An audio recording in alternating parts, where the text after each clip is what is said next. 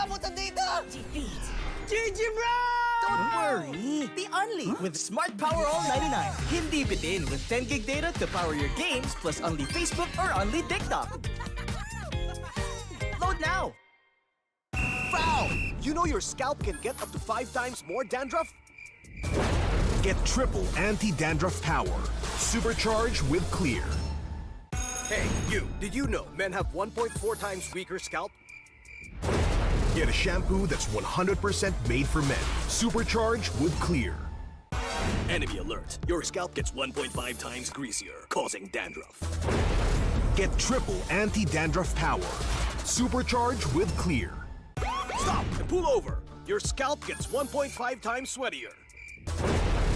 For cooling power, supercharged with Clear.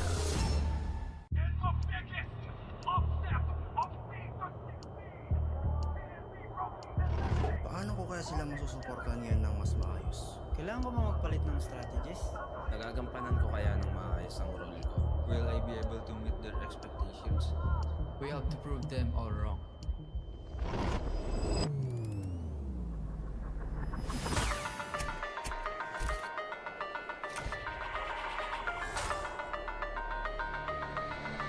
Time to win.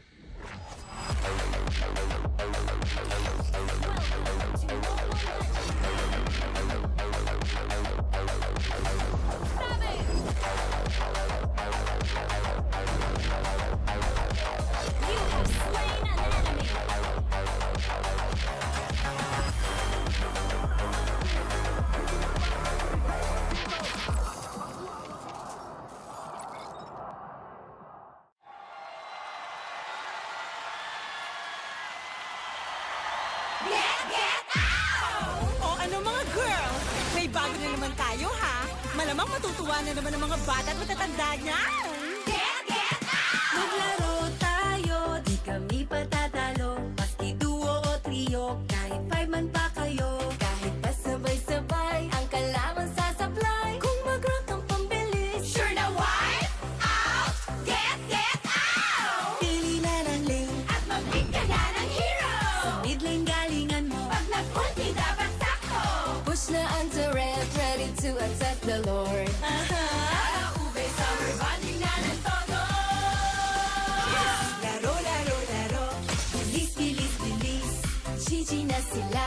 Appear, appear, appear. Ay! Natali! Sige, push mo! Laro, laro, laro. Bilis, bilis, bilis. GG na sila. Appear, appear, appear. Ay! Natali! Sige, push mo! O ano? Sasali ba kayo? Lahat ay masaya. Pwede dito kahit sino. Nasaan ka man, nasa bahay o trabaho, pwede niyong laruin to. Princess, pag tayo ay panalo!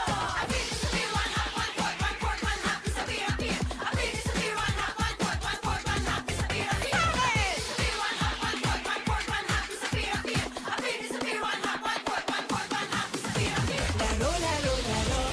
Bilis, bilis, bilis. GG na sila. Appear, appear, appear. Ay! Natali! Sige, push mo! Laro, laro, laro. Bilis, bilis, bilis. GG na sila. Appear, appear, appear. Ay! Natali! Sige, push mo! Get out!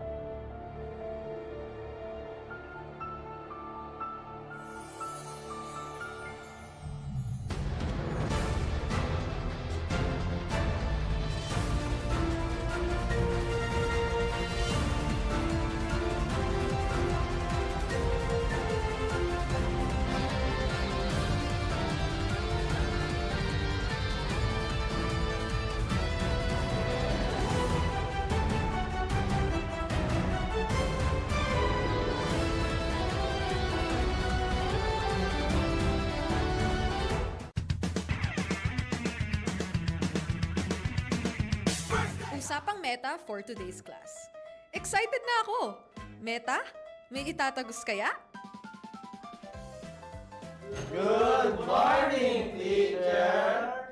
Hello class! So matanong ko lang, sa Scream, sino yung madalas nagsastruggle? Ako po, ma'am. Nahihirapan po kasi ako sa shot call kasi isa lang po yung gusto ko tumatawag sa akin.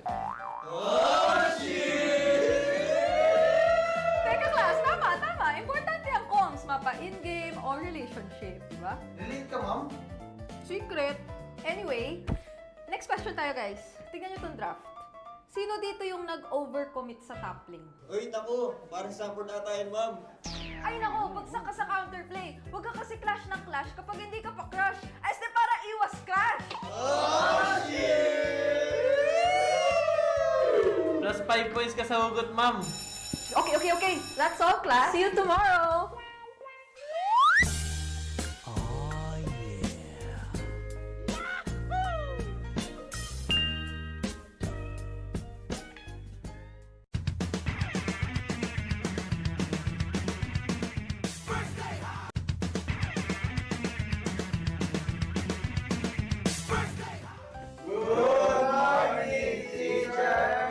May bagong grading sa loob ng classroom. Sino kaya ang bagsak at sino ang may palag? Okay. May grado na ang lahat base sa inyong naging pinakamainit na katapat sa lane. Now, class, ano sa tingin nyo ang palag ni Demon Kite kay Carl T? Ako! Si Cartesi Goat! Si Demon Kite, celebrity! Okay, pakinig. So, pag-usapan naman na natin yung iba't ibang uri ng rivalry, class. So, unang rivalry, yung team na palaging next season na lang versus yung team na palaging nag-champion. Ma'am! Masakit naman yan! Ma'am, parang may pinapatamaan ah. Grade 91%. May angas, may storyline, pero minsan pag finals, bigla na lang nawawala. Parang signal sa probinsya. Ma'am, di naman na kami yan, no? Okay,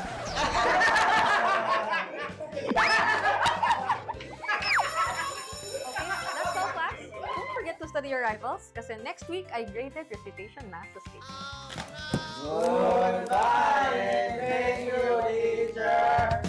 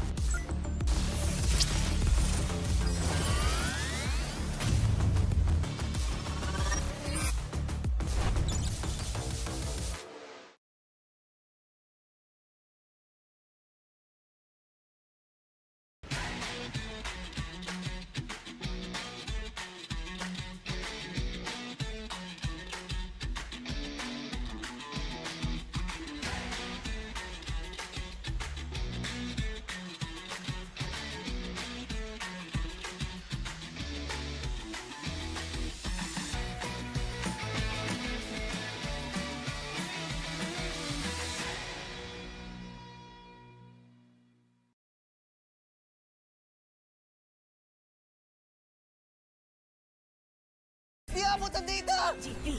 GG, bro! Don't worry! The Only with Smart Power All 99. Hindi bitin with 10 gig data to power your games plus only Facebook or only TikTok. Load now! Foul! You know your scalp can get up to 5 times more dandruff? Get triple anti-dandruff power. Supercharged with Clear. Hey, you! Did you know men have 1.4 times weaker scalp? Get a shampoo that's 100% made for men. Supercharged with Clear. Enemy alert. Your scalp gets 1.5 times greasier, causing dandruff. Get triple anti-dandruff power. Supercharged with Clear. Stop and pull over. Your scalp gets 1.5 times sweatier. For cooling power, supercharged with Clear.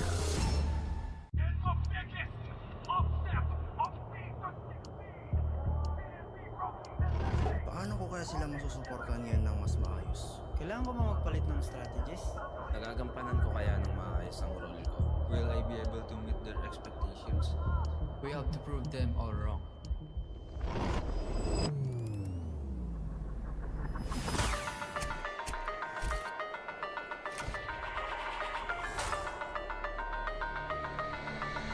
Time to win.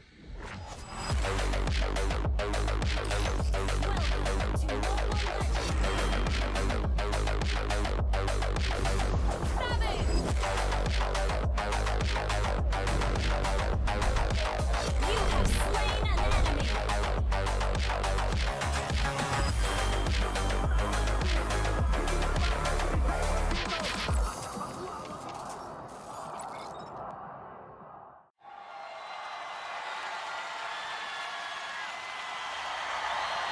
Get out! O ano mga girls, may bago na naman tayo ha? Malamang matutuwa na naman ang mga bata at matatanda niyan. Get out! Maglaro tayo, di kami patatalo. Maski duo o trio, kahit 5 man pa kayo. Kahit pa sabay-sabay, ang kalaban sasablay. Kung mag-rock ang pambilis, Sure na wipe out! Get out! pili na ng lane. At mag-pick ka na ng hero! Sa mid lane galingan mo. Pag nag-ulti dapat sakto! Push na ang turret, ready to attack the Lord. Nakaube sa rebonding na ng todo! Laro, laro, laro. Bilis, bilis, bilis. GG na sila. Appear, appear, appear. Ay! Natali! Sige, push mo! Laro, laro, laro. Bilis, bilis, bilis. GG na sila. Appear, appear, appear. Ay! Natali! Sige, push mo! O ano? Sasali ba kayo? Lahat ay masaya. Pwede dito kahit sino. Nasaan ka man, nasa bahay o trabaho, pwede niyong laruin to. Successful tayo ay panalo! Abilis to be one up, one court, one court, one half, disappear, appear. Abilis to be one up, one court, one court, one half, disappear, appear. Abilis to be one up, one court, one court, one half, disappear, appear. Abilis to be one up, one court, one court, one half, disappear, appear. Laro, laro, laro. Bilis, bilis, bilis. GG na sila. Appear, appear, appear. Ay! Natali! Sige, push mo! Laro, laro, laro. Bilis, bilis, bilis. GG na sila. Appear, appear, appear. Ay! Natali! Sige, push mo! Get out!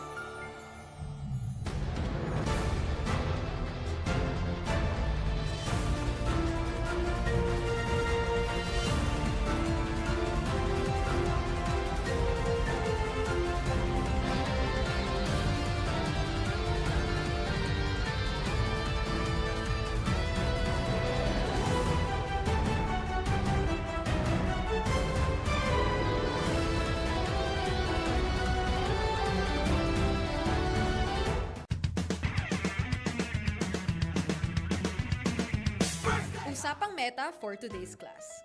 Excited na ako! Meta? May itatagos kaya? Good morning, teacher! Hello class! So matanong ko lang, sa Scream, sino yung madalas nagsastruggle? Ako po, ma'am. Nahihirapan po kasi ako sa shot call kasi isa lang po yung gusto ko tumatawag sa akin. Teka class, tama! Importante ang comms, mapa in-game o relationship, di ba? Relate ka, ma'am? Secret. Anyway, next question tayo guys. Tingnan nyo tong draft. Sino dito yung nag-overcommit sa top lane? Uy, naku! Parang support ata yan, ma'am. Ay nako, bagsak ka sa counterplay. Huwag ka kasi clash ng clash kapag hindi ka pa crush. Ay, este para iwas crush! Plus 5 points ka sa hugot, ma'am. Okay, Okay. That's all, class. See you tomorrow. Oh, yeah.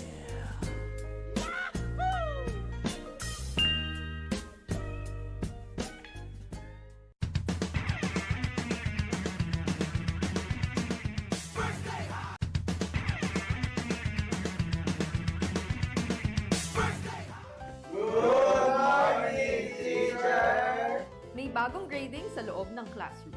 Sino kaya ang bagsak at sino ang may palag? Okay. May grado na ang lahat base sa inyong naging pinakamainit na katapat sa lane. Now, class, ano sa tingin nyo ang palag ni Demon Kite kay Carl T? Ako! Si Carl TC Goat, si Demon Kite, celebrity! Okay. Pakinig. So, pag-usapan naman na natin yung iba't ibang uri ng rivalry, class. So, unang rivalry, yung team na palaging next season na lang versus yung team na palaging nag-champ. Ma'am! Masakit naman yan! Ma'am, parang may pinapatamaan ah.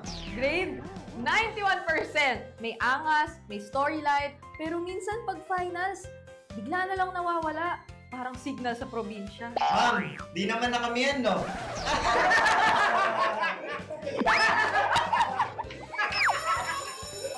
that's all, class. Don't forget to study your rivals kasi next week ay graded recitation na sa stage. Goodbye and thank you, teacher!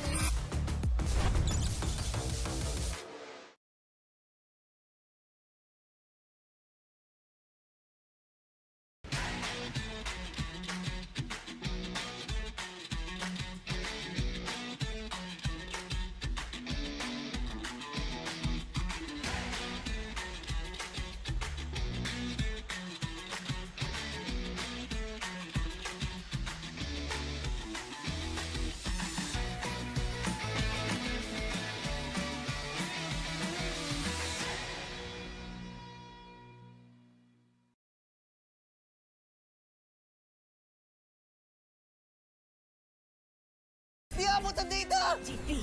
GG, bro! Don't worry! The Only with Smart Power All 99. Hindi bitin with 10 gig data to power your games plus only Facebook or only TikTok. Load now! Foul! You know your scalp can get up to 5 times more dandruff? Get triple anti-dandruff power. Supercharged with Clear. Hey, you! Did you know men have 1.4 times weaker scalp? Get a shampoo that's 100% made for men. Supercharged with Clear. Enemy alert. Your scalp gets 1.5 times greasier, causing dandruff. Get triple anti-dandruff power. Supercharged with Clear. Stop and pull over. Your scalp gets 1.5 times sweatier. For cooling power, supercharged with Clear.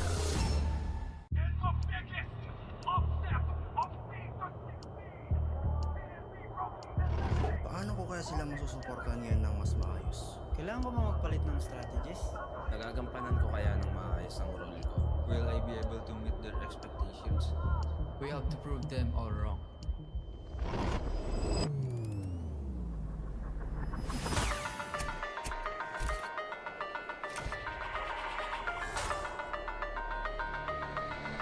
It's time to win.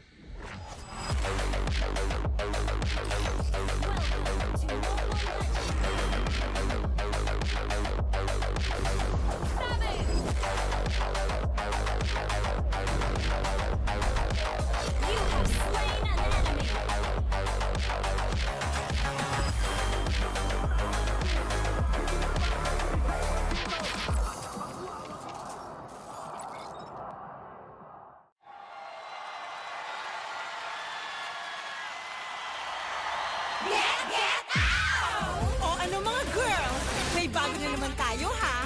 Malamang matutuwa na naman ang mga bata at matatanda niyan! Maglaro tayo, di kami patatalo. Maski duo o trio, kahit 5 man pa kayo. Kahit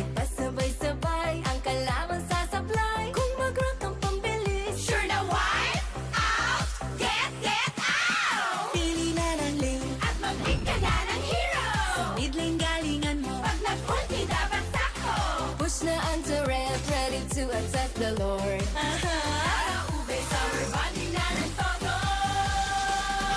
Laro, laro, laro. Bilis, bilis, bilis. Gigi na sila. Appear, appear, appear. Ay, nadali! Sige, push mo! Laro, laro, laro. Bilis, bilis, bilis. Gigi na sila. Appear, appear, appear. Ay, nadali! Sige, push mo! O ano? Sasali ba kayo? Lahat ay masaya. Pwede dito kahit sino. Nasaan ka man, nasa bahay o trabaho, pwede niyong laruin to. Successful tayo ay panalo! Abilis to be one half, one fourth, one fourth, one half, disappear, appear. Abilis to be one half, one fourth, one fourth, one half, disappear, appear. Abilis to be one half, one fourth, one fourth, one half, disappear, appear. Abilis to be one half, one fourth, one fourth, one half, disappear, appear. Laro, laro, laro. Bilis, bilis, bilis. Gigi na sila. Appear, appear, appear. Ay, nadali! Sige, push mo! Laro, laro, laro. Bilis, bilis, bilis. Gigi na sila. Appear, appear, appear. Ay, nadali! Sige, push mo! Get out!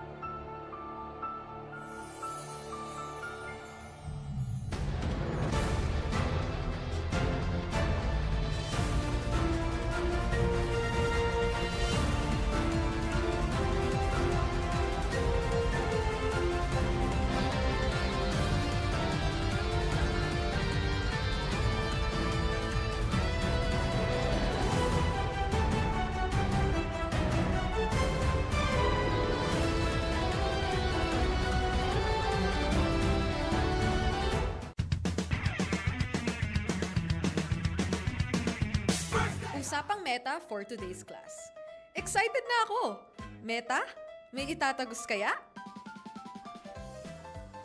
Good morning, teacher! Hello class! So matanong ko lang, sa Scream, sino yung madalas nagsastruggle? Ako po, ma'am. Nahihirapan po kasi ako sa shot call kasi isa lang po yung gusto ko tumatawag sa akin. Teka class, tama! Importante ang comms, mapa in-game o relationship, di ba? Relate ka, ma'am? Secret. Anyway, next question tayo guys. Tingnan nyo tong draft. Sino dito yung nag-overcommit sa top lane? Uy, naku! Parang support ata yan, ma'am. Ay nako, bagsak ka sa counterplay. Huwag ka kasi clash ng clash kapag hindi ka pa crush. Ay, este para iwas crash! Plus 5 points ka sa hugot, ma'am. Okay. That's all, class. See you tomorrow!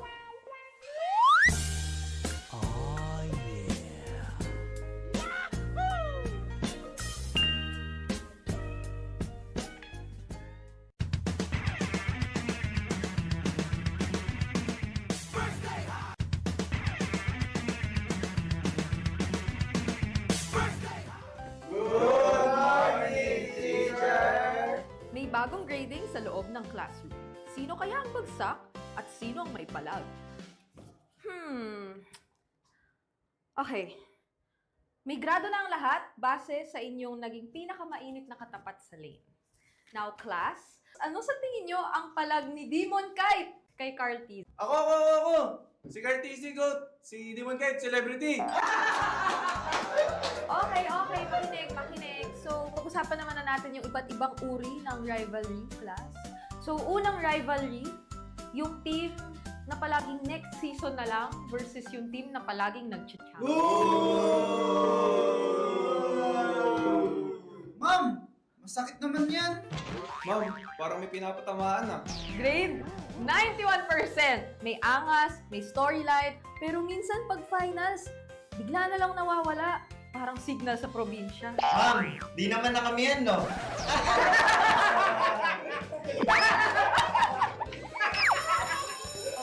that's all class. Don't forget to study your rivals kasi next week ay graded recitation math sa stage. Goodbye and thank you, teacher!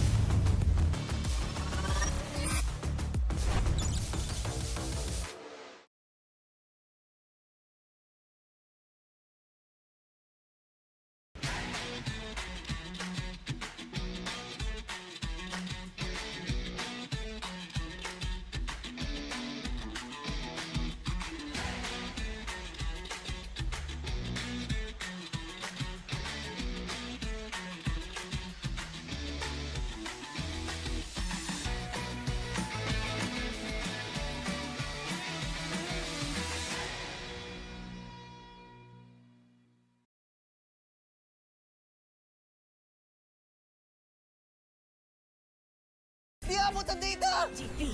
GG, bro! Don't worry! The Only with Smart Power All 99. Hindi bitin with 10 gig data to power your games plus only Facebook or only TikTok. Load now! Frown! You know your scalp can get up to 5 times more dandruff? Get triple anti-dandruff power. Supercharged with Clear. Hey, you! Did you know men have 1.4 times weaker scalp? Get a shampoo that's 100% made for men. Supercharged with Clear. Enemy alert. Your scalp gets 1.5 times greasier, causing dandruff. Get triple anti-dandruff power. Supercharged with Clear. Stop and pull over. Your scalp gets 1.5 times sweatier. For cooling power, supercharged with Clear.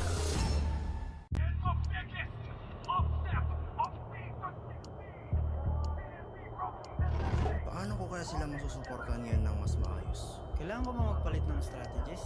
Nagagampanan ko kaya ng maayos ang role ko. Will I be able to meet their expectations? We have to prove them all wrong.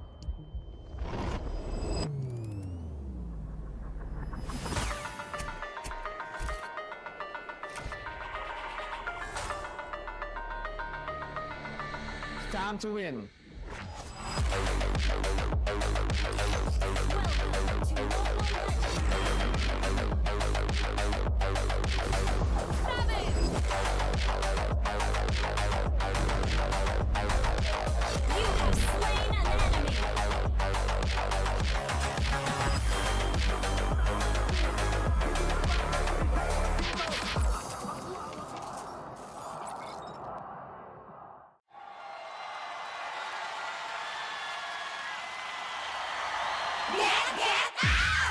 O ano mga girls, may bago na naman tayo ha? Malamang matutuwa na naman ang mga bata at matatanda niyan. Maglaro tayo, di kami patatalo. Maski duo o trio, kahit 5 man pa kayo. Kahit pa sabay-sabay, ang kalaban sasablay. Kung mag-rank ang pambilis, sure na wipe out! Get out! Pili na ng lane, at mag-pick ka na ng hero. Sa mid lane galingan mo, pag nag-ulti dapat sakto. Push na ang turret, ready to attack the Lord. Para ube, summer bonding na ng todo. Laro, laro, laro. Bilis, bilis, bilis. GG na sila. Appear, appear, appear. Ay!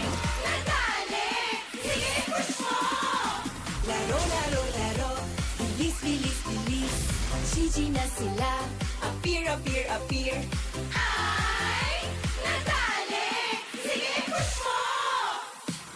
O ano, sasali ba kayo? Lahat ay masaya, pwede dito kahit sino. Nasaan ka man, nasa bahay o trabaho, pwede niyong laruin to. Successful tayo ay panalo! Abilis sa beer, one hop, one court, one court, one hop, sa beer, appear. Abilis sa beer, one hop, one court, one court, one hop, sa beer, appear. Abilis sa beer, one hop, one court, one court, one hop,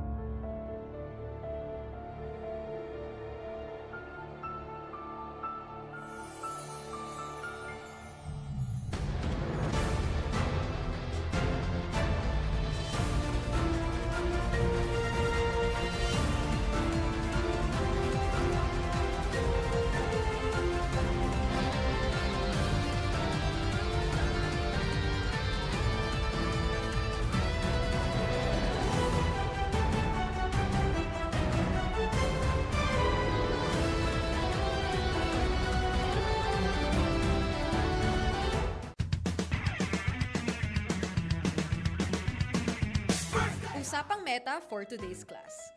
Excited na ako! Meta? May itatagos kaya? Good morning, teacher! Hello class! So matanong ko lang, sa scrim, sino yung madalas nagsastruggle? Ako po, ma'am. Nahihirapan po kasi ako sa shot call kasi isa lang po yung gusto ko tumatawag sa akin. Teka class, tama! Importante ang comms, mapa in-game or relationship, di ba? Relate ka, ma'am? Secret. Anyway, next question tayo guys. Tignan nyo itong draft. Sino dito yung nag-overcommit sa top lane? Uy, naku! Parang support ata yan, ma'am. Ay nako, bagsak ka sa counterplay. Huwag ka kasi clash ng clash kapag hindi ka pa crush. Ay, para iwas crash! Plus 5 points ka sa hugot, ma'am. Okay. That's all, class. See you tomorrow!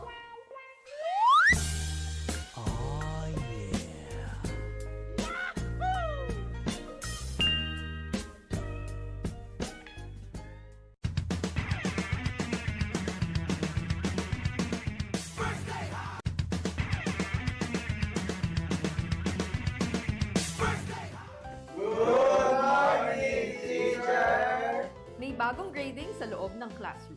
Sino kaya ang bagsak at sino ang may palag? Okay. May grado na ang lahat base sa inyong naging pinakamainit na katapat sa lane. Now, class, ano sa tingin nyo ang palag ni Demon Kite kay Carl T? Ako! Si Carl TC Goat, si Demon Kite, celebrity. Okay, pakinig. So, pag-usapan naman na natin yung iba't ibang uri ng rivalry, class. So, unang rivalry, yung team na palaging next season na lang versus yung team na palaging nag-champion. Ma'am! Masakit naman yan! Ma'am, parang may pinapatamaan na. Grade 91%. May angas, may storyline, pero minsan pag finals, bigla na lang nawawala. Parang signal sa probinsya. Ma'am, di naman na kami yan, no? Okay,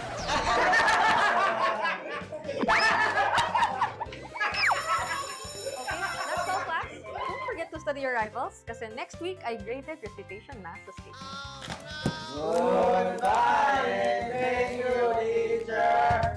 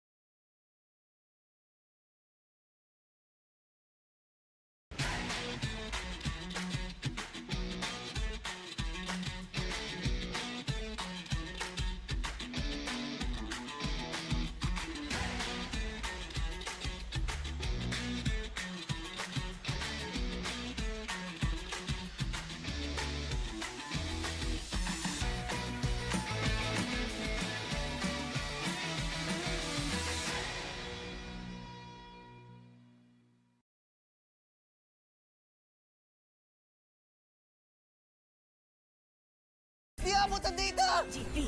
GG, bro! Don't worry! The Only with Smart Power All 99. Hindi bitin with 10 gig data to power your games plus only Facebook or only TikTok. Load now! Foul! You know your scalp can get up to 5 times more dandruff? Get triple anti-dandruff power. Supercharged with Clear.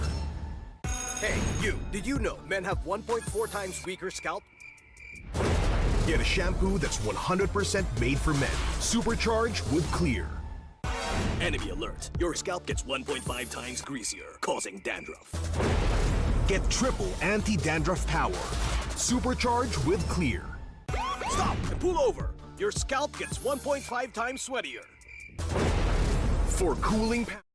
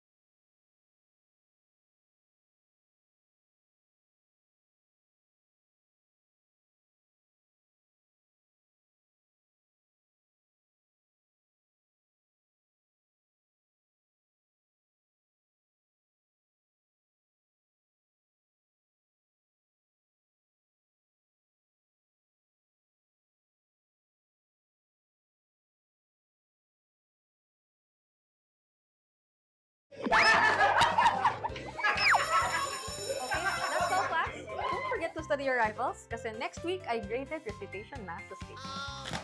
Goodbye and thank you, teacher!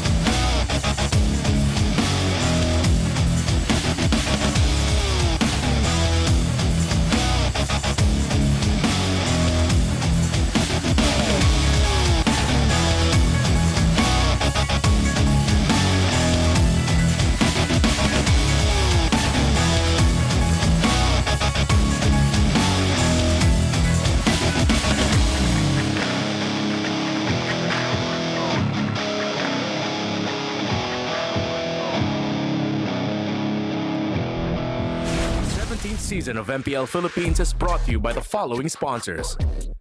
Infinix, the official gaming phone partner, the power behind every Madlang gamer. Smart, the simply reliable connectivity partner of the MPL. Our partner in esports, Clear Men.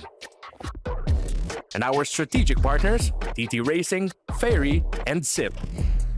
Don't miss any MPL action by following our official Facebook and subscribing to our YouTube channel. Follow MPL PH on TikTok for more content.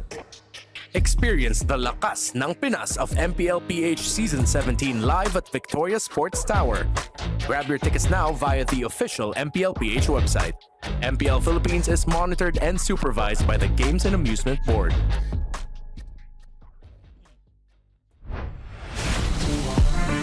Magandang hapon sa lahat ng MPL Superfans. Welcome dito lang, of course, sa huling linggo ng mga ating regular season. Ako si Cordy, kasama dito si Athena and si Midnight, and of course, join us here by our English desk. That's right. We are going to be at your service for the later part of the first half. I think that's what you meant, Cordy. Ito ang week 4. It's once again MPL Day. Starting off the weekend, this term is monitored and supervised by the Games and Amusement Board. Everything is under their scrutinizing eye. Real quick before we begin, we'd like to greet our good friend Cordy. Happy birthday! Happy birthday! Thank you. Happy birthday, Dol! Thank you. Thank you. How old are you? Secret. Grabe naman ako on the spot. Pero Cordy, how does it feel to be working on your special day? Masaya, actually, kasi kung wala ako dito, for sure, nasa bahay lang ako, nanonood din ng MPL. Wow. So, what a better way to do your the thing you love on the day you were born. Ladies and gentlemen, let's check out the Infinix standings for Week 4 of MPL Philippines. Siyempre, number 1 pa rin, undefeated, our defending champions. Yeah, alam mo, itong maraming tao na nakapansin na parang yung slump na dinaanan ng TLPH ay hindi nag-exist. Or in fact, actually, yung sinabing pinipredict na slump ng TLPH ay hindi nag-exist dito sa first half ng regular season. Yeah, TLPH definitely is still undefeated, and of course, ang makilaban later on tonight will definitely be cheering for one of the teams, TNC as well on the bottom half naman. Meanwhile, nakatuntun din tayo kung saan nga ba patungo yung first match natin. Kung madadagdagan ba dyan ang puntos para sa Team Falcons? Hindi lang ang TNC ang nanganganib because Smart Omega is also on quite the slump and they'll be facing off against the white-hot ONIC. Yeah, it's a really testing day for two teams who are close to the bottom or at the bottom of the standings. There are Omega fans who messaged me online who are saying, hey, we are up against some tough opponents this week. They're scared. In their words, the Omega fans' words, they might be kind of cooked this weekend. Okay. Oh. Another word for scared is frightened. Ang storya ng unang laban ay fright or flight. Iniisip yan ng Phoenix Army na parang, wait lang, this is not the Phoenix Army. It's not the TNC we were expecting, especially since they finished 3rd last season, going against Falcons who are now finding their stride. Ang ganda ng lipad ng Team Falcons. Actually, oo nga. Lalong-lalo na for Team Falcons in compare with their last season performance sa regular season. Sila yung hirap na hirap eh. Diba? Umabot pa tayo sa punto before na up until the last day, dun pa lang nila pinakita talaga yung lakas nila. Yeah. I would say, magiging spokesperson ako ng community, no? Maraming na-disappoint sa performance ngayon ng TNC, especially again because of yung na-achieve nila last season and then coming to the season na hindi sila masyado nagpalit ng lineup. They just put in another guy in the mid position. And I do feel like that for TNC, this is something that they really have to pursue, especially in the second half of regular season. By another guy, you mean Lancey? Kasi siya pa rin. Last week it was Stone, now it's Lancey. That's right, Lancey's back! Ang dami naghahanap always ng fans ni Lancey. Still very iconic. If there was ever a superstar in TNC, I feel like the build-up na talaga si Lancey dito. At syempre, yung mga kalaban nila, mainit-init. Talagang unti-unting lumilipad nandito ang Team Falcons. Ito naman yung revamp version nila as they take flight. Ngayon pa lang sa first half ng ating regular season. As we all know, taking charge as the mid lane is going to be Haji. And so far, versus on to their previous comparison sa season, top 2 sila sa Infinix standings natin. Lancey has been with TNC for a long time, while Falcons just got Haji. What has it been like? Less than 2 months na na-announce nilang nakuha nila ang KDA machine. Ako lang ba? Or parang mas swak si Haji sa team niya ngayon na bago Falcons, while Lancey's the one who's looking for good ground. Yeah, there have been coaches and players who said that Haji looks like he finally gets to play the game that we expect Haji to play. So when we talk about the keys to victory for these two teams... Sorry, something came over me. I think you have to start off the discussion for this one, though. Yeah, simulan ko dahil si Renmer ay fucking Sky. For TNC, kailangan protektahan basically ang jungle dito sa laban to kasi nafe-feel ko, and even some people, nafe-feel nila na parang malakas talaga yung buhat factor dito ni Zyda. So number 1, protektahan yung jungle camps para makakuha sila ng early momentum dito kay Zyda, and syempre, bigyan ng pambuhat na hero ang kanilang star jungler. Falcon Sky, ano ba kailangan nilang gawin? It's simple, play fast. And if you want to play fast, you have to make sure that your EXP laner can win lane and can just deal damage from the beginning of the game. If you're not going to be winning through the center of the map, although Falcons probably will, knowing how Ogwen loves to play, currently, I say this with a lot of love, Ogwen is a mosquito in the Land of Dawn. He's everywhere, man. He's not gonna let go of you. He's always in front of the opposing roamer, mid laner, and jungler. And if you add the damage laner damage EXP laner for Flap on top of that, they're gonna be really difficult to go up against. Feeling ko pwede nating i-workshop yun. There's gotta be a better word for a mosquito. He's a mosquito, man. He's hey, man. everywhere. He's everywhere. He's just all over you. You can't slap him off. You try to slap it off, it hurts you. You got a question, are you ready to level up your game and your grades? The best students don't just study hard, they study smart. Right. Of course, it is using this. The Infinix X-Pad for the E. Na ginagamit namin para mag-aral. Of course, it's very useful and you will really have a lot of fun using this kasi ang fun din ng colors niya. Yep, it's the first education tablet in the Philippines. That's right. It features an 11-inch FHD display and of course, meron pa AI shooter on top. Grabe naman, over 120,000 courses. Oh. It makes a lot of things easier, especially learning, and it makes everything a lot more fun. Get your Infinix X-Pad 30E, your easy learning smart buddy. Yan ang pinaka-convenient way. Kahit sa atin, nakakatulong talaga siya sa studying yung teams natin. I could not imagine using anything else on the desk to keep us on top of everything happening in the MPL. Thank you again to Infinix for lending us these Infinix X-Pads. Now, with that being said, I think our players are ready. They are on stage. And we will begin and say goodbye with our smart paint test. Pagkatapos ito, laban na. This is TNC versus Team Falcons. Mic check nga, mic check. 1, 2, 3. 1, 2, 3. 1, 2, 3. BPM time. Dito ka nga. Punta ka dito. Bulpihan tayo. GG na sila. Appear. Ay! Message ko sa TNC. Lalo na kay Storm, galingan niya. Kakabalik niya lang sa Pinas, tapos ultimate ko, yung SBM par pa. Galingan mo, Daddy Stormy. Guys, nood nga pala kayo ng MSL Thailand. Good luck nga pala kay KZ doon. Galingan mo. Message ko lang kay ano. Punan niya na yun. Galingan niya doon. Kayang-kaya niya yun. Ano preparation natin dito ngayon, Flap? Guys, panoorin niyo yung TikTok namin ni Flap. After checking, guys, tingin niyo yung TikTok namin ni Flap. Plus preparations namin yun this week. Okay. Guys, pag narinig nyo itong checkping nyo to, punta kayo sa TikTok ni Flap. Makikita nyo yung pre-match routine namin. Yun. It's BPM time. 250 yata ito ah. 6, 7. Oh, but what the hell was that? There's so many things I want to talk about and ask, but that last one, what was that? It's a battle cry. I would like It's a baby falcon. It's a baby falcon. It's a hatchling. Perfect. I can relate to that. It's a stimming thing, man. He was just stimming. Oh, yeah. He dropped the 6-7 right before. Yeah, It's gotta exactly, be. exactly. It's gotta be. Ladies and gentlemen, let's start the action off with TNC. Pick and blue. Going expanding rivers. By the way, it is indeed Lancey playing. Sad because Ogren wished Stone a good luck. Yeah. Former teammates. I love that we really highlighted Lancey as well. I feel like Storm is up for a good challenge, despite obviously Falcons really on the tear right now, right? Really 4-1. It does feel like, in terms of like laning-wise, I feel like Lancey just still has that little bit of oomph, you know? Yeah, let's see if he can show that, because the last time we saw Lancey earlier this season is we were very honest with our perception towards his play. It seems like there was a disconnect with Chaknu. That was pointed out and made more obvious once Stone came into the field, where we were saying, seems like things are a little bit snappier with those two. So now as we enter the draft, again, it's expanding rivers, selected by TNC. Have to point out, blue side is the side this season. 58% win rate when you're on blue. Yeah, that is actually really good, especially for our priority picks right now. Unfortunately, one of them is out. It's Freya. Again, we're not surprised by that at all. I would really like to see I would have actually liked to see Guinevere, because actually Guinevere has been really first pick material in other leagues as well. Yeah.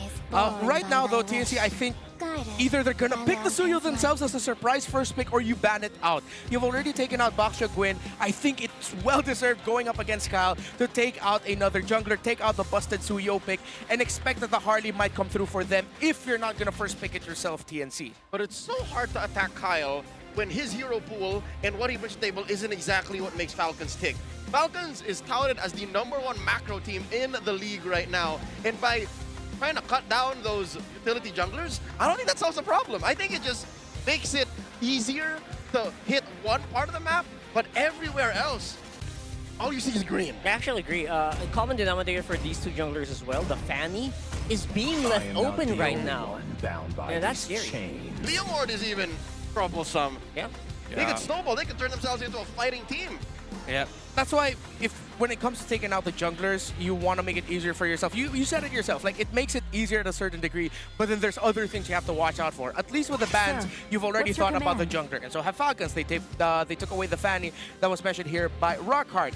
For TNC, after solving the jungle problem, you then have to think about the roam problem and the EXP problem, which is a little bit more doable in the draft. And it's good to see that they already, as early as now, took away a Phoveus, which since last week has risen more as a red 1-2 pick and has actually proven to be so dependable in the EXP lane no matter what it's up against. And that's not even to mention the big boogie people of the metagame. I was going to say Valentina and Glue.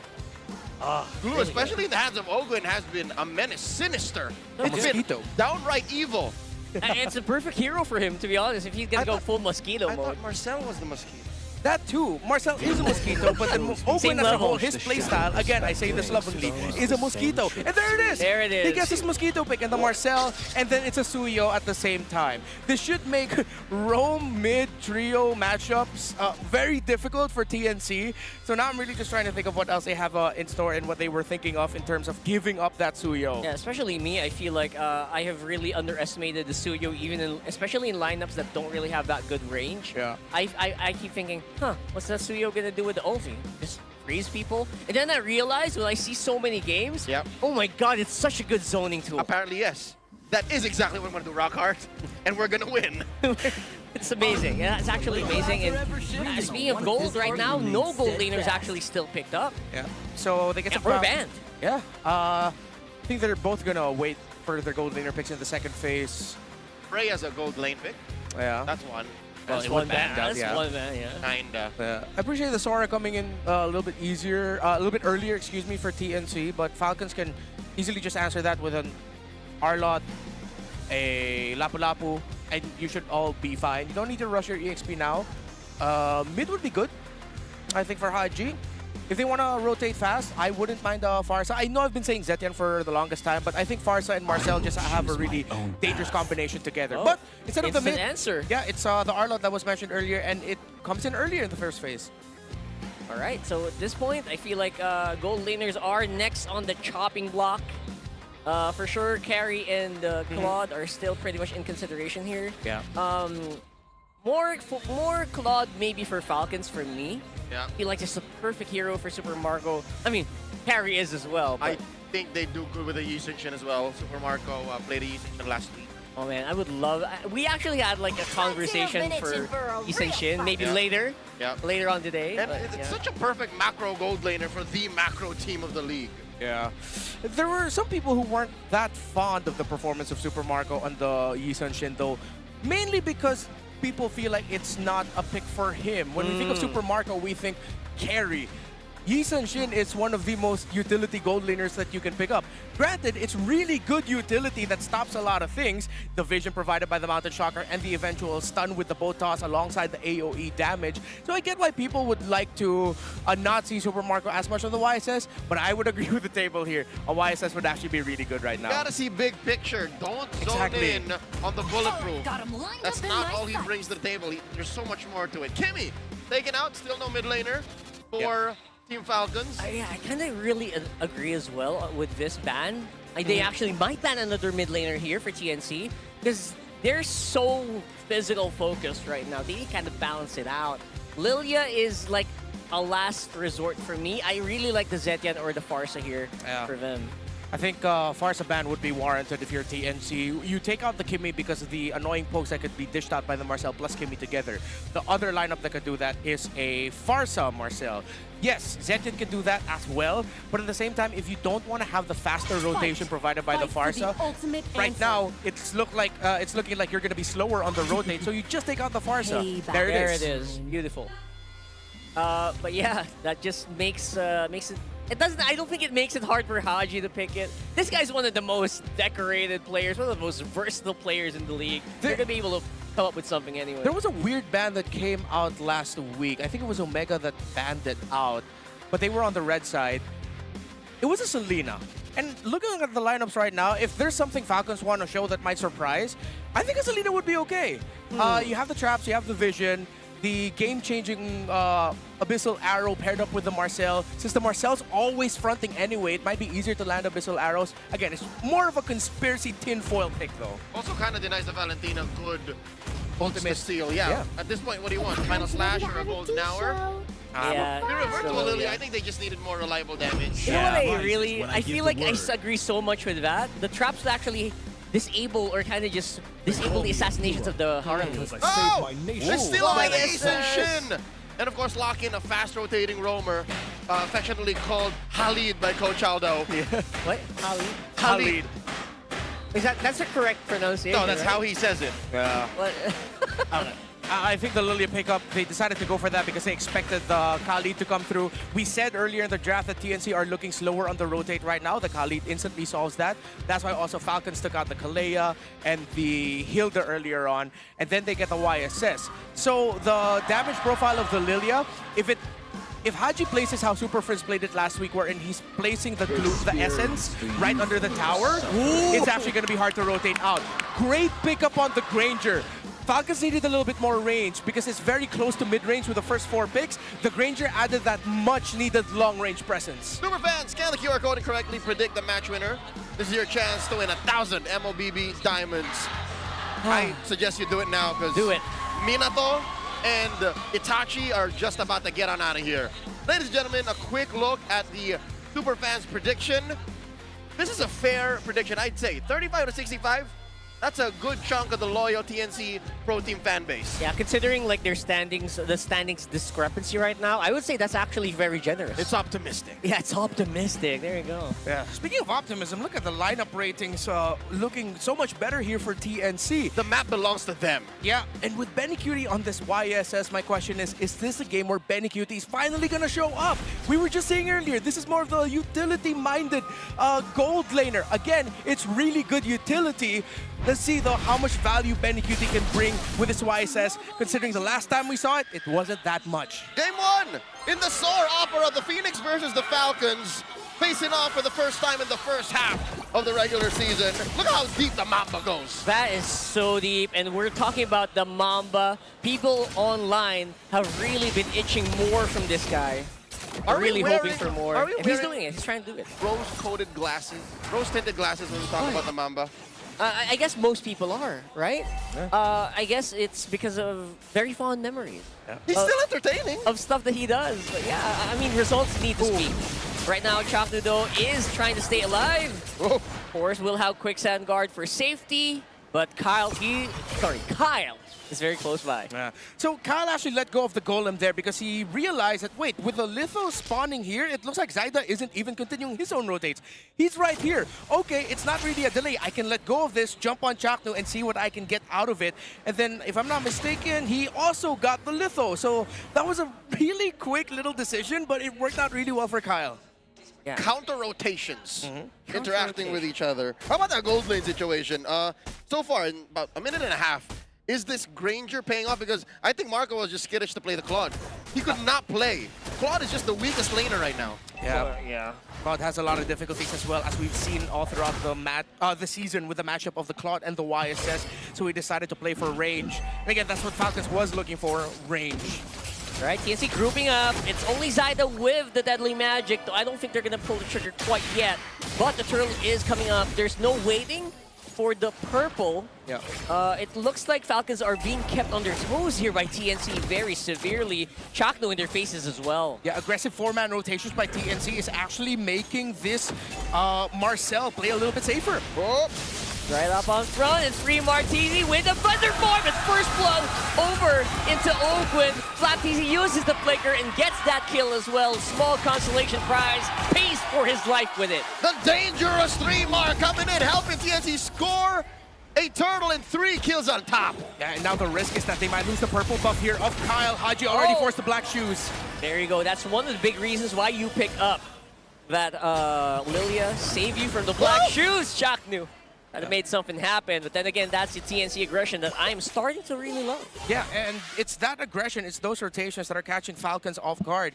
Again, the fact that they went 4-man real quickly. Instead of staying static in the lane, 3-Mar decided to go to the middle and finish off his farm there to hit level 4. Now Kyle does get the purple buff. Yeah, he got it. Pretty clean here, but Haji with the flicker in. They're trying to get Lancey in the place. And the Grave just not quite there yet with the damage. Okay, so they're able to close the gap when it comes to range, but there's not enough reliable burst just yet. Yeah, good counter-rotate by Falcons. We mentioned counter-rotating, and so far Kyle is keeping up with it. Will take away the purple buff from the Harley, and that should delay his level spikes. Let's see if Zyda will be able to keep his level alongside Kyle for turtle number 2. Look at the fingers on Fredimar. This is the Infinix hand cam. They're playing on the GT series. They jump Flap! Oh, I love that counter engage as well from Flap, but just not quite enough. Free Mar is on fire. He is just not afraid to make a play here. Ogwen trying to make a little bit of space, but that turret plating is gone. A lot of gold going over to TNC. Drifting Skies into lightning form. Exactly what 3-Mar needed to be able to take down chunks of the shield, put the turret in half. Yeah, and we mentioned earlier in the keys to victory, Falcons needed a damage EXP laner for Falcons, which of course they got, but it's to acknowledge how important Flap's presence here is in terms of playing fast. Since it's actually 3-Mar winning in lane with a lot of aggressive rotations from Chaknu towards the EXP lane, it's slowing down Falcons even more. Yeah, slowing them down is very helpful, but with Asuyo in their mids, I don't think they're going to be able to do it quite as efficiently. Owen catches 3-Mar, forcing a Shifting Skies. There you go, and now that's a big ultimate, and another one. The final slash actually misses here. FlapTZ is out and down for the count, at least for now. TKO, they're still fighting it out though. Haji up on front, FlapTZ is working on that turtle, and they get away with it scot-free. Owen was the MVP of that sequence. He held their ground, pushed back 3 members of TNC, sent the Mama back home, and it's all still Falcons despite the 500 goal deficit. Yeah, it also really stopped Zyda from going back to his previous hat. So it was a miss of the final slash from Flap, but that actually forced the space escape from the Harley. Then, Ogwen pushed forward, dropped the golden hour, and Zyda's looking at it thinking, I cannot go back to my hat. Cannot go back to your hat. It's actually very hard to know where your hat is sometimes. Zyda always knows, but the fact that Falcons kept tabs on it is what made that sequence so amazing. Yeah. Gold lane has been quiet for the past 5 minutes. Yeah, because understandably so, as we mentioned earlier, TNC put a lot more focus towards the bottom half of the map, towards that R-lot. But at this point, you're going to have to shift your focus towards the gold lane. You're going to have to get Benny out. Yeah, as quiet as he is, BennyQ has actually been on 130 BPM for the past few minutes. So I'm sure he is still playing very cautiously.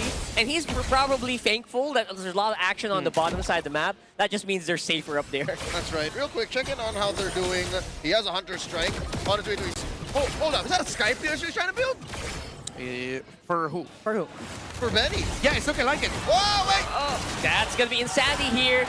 Picture perfect right there for Chaknu. But all of those bullets just saved in for one target. Talking about stacks, Marco grabs one. Oh, it's going to be the first one for him.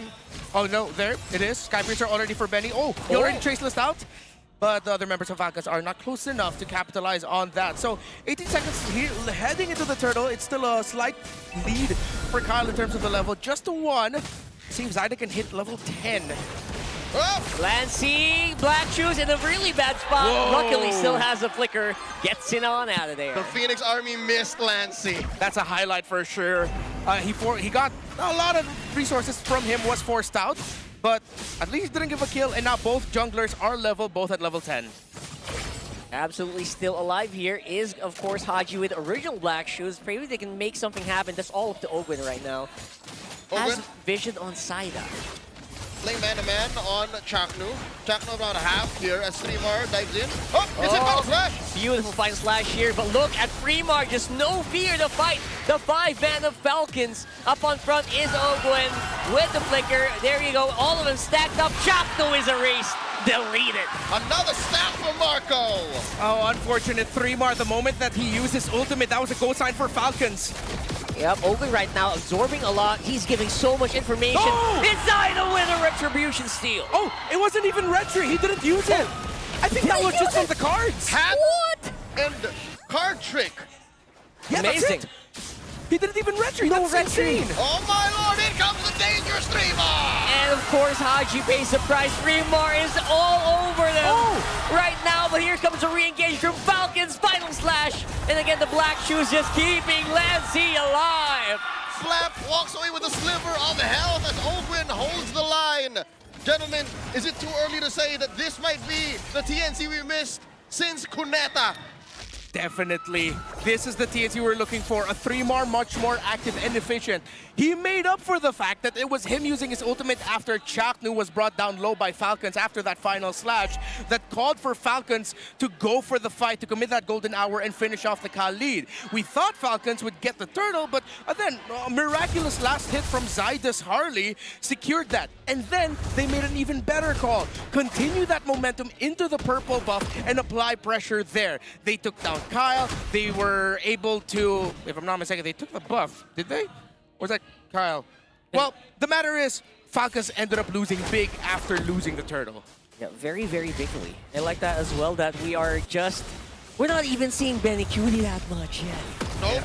He's been utility again, just Mountain Shocker, Vision, threatening the back line, and look at how chill 3-mar is. At just about 75 beats per minute, he's barely breaking his resting heart rate. He probably knows there's not many threats that actually eliminate him in one go, right? Unless maybe it's Ogwin setting him up for Super Marco, stuff like that, but otherwise, he's pretty chill. He has to walk into all of these glooms in Marco's bullets. Like, that's the only way 3-mar gets punished hard. Yeah. That only way that happens is if he gets disconnected. Right now, Benny's having the most intense utility marksman game of his life. I didn't think that was possible. With 130 plus BPM. Guys. He just doesn't want to die, Do I mountain shocker? I get it, Do I use the mountain shocker? Do I split push? Okay, I push this tower? No, but so far, you can't really knock on anything on the performance of Benny Cutie right now. He's serving his role. He's doing his job, and that's what you can ask for the most of your gold laners. Yeah, give him about 5 more minutes and he'll start carrying. Oh, yeah. That's when we are going to see this Sky Piercer, Yisun Shin payoff, because stats will say you build Hunter Strike and then either Endless Battle or Malefic Roar. Right. But right now, Benny's rolling the dice. He's saying, I'm going to get stacks, y'all. I'm going to get stacks. Yeah. Just you wait. With a vision provided by Khalid and oh, there it is. by just going in front of the members of Falcons constantly, and then add to that the vision as well from the Yisun Shin with the use of a Mountain Shocker. Makes a lot of sense why this has been TNC's game. Yeah, Falcons has clapped back, and there was that unfortunate miss on that turtle. Still, it's slowing down Falcons. The constant vision, the constant information that Falcons cannot get their surprise initiations. They have to be honest with their fights, which is exactly what TNC wants to play into, because it makes it easier for 3-mar to get those big sets, to get those damage, and of course a clearer sign for Zyda to go in, try to deadly magic someone. Yeah, despite the 2 deaths he suffered, I think 3-mar is in the running for an early MVP award. Definitely. 10 minutes in, 2K up. He is single-handedly making Falcons think of their engagements. Again, we mentioned earlier, off of a golden hour plus about 3 ults is how they can kill him. And I think that's what's bothering Falcons right now. Oh, Chaknu's up front. Ogwin is running. He's trying to get the setup maybe on the golden hour, just getting more information so far. But 3-mar, he's again, no fear whatsoever. On the back line, it is Final Slash already used up as well. Here comes the Raging Sandstorm. Chaknu sets it up pretty perfectly, but it's going to be Super Marco with the kills this time around. Close call there underneath the golden hour. A lot of low HP bars on Falcons, but TNC, this is not how they want to fight. Lancy, blasting out Falcons, Kyle, pushing him back. Lancy's keeping tabs here. Zyda comes back with a deadly magic, but I think he will be able to make it through the black shoes. Would have been a little bit too early to go back there. And Lancey, he's committing to the play. He used the black shoes of his own as well. He is all good. He's feeling himself. Yeah, that was all Lancey. We were just talking about a second ago that 3 Marts in the running for an early MVP. Lancey took that personally and said, I kind of won my own MVP now that I'm finally back in the lineup. That's a star power I'm talking about. I miss that whenever I see Lancey play. And because of that, Lord gets deadlocked. It's another dance that gets initiated. Slight advantage to TNC. 3 men on it. Ogwin waiting to get it. Does not have a golden hour. Yeah, Benny's up on front. There is just no fear whatsoever. They know Flap's not going to go for anything. Flicker's not on cooldown. And Shaknu pays the price. Yeah. That's worth it. And because of him going down, the Lord's literally just about to spawn. Chaknu, let's see if TNC can make the most out of this. They might not be able to unless Falcons just slowly allow it to push. Not to mention another sack for Super Marco. Final slash, no one home. Lancey with a stolen, guess what? No, that's not a surge. Oh my god! Oh my goodness. All right, so Lancey again just doing everything, throwing everything at Falcons but the kitchen sink right now. And Fremar in front, again, no fear whatsoever. So where's the burst gonna come for your Falcons here? Where are they gonna find the chink in the armor? Well, it has to be the Lilia, but it's only up to the Magic Lantern right now, so it's gonna take a while. You're waiting for either the Holy Crystal or the Divine Glaive third item, so that you really start feeling the pain of the Lilia. But then again, they do have the Suyo, the Granger with hella stacks, still deathless is Marco. He should be at around 40 or 50 right now, yeah? Yeah, 40 stacks. 10, I don't know if he got it at 1-0, maybe 30. He did. Yeah. All right. After he built the Sky Piercer, then he got his first kill. So far, he's been pretty darn good on the stacks right now. And a slight lead also over Benny QT's YSS, but at this point, he's just very small. It was a Queller. It was weird. Lancey stole the Queller. Lancey stole the Get the Queller? little That's bit why. of- yeah. Yeah, okay. What? Hilarious.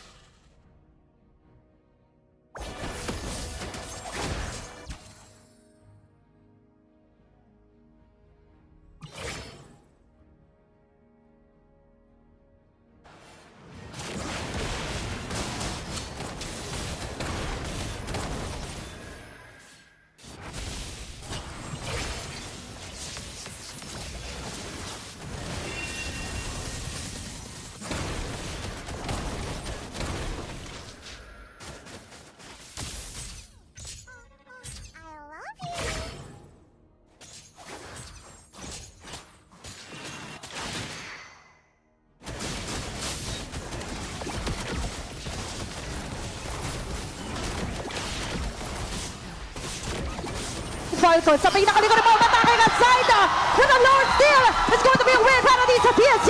At humahaba na sila ngayon. Sabay-sabay nagbabagsakan ng mga membro ng Team Falcon. Habang sa likod. At dito sa kasa para kay Owen. Sinasakip siyang buhay niya. Huwag na maabot agad dito sa super mga makapag-back away with a flicker. Habang yung mga members dito ng TSC ay pasok pa rin.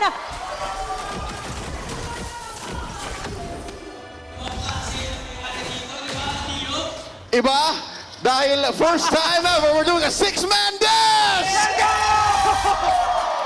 Six-man cast pare, pero alam mo, ang hindi magawa dito ng Team Falcons is hindi na makast yung mga spells nila kasi pakalat-kalat yung TNC. Ang daming angulo pinanggagalingan nung Sora, nung Khalid, at pati na rin ng Arlie. That's why it seems like it's an early MVP call for either Trimar or Lancey, because Lancey is back! Definitely, he's playing really well right now. It looks like it's going to be a tough defense for Falcons with more minion waves coming in after this Lord. But TNC are not letting go of the issue. Kaya pa na. Endable na yata to. Kita mo na yung kukunin nila, tatry nila, pero ganda pa rin ng defense ang makikita natin mula sa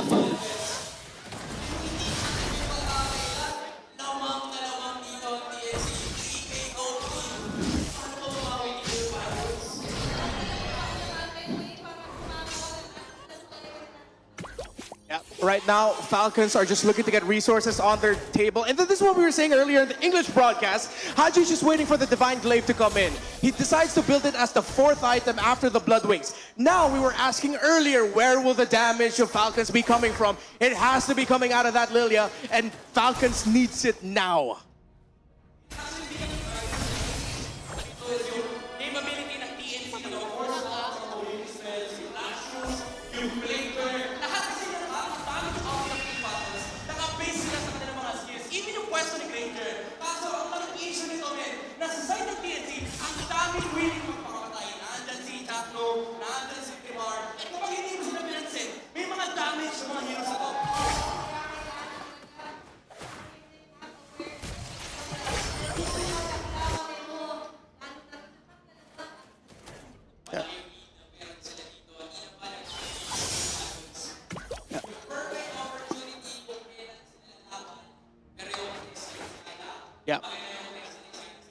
Yeah, this is what Falcons needs to watch out for, those surprising flanks. But I feel like they have a bit of an idea what they're trying to set up because of how they're holding the map. And now Ogwen's coming in for the Ayan check. na. And he takes Zyda out. That's right. Ogwen actually has been looking for targets left, right, and center.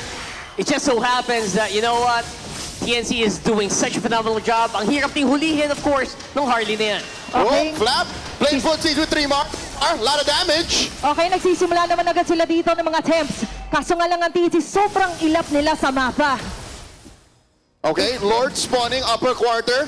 Ito, I'm surprised. Falcons are still first to the scene. Can they afford to contest? I think meron naman talaga silang capacity to actually try and do the Lord fight. Kasi alam mo, again, ang advantage nila dito is yung kanilang poking capability. Kanina nandyan yung mga pokes mula sa Queller ni Kyle, pati na rin yung mga Death Sonata mula kay Supermarco. Ngayon, dagdag mo na dyan yung damage output na mayroon din si Haji. Ito talaga ang pinaka-importante rito, bush control, and pati yung slow lane. Kaso, ang mahirap dito sa side ng Team Falcons, nasa taas yung Lord, na yung baba nila, basag yung torre na yun. So slow lane is always gonna be in favor of TNC. Yeah, right now, TNC decided to commit a 3-2 split with Jack to ushering in. Wait, there's a fight? Oh, of course, Fremar TC, walang katakot-takot, tries to go for a play. Very confident talaga naman itong si Fremar, especially because of the lead that he got. Ogwen with a conceal, naghahanap ng targets! Oh, mahuli agad dito! Swing with Pagkakot agad dito, nahuli pa ng Golden Hour. Nakaabang na agad dito, mga bala magagaling kay Ogwen. And Fremar falling down. Benny Cutie as well. Rainbow Trade sa pinakalikod. May Lancy na umatake sa backlane sa Team Falcons. Ang hisay na naman. Wala na iba na si Kyle. Oh my God, Zyda's making it happen. Sa taas naman nagkakagulo na din sila. Lancy No way up but to go down. A wipe out. Laban sa TNC. And that is a clean wipeout secured by Team Falcons. It's Kyle TZ. He's trying to go for it. And the ball is the call. And there you go. It's gonna be a very unlikely victory. It's Falcons with a 1-0. Now that is a superstar ending. Just when you thought TNC had it, the Falcons found the turnaround. We were talking about it earlier. Do they have the resources? Do they have the damage? The answer was yes. They didn't have the map control, but TNC, Midnight, I feel like TNC forced something that they shouldn't have forced when they had the advantage in the bottom lane. Honestly, they got overzealous. Nila yung bot side, mid lane control na lang yung next na titignan mo, but Team Falcons out of experience, they got control of the mid lane bushes and lumabas yung Marcel. Even if may mga willing magpakamatay sa side ng TNC, nahuli sila sa maling pwesto and nahuli sila ng Team Falcons. Sa isang idlap, pwede pala yun. I think we mentioned prior to that Lord take na ang gulo-gulo ng TNC. They can find Falcons and force them to delay their skills, but eventually, if binaliktad mo, if Falcons yung nanggulo, TNC just breaks down just as easily. And it was crazy. Heading into the last moment, Ogwin built something that I didn't expect him to build. It was an endless battle on that Marcel. So the initial burst of damage that he got with a little frozen moment actually added more once he dished out a basic attack with a Thunderbelt stack on him. It was almost over, and of course, Super Marco will end up walking away with the MVP. Bulletproof, needed to be perfect, and he was bulletproof. See, kaya pa naman Granger eh. Diba? Congratulations! 3 games, 100% win rate. Let's go, Super Marco. Pwede ba pala eh, no? Alam mo, ang message na pinapadala ni Super Marco, wala sa hero yan. Nasa gumagamit yan. 0 deaths on a game na ang daming tumatalon. May Harley, may Khalid. This is, kanina pinag-uusapan namin sa Filipino Desk, this is something, a hero that you will never pick into a Harley, into a Khalid, into a Sora, mind you. Kasi ang daming damage, ang daming pwede pumatay sa kanya. Pero nandun din kasi yung protection mula sa aggressive takes ni Ogwin, pati na rin yung pag-zone ni Haji. But also, you have to commend the guy. He played it very perfectly, very safe, and doon lang siya lumalabas ang mga moments na kaya talaga mag-punish ng Team Falcons. It really depends on who will be using the hero. Yung bulletproof na activate, kung kahapon sinabihan mo ko na biglang may Granger na lalabas without saying na si Super Marco ang gagamit, baka ako pa yung magalit sa'yo. Pero dahil Super Marco pala ang mag-enable niyan onto a high-stakes match kung saan sobrang slam dunk na kayo ng TNC, it made a huge chance at nagalit na activate na naman siyang muli. At dito rin natin makikita kung bakit talaga yung combo ng Marcel plus the Granger. Diba? Imagine yung laro ng Falcons way back dun sa mga nakalipas. Walang magandang combo with the Marcel pero nagagawa nilang maganda yung laro nila. What more kung meron na silang combo ngayon with the Granger, ganito yung resulta kapag kaganon yung gagawin nila. Yeah, yan yung yan yung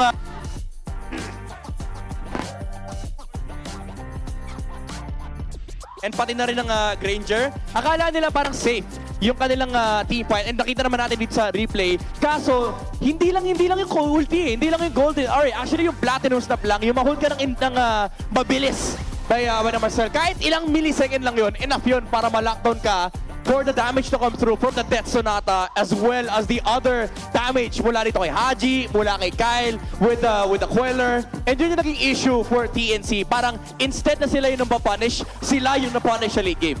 That's right. Actually, not just with the perfect set, no? Hindi lang dun sa mga perfect na golden hour or paglaro around it. I think yung yung disaster management ng Team Falcons talaga dito nag-kick in, and the moment that you actually found like a good groove, nagkagulo-gulo na nagkapalitan na ng immortality and everything, dun talaga lumabas yung Falcons power. But for me, honestly, I don't think the Granger didn't have anything to worry about. It makes a great point where there's so much dive on the side of TNC that if you're Super Marco, you're looking at the lineup and saying, guys, I'm going to need a lot of help here. But then Athena did bring up, it's all about who's holding the hero. But add to that, you actually have a lot of peel provided by Falcons. Their dive, their peel is offensive-minded. It wants to dive against TNC. You just need one member of Falcons to stay in the back with Marco, and that's going to be more than enough. And it worked out in that last big fight. But I can't help but just keep going back to that moment. I know they were looking for an advantage in terms of numbers, but they already had the clearest advantage with the minion wave going through the bottom. Why did they take that fight? And this is also why ibabalik namin yung pinag-usapan kanina sa Filipino Desk. This is the strongest region. Kasi kanina pinapahirapan ng top 8 yung top 2, tapos biglang nakahanap ulit ng bawi yung top 2. Diba parang ibang klase talaga yung MLBB dito sa Pilipinas. Hindi lang basta strongest region. Ito ang region na pinalaki ng mga sex bomb. Na hindi basta-basta bumabawi lang laban kung laban yung mga members at teams natin. Yeah. Ganun yung nangyari sa sa dulo, na get out yung Team Falcons. And na get out din yung TNC kasi nag-get na nila yung yung position sa may Lord slow lane sa may bottom side. Kaso ang hindi nila na-get for the upcoming team fight is again yung peel na meron dito yung Team Falcons. Kumbaga naprotektahan nila na todo dito si Super Marco and nakapag-dash out ng damage. One guy na gusto ko i-comment dito sa game na to, by the way, is si Kyle. Ladies and gentlemen, 21-10. That's all it took for Falcons to find the comeback. We would like to extend our apologies for the little scuffle that occurred midway through that game and eventually to the post game. But yeah, long story short, Falcons are not just a macro team. They found the mechanics and the micro to get back into this and prove that if you know how to dissect your opponent's game, anything is possible. Yeah, it was an energetic performance by Falcons. It literally sucked the power out of the arena. And it sucked the breath out of the TNC Phoenix army that was right there. I could have sworn we would have been calling it TNC taking game number 1. But just a little moment, it sucks. It's a really sucky loss for TNC to lose that way when everything was going their way. They had the lead, they had the advantage, only for it to get countered like that. Real quick, we'll get back to discussing this matchup, but first, we invite you to outplay the rest with the Infinix GT30, featuring the GT trigger for the lightning-fast reactions and MLB certified 120 FPS for ultra-smooth control. Dominate the game with Infinix GT30, the power behind every madlang gamer. Rockhart, we were calling MVP awards early on. Oh, it's Lancy. Oh, it's 3 more on the Sora. But sadly, that's not what dominates games in the land of Dawn. You need a connection that never lets you down. From scouting rotations to tracking the pros, stay online and in the zone. To power up with Smart Power All 99. 10 gigs of data for MLBB and your favorite apps. Plus, unlimited FB calls and texts. Share every GG moment with Smart, the simply reliable partner of MPL. What did TNC do wrong? Besides taking that fight. It was just a very chaotic miss, though, at the very end, right? Okay, if it's not taking that fight, the thing is, it's hard to find the thing that they did wrong. They even tried to get Super Marco. They just couldn't. Well, they tried to flex somewhere through, and we invite you to flex. Unleash your creativity because the hashtag MLBGet ow! UGC Challenge is officially live. We're giving away 1,000 diamonds to the most solid of entries. He's got the best out, man. And there are, of course, 3 ways to win, fam. Show off your peak ouch moment in the gameplay challenge. Slay the game with your outfit check transition. And, of course, bring the energy to the Haluka Ube Dance Challenge. Post your entries on your official hashtag while you're at it. Yeah, and if your vibes are on point and your edits are good, clean, crisp, then those diamonds are yours for the taking. If you want these diamonds, you got to put in the effort. So lock in your entries and show us what you've got. Ow. Can I see a Haluka Ube real quick? What's that? Just kidding. I have been an imposter. What? I don't know what the Haluka Ube is. This is the Haluka Ube. Can you do a real... Okay, I'll just do that. All right. I'm pretty sure it might be tilting some people because that might not be the Haluka Ube. I'm just guessing. We're just guessing. We're sorry, okay? Well, we just don't want to do it, right? Just kidding. So, yeah, obviously that was not expected. Yeah. That was not... Totally unexpected. I didn't see that coming. Could have sworn TNC was going to win 15. Yeah. Didn't we just caster curse it? I don't think it was a curse because again you can't help but just appreciate what TNC were doing in the map, in the game, how they were stopping Falcons. I think another thing is that maybe TNC just couldn't end it quickly enough because we were putting the condition down for the damage of Falcons. You're looking for the Lilia item. So instead of going straight for the Divine Glaive third, Haji thought of survivability, went for the Blood Wings, which delayed it even more. By the time he got the Divine Glaive, that's where you really saw it. And then we pointed out in-game as well, Falcons are ready to go. They had the damage. And I think that's what TNC also didn't expect. How much damage would be coming out from the Lilia. And of course, the really great, I have to go back to the itemization of Ogwen to get Endless Battle. That was chef's kiss, man.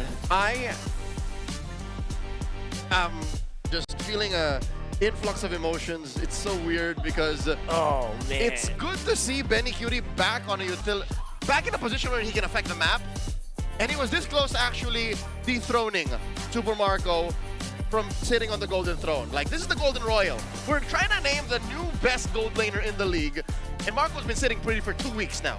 Yeah. Super Marco, the fact that he got MVP, went bulletproof in that last game, was just, I felt like a big slap in the face of Benny Cutie. It's like we ended up with 2 very different picks. Marco ended up with a pick that theoretically should struggle against all of the dive, against the aggression that TNC's lineup has. While Benny Cutie, as we mentioned, sitting pretty in a different way, wherein I'm just gonna stay in the back. I'm gonna help you guys get towers. I will pop my ultimate. I give you vision.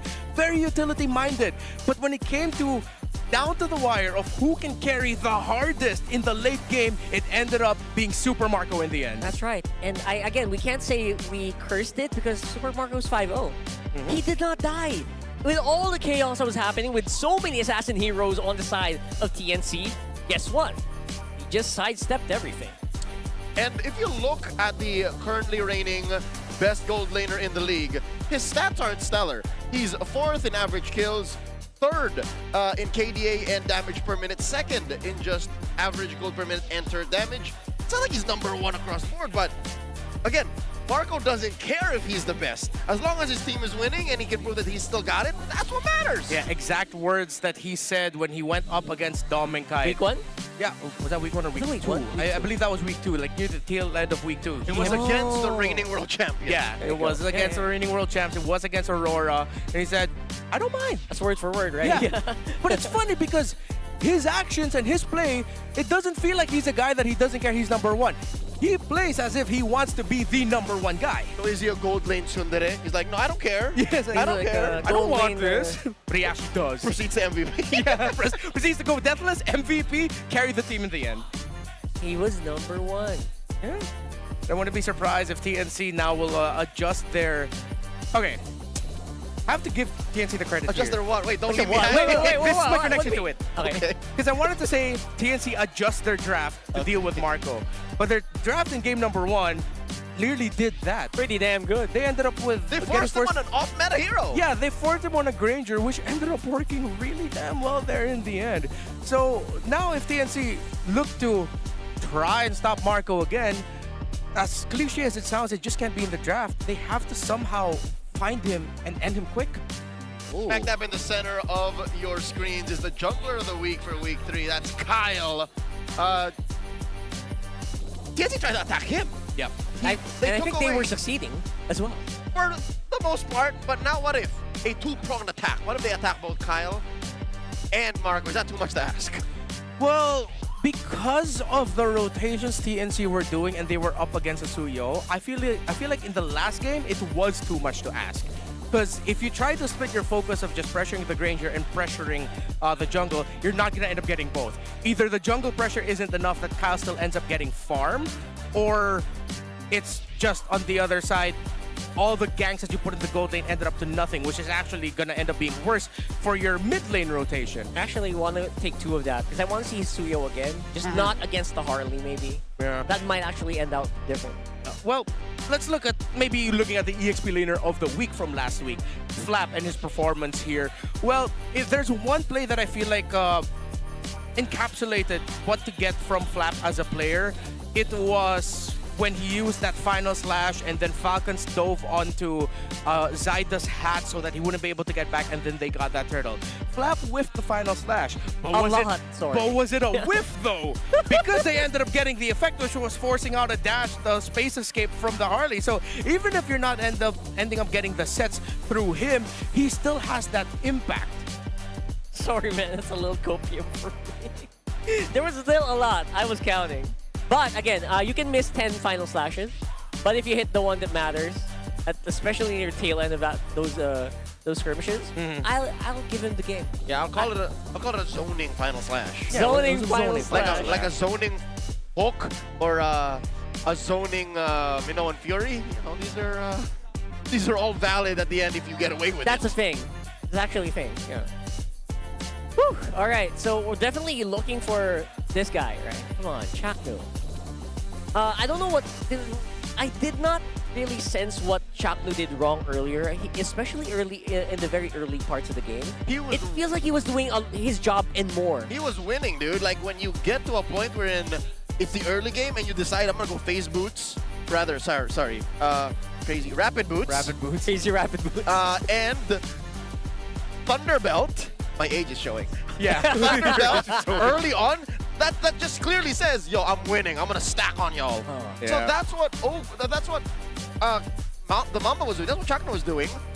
But was there a disconnect? Was the rest of TNC not piling on that advantage? I think the disconnect was Chaknu wasn't there when the other 3 members of TNC decided to like, hey, let's fight this. Let's toss out deadly magic and let's get our Sora deep into the orange side jungle because our Khalid and our, I believe it was the YSS, yeah. Yes. Our Khalid and YSS are down in the bottom lane managing waves. Let's fight. I bet if Chaknu was with the rest of them in the Lord, he'd be saying, don't do that. I did not consent to this. I did not consent to this. Yeah. Don't start this fight. You're not going to get anything out of it. But unless it was their call, let's say, okay, instead of dogging on TNC too hard for committing that little engagement, that did force Falcons back a little bit. Chaknu, if ever Falcons decided to commit into that fight after the Deadly Magics was tossed out, he was in a perfect angle to go with a flank Raging Sandstorm. So maybe that's what they were trying to bank on, that Falcons would continue that, and then Chaknu coming in from an off angle, and even eventually Benny Cutie coming in from an off angle means that they end up winning the fight because Falcons decided to take a fight that didn't actually look good for them. But that's not what happened, and in the end, Falcons won Game 1. So Broken Walls, blue side is selected by Falcons, and they take out the Juicin and the Fanny. So a lot of respect on the Fanny here of Zyda, while TNC will stick out the strong utility junglers that TNC have, that Falcons have. It's back to regular programming. I think they're going to attack Kyle, and then I wonder how they'll address the Marco situation. Marco situation. I was thinking maybe you could do it in the draft, but earlier I don't think they even tried too hard. I think heroes like the carry were actually open, right? Yeah. With this carry pickup, I'm thinking if Falcons are considering going for the utility tank jungle, or are they going to pull out a page from the book of Team Liquid Philippines this season? Unashamedly, pick up the Claude. Very early on. Very early on. I mean, it works out for Liquid. And teams that Liquid have gone up against by first picking Claude usually follow the same pattern of actually banning out the utility junglers. Wow. Banning out the Gwyn, banning out the Baxia. What if Falcons might be considering picking that up? It feels so counterintuitive for me because usually I would ban Assassins if I was picking up a Claude, right? But it feels like here their confidence just soars when they know that crowd control is not available to stop them. Yeah. Different perspectives Valentina expose is open. the same truth. But of course, it's going to be the Marcel. It's the open playstyle. It's the macro team. It's just the team that says, okay, if we can buy time and we can dissect how they want to pick fights, we will eventually win. That seems to be the story for the Falcons. And TNC just run it back. It's not how they opened the draft in Game 1, but they're ending with the same heroes. Yeah, are we just going to end up with another Suyo pickup? And then, if ever, if there's a lot of dashes, I think Falcons can pick up a Phobius here. Dude, what world do we live in wherein the Suyo is willingly ran into two of the most lethal magic damage heroes in the game? 2026, apparently. They didn't bring back the magic defense, but even more so, teams are like, all right, it's actually good. Is it the Sky Piercer? Is it because Suyo's damage just is insane that you don't care that you get hit? Okay, I remember very minor changes to Suyo, right? chose me to Oh my god! that claim. Yeah, Suyo goes here. But it's not with the immortal form. It's not with the magic defense. So he's just as soft. Payback time. And you know what's interesting? Falcon picks it into the Harley, so they know that matchup very well, apparently. Okay, they get fast rotates with the Farsa, and the Farsa was taken away from Falcons in the second phase of the draft in the previous game, but I really thought they'd be leaning into the Phobius. You already see the Valentina Hardy, the shoulder tackle is perfect. If TNC doesn't check the Phobius and it ends up with Falcons later, it's going to be a big womp-womp moment for them. Feels like a Phobius ban, actually, right? Yeah, Could be. Roam mid trio for Falcons locked in. You're looking at the side lane matchups. Let's see if TNC are going to match that. If they're going to also pick up a roamer right now for Chapnu. They will not. They pick up the Sora for 3 Mar. Huh. Trying to run back the lineup here for game number 1. Which they were winning a majority of. I guess so. I guess why not, right?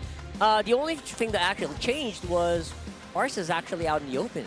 And I don't know how willing I would be for that, but Lancey, that's another tool for Lancey, I guess. Yeah. He's good. With that Farsa out, he does not need to, compromise with the ults he was getting in Game 1. Again, he had to get an evil Queller.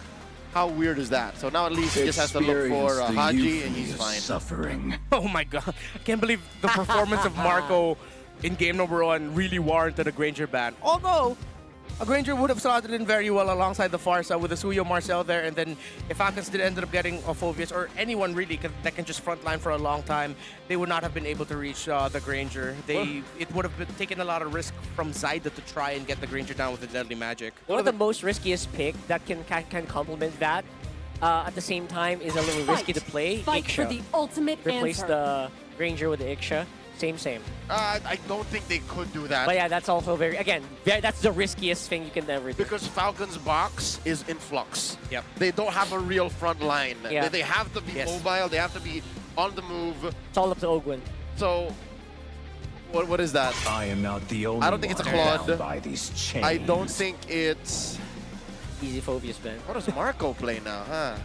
I mean, no, with the Sora, I don't know if they're gonna be willing to play the Harith. Is it horrible to Claude here for TNC? He might end up picking up the YSS. But Red 4 could be YSS, because again, Benny was doing fine. Yeah, that's the option, YSS, or again, just pick up the Claude for themselves. TNC will be happy with that pickup, for sure. Yeah, I think you need a little bit more dive. I think Chaknu, with what you see from Falcons, I got that Gacha on Pylos would be okay. One of the revitalized roamers.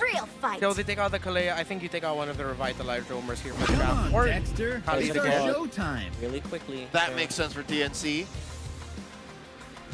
Because again, it might have been this how slow. Okay, Benny was doing good, right? Yeah.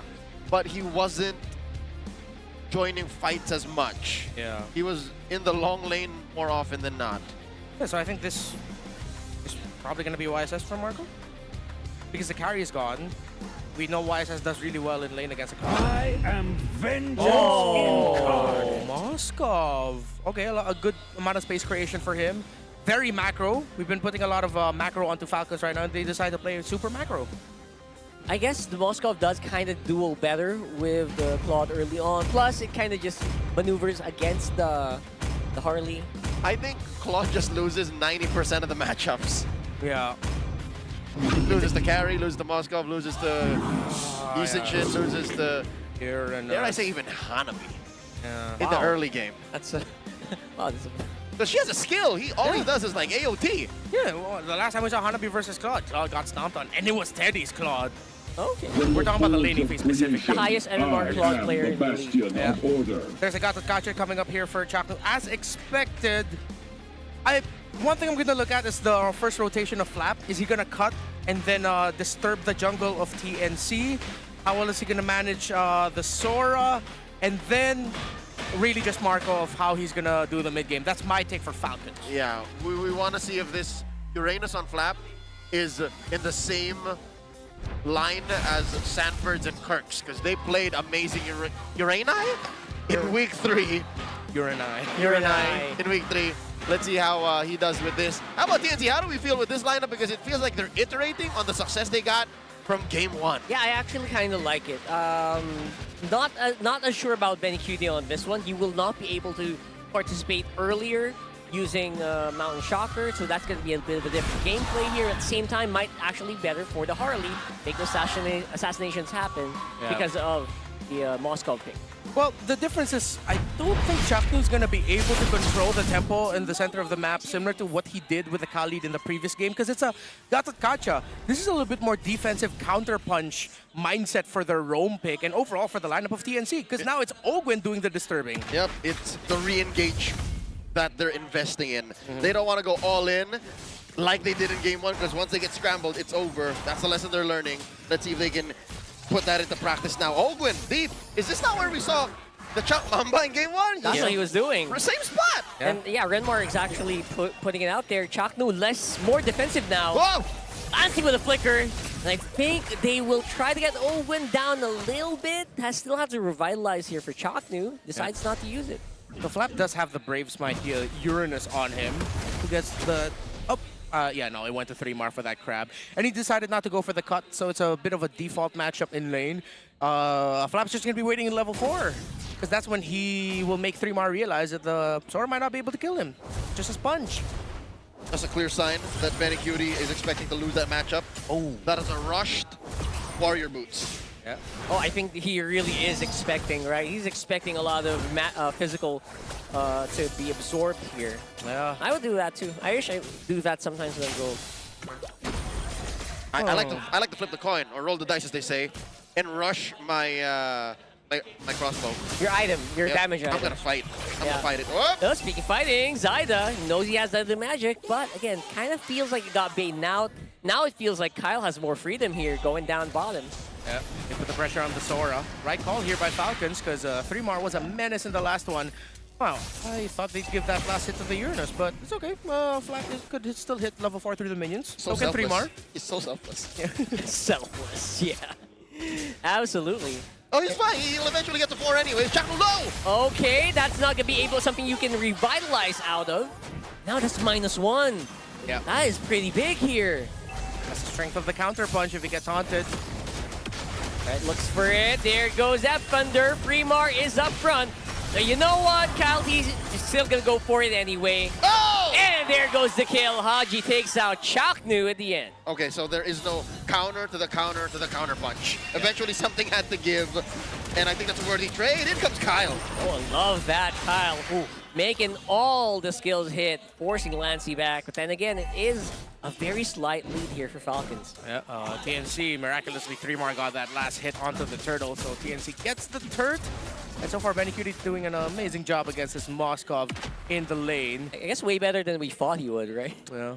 Usually, these claws get beaten up pretty early on. I mean, with Master Assassin, and usually you just really have to manage of when or how you're going to be using the BMI so that your BMI dash in or blink in doesn't get wasted just because the Moskov knocks you back instantly. Yeah. I think straight up, Benny's just walking up to Marco, and then when he gets knocked back, then he uses BMI to close the gap, and now Marco is just forced to take hits from the Claude instead. Very good handling of the laning phase. TNC cannot afford to lose multiple parts of the map, and they're keeping this lead very tight. Again, almost insignificant. 200, 300 up for Team Falcons. Yeah. Any turtle coming up could be anybody's. Yeah, so that's why I'm actually super excited when we do see this Moskov come out of lane, which is actually what I'm expecting. The Moskov is probably coming up, come out of lane a lot quicker. Again, despite being pushed back, Super Marco on Moskov is something I really miss. Oh, Ogwin here, checking again. Predator strike from Haji. And this is what sucks. And this is what happened in the first hurdle for Falcons. Lancey always finds Haji. That might be different here later on, but for now, Fremar feeling that last game. You know what, try to do it again, but this time we've got backup coming from behind. Sorry, 3mar, but why? You already saw the vision, the turtle's coming up. You know that there are members of Falcons that could go down to the bottom lane, and you waste your ultimate like that. Uncharacteristic by 3mar. Lapse of judgment. It seems like the map belongs to Falcons, and TNC are missing out on the big picture. Turtle take here for the Falcons. 1-1 now. Wow, that is completely weird. I guess that was a little bit aggressive. And again, that's why I said maybe he's just feeling last game, but you know what? This is a new game, brother. Yeah, but reset. It's a Uranus. If you don't kill him with your ultimate, you waste your ultimate because he heals through everything. Look how fast he got to recover from that. Yeah, and up on front, look at Ogwin as well. Very, very low. Chaknu going to be able to survive. Kind of predicted that. But now, again, Falcons have a little bit of an opening here to deprive more resources from TNC. One could theorize that maybe the call was, let's pick up the Uranus so that the turtle becomes easier. And it's working. If that's the case. But he got picked up, and again, that's a Uranus. Respect it. Oh, Oh, man. That deadly magic feels like it wasn't even needed in that last one. Okay, Zyda, Lancey, that was a beautiful call. They knew that they had the damage advantage, and Ogwin isn't as tanky at this moment as that Marcel, and they decided to just go for it, and now it opens up the space up top. Great call by Lancey and Zyda. Super Marco actually is going to be in trouble here. 4 people from TNC zoning him out. Tower goes down. Dogpiling on the bulletproof. Makes you understand now more how the Marcel isn't a real tank. He has to hit you back to recover. So there were no targets for Ogwin to latch onto. Hence why that Deadly Magic's combo between the duo in mid just took him down. Turtle now, up for grabs. Can Kyle seal it away? Yeah, that's what they're trying to do here. Obviously, Flap is the one who's going to receive the Deadly Magic. Probably one of the worst targets for that, but Fremar sees if he can maybe finish it off, Nah, not really. It's gonna be the flicker out for Flap. Flap is a meat shield. Yeah, I mean, that's what you expect from the Uranus. Oh! Oh, look at that guy, Chaktu.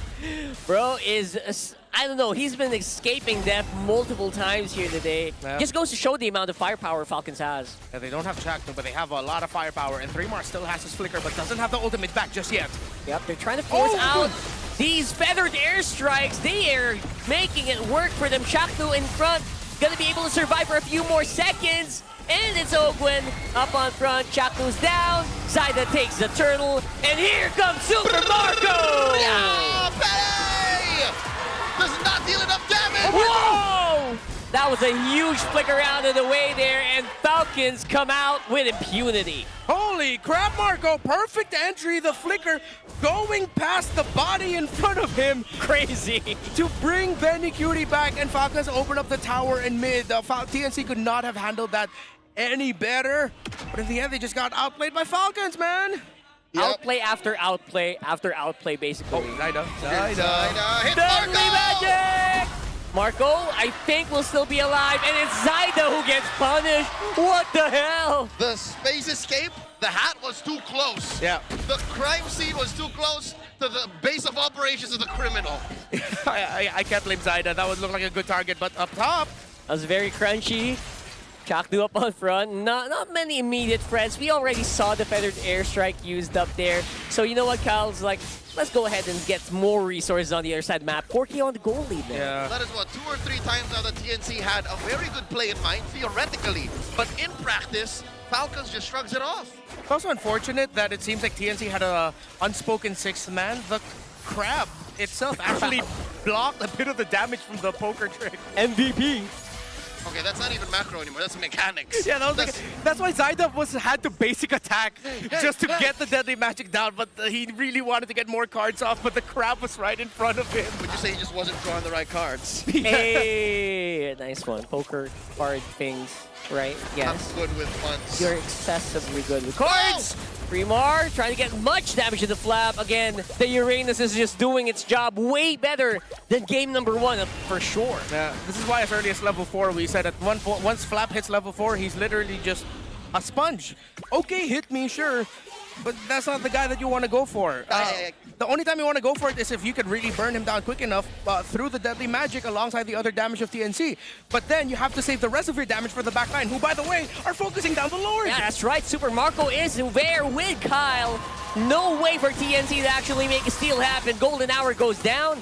And of course, that's pushing TNC back. But look at the re-engage. The Spear of Destruction is locked in, but will not be triggered by Super Marco. TNC walk out at least without anyone, but look at Chaknu. He got caught in the recall. Luckily has enough tankiness, has enough bulk to survive. SOD is just excessive at that point. Yeah. Marco can just reposition. Falcons were winning, they have the high ground. They're gonna take this tier 2 up top, and they're up 5,000 gold, 6 now, approaching 7. Yeah, Anakin won't be too happy with that. For sure. No one likes the high ground. And Zaida also lost his purple buff, man. Oh. While that little engagement was happening, Kyle went straight to the purple buff and took it away. The moment Zaida got there, he just saw the purple buff get taken from him. Oh, look, it's a free buff. Yep. And even the orange. And oh my god. Kyle is eating off of Zaida's plate. And that, I don't know how you dig yourself out of this one, honestly. Yeah, Harley is not very good at taking his own objectives. He can kill, for sure, but oh my god! Woo! That's a lot of damage. My goodness. Ogun also providing a really strong line of defense with that quick little stun. More like stuns. Stuns, yeah, multiple plural. And there you go. There's going to be the Holy Defense already used up and activated, so at least they're going to be able to clear that one up. A little bit of damage here coming in from the real world. Re-engaged by Chaknu. All into this one. One big super mess. Flap TZ, I think he's going to go down for sure. Oh. And there you go. Benny making the play happen. It's Kyle and Haji all alone. Misses on the SOD, and that's free for none. TNC. Lancey can smell blood in the water. He stole the SOD, but hit no one. Could have led to maybe one more kill to take down Haji. But I think TNC are going to take their dubs here. They close the gap. take down that lead to 4,000 and earn mid lane. Yeah, Falcons were way too close to that tower and way too close to one another. That the entry of Chaknu meant that Marco had to commit the flicker after he got caught by the AOG. Benny Cutie goes in with a blazing duet and his flicker of his own, though he gets knocked back by Marco without the flickers. That's when TNC continued the dive. So Falcons, they fumbled that one. That could have been actually so much worse, to be honest, if they were able to stop that blazing duet. Yeah. Could have ended much quicker, but in the end, it was still a win for TNC. Okay, weirdly enough, the only reliable way to stop it is off of Ogwin. But Ogwin is too busy dealing with the front line TNC, so that's a tell for TNC. Okay, if you see Ogwin, Benny, you're free. Yeah. Really great follow-up by Lancey and Zyda in that one, too. It was a good call by Chaknu to commit that AOG. Falcons need to watch their positioning. I think with this gold lead, as we saw from the previous game, it's anyone's game. Yes, the map is controlled by Falcons, but if Falcons take a fight and they're not careful, TNC can definitely turn this around and force a game number 3 through a one-way. Yeah, this is going to be a big test for Falcons if they can actually hold a lead against TNC and not really give too much away. Speaking of not giving away information here, Chaknu is actually getting a lot. Yep, Y-Brush held down. That's an entry point for TNC to contest for this Lord. The dance has begun. Lord being held. Slight advantage to Falcons. They're pulling over. Yeah, it's actually a really good golden hour angle for Ogwin if he finds it. TNC he's needs to split up a bit. Just a little bit split up. Tracking shot activated already. He knows where Lancey is, where Chaknu is, but where is Zyda? They are looking for him non-stop right now. Flaps on the side. Zyda again being shown. Flaps gonna be on front. Ogwin tracking on to Freemar. Activates the Thunder Form. That is a big ultimate used defensively by Freemar there. Okay, so they were two-stepping, back and forth, and Falcons win. They flush out TNC, and they find one! They're gonna be able to find one, and that is a big find. That's Ogwin going down. It's a killing spree. Oh, for the Harley, and that's gonna be a 4v5 on this next Lord. Chaknu forces the Federal Airstrike out, but what will Falcons do? It's 4v5, no ultimates. Activated here is the Cloud Form, the Torrent Form, and I think that's quite enough. Kyle whiff. Oh, he doesn't get it. It's gonna be Zyda. He's the one who gets it. Here's Super Marco. No, they're going for it. They're trying to go for the kills. Kyle gets taken down by Zyda. Flap and Marco holding down 3 more. And that's gonna be 3 more going down. Benny Cutie, what's that gonna look like? With the nature activated. And at the very tail end of that one, Super Marco actually survives. Flap versus 2. Even between the cores of TNC, nothing happens. Big headline, TNC is back in this. They have the Lord marching up top. Marco's heroics not enough. It was the Wind of Nature difference that Benny Cutie had. Perfect entry with a blazing duet and good call by him to continue it. But Falcons have their eyes set on burning through this Lord while TNC will just balance it out through a push in the bottom lane. That was pretty perfect. That was excellent. And we're going to have to look at that. Yeah. So, of course, the initial blast there. 3 more was an MVP here. The taunt, the airborne. I want to see who retreat first, actually. It was Kyle. Kyle retreat first, just a bit too early. There was still a lot of life left on that Lord. This was very promising. I'm wondering if Kyle just was looking at too much, that he couldn't do the not the Queller, the Sever retry combo. That could have been it. Oh no! Speaking of things that could have been, look at that golden hour. Super Marco dodges the deadly magic attacks, and now it's going to be the re-engage here. Lancey, though, with the Uranus form, takes out Ogwin. TNC seem to have Ogwin's number. Again, I understand why. They are a Marcel team too.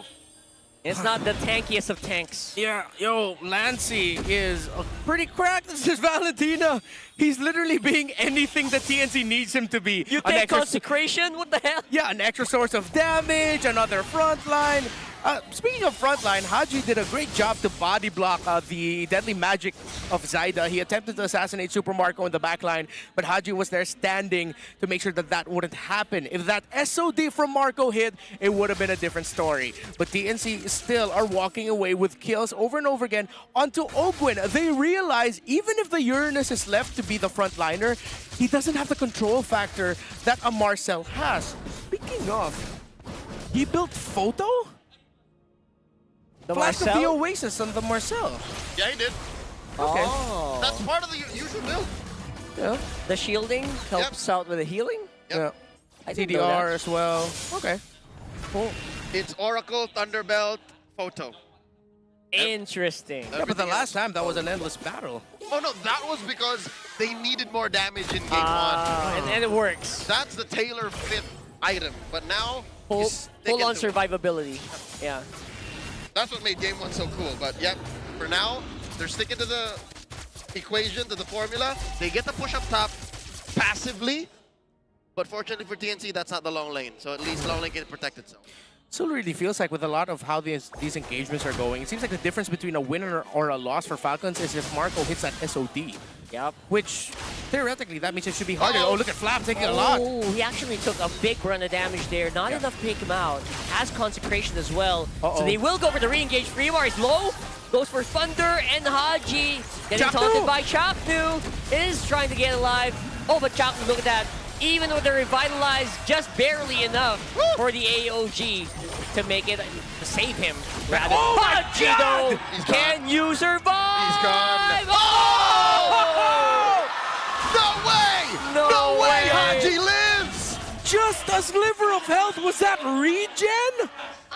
I couldn't tell. I don't think so. Because it looked like he was close to zero, then just a little bit of blue ticked up. But TNC still have their eyes on this Lord. Oh, they're trying to go for it. That's Torrent form going in. That Retribution already used a little too early on the Kyle. And now it's going to be Golden Hour. They're going for kills. Here comes Super Marco with the superhero landing and the kill of Lancey as well. That's 2 down for TNC. The flicker forward by Marco, smelling blood in the water. TNC, a Pyrrhic victory. 2 lives for the Lord. Falcons will still continue this push. They have minion waves coming in, but the Lord will spawn in a 4. Oh, the cancel on the AOG. Immortality will be popped. I think that's Chakmu going down. They will push through mid. That is tier 3 down. Lord spawns the other way around. Kyle gets popped down. Can he actually survive though? With the immortality buy, yes he can. But here comes Benny Cutie. It's a bit of a tall task, but he pushes Falcons back. I think Falcons reading the map. They cannot force it through mid. They'll just have to find their ground again and take care of this Lord. Early retributions from Kyle. Zyda landing them on time. Part of me thinks it's TNC delaying damage just enough, so when Kyle goes in thinking that he could retry the Lord with an entry, it's actually TNC who's going to be able to get it after that retry, because Zyda still has his own. Oh, Flap Easy, he actually kind of just reads into that. Surge. And now there's the re-engage. Oh, it's a deadly one as well. But no teammate actually benefit off of that one. That's Fremar eliminated almost instantly. TNC took their time. They did not wait for Benny and Lancey to be in range to just run through Falcons, because look, that's 3 members that could have been taken care of by the Blazing Duet. Yeah, if TNC waited just a little bit longer, but it's unfortunate because it doesn't look like they had the time with how TNC poised themselves for that one. They went for the go right away, meaning that even if they waited, they wouldn't have had the opportunity anymore. So now it's 5 versus 3. 3-wave push coming in for Falcons. Oh no, Benny got Flap on him. Oh, Benny's actually absorbing so much here, and now it's going to be Chakno left all alone against 4 members of Falcons with no help in sight. Benny just gets decimated and taken out, and that will be the win for the Falcons. Another sweep. Who's going to stop Falcons? They're on a streak, taking down TNC. The flames of the Falcons look stronger than the Phoenix. You can see the mistakes, you can see the moments where if maybe the timing was just a little bit different, it would have gone better for TNC. But Falcons deal in absolutes. They get the moments that they earned, and they earned this victory. If you watch the game again and scrutinize the timings of TNC and Falcons, it looks like Falcons just have better ground. They just have a better reset and can approach things again with a more level head. TNC seems like they're always chasing for that final play. They're always chasing for that moment that they missed a second or 2 seconds prior, and they still live in that moment. That seems to be a nagging problem. It does. Again, it kind of is in the nature of their heroes, chasing and chasing. But it does feel like Falcons just had their number, man. Yeah. This might have been a sweep victory for Falcons, but PNC definitely put up a great fight this entire series. A little bit better in game number 1, but even in this game number 2, you saw some things that they were doing around the Lord and the major objectives, the pressure onto Ogwen early. But you mentioned the moment for Falcons, for TNC. It seems like there was one big X factor that they didn't take into account for a lot of these moments, and it was the entry of the Moskov. They would commit a lot of resources to blast whoever they see on the side of Falcons already there, but there's always one member off, and that's the Moskov, that when it enters, it's a game changer. Game changer after game changer is the big problem here. And this is actually a bit of a stroke of brilliance here, where they tried to go for the cleanup after the failed base attack. But after that, TNC I don't think they had an actual solid game plan, especially against Flap team on this arena. Almost isn't enough. And there was so many almost moments for TNC. Let's throw it over the stage for the hosts, talking to Falcons. What a way to start our week with Team Falcons adding another win to their standings. And you know, we want to know, Ogwen, Team Falcons are soaring. Ano sa tingin mo yung mga main contributors or main ingredients na ginagawa ng Team Falcons na nagpapaganda ng success nyo through the first half of our season? Tingin ko na napapaganda sa chemistry namin yung yung bagong buhok ni Haji. Tsaka yung closeness namin sa isa't isa. Gabi, bagong buhok ni Haji. Paano bang closeness? Parang may nabasa ako eh. Parang wala nang boundaries yung Team Falcons. Kulang na lang sabay-sabay na lahat. Ano bang mga routine nyo araw-araw? Sabay-sabay bang gumigising? Sabay-sabay rin kaming nagtututbrush, hilamos. Tsaka sabay-sabay talaga kaming pumasok rin sa gaming room. Teamwork makes the dream work para sa Team Falcons. But for now, napakaganda naman talaga ng performance ng isa sa mga kakausapin ko ngayon. Ito, isa lang naman siya sa sinabi niyang wala siyang pakialam kung sino ang pinakamagaling in the gold lane. But now, Super Marco, an incredible performance, especially Game 1. Uy, epic comeback yun ah. Sobrang ganda nung Game 1 nyo ah.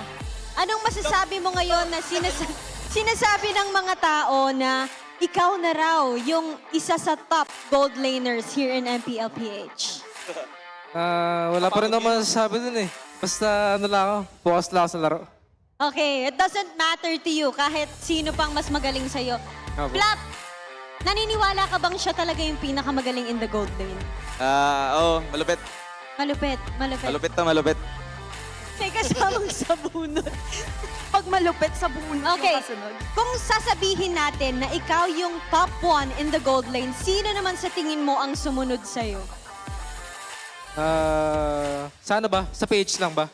Sa PH lang, syempre. Sa PH si Domeng. Si Domeng. Sino number 3? Number 3 ko si Sabero. Oh, okay. Pero Odin, bago tayo dumating sa 4, 5, 6, 7, 8, we wanna ask Kyle. Your next match, makakahanap nyo ang Bren. And of course, isa sa mga rising junglers, ang makakaharap mo din na si James Panks. Meron ka bang mensahe sa kanya? Good luck kay James Panks. Di namin bibigay suyo mo. Okay. Nako, mukhang may preview na tayo na magiging draft nila sa susunod nilang match. But for now, let's see who our MVP is. Who do you think it is? Marco! And our match MVP is... Super Marco! Super Marco, ang lakas nyo dun. Anong nararamdaman nyo especially nung Game 1? Paano nyo ba nakakambak yung mga ganon? Lang kami, chill lang kami. Kasi kaya naman namin baliktaran yun eh. Oh, very confident ang Team Falcons. At ngayon, sobrang dami nakasuporta sa inyo. What do you want to say to Falcons Nest? Message ko lang sa mga pumunta rito, yung mga Team Falcons sa TNC. Salamat sa pagsuporta at sa mga nanonood sa amin online. Thank you sa pagsuporta. And there we have it, our match 1 winner. Give it up for Team Falcons! And then now take a bow and of course, your victory walk. kakaibang walk ang pinapakita nila. But alam mo, Thea, iba nga talaga ang chemistry. It feels like the old Team Falcons is back, I would say. From an epic comeback to that Game 1 and Game 2 securing that win, we'll find out how that happened as we throw this back to our panel. It's a good time to be a Falcons fan. They are back. I think, you know what? I might be saying this too soon, but counting my eggs before they hatch? Yeah.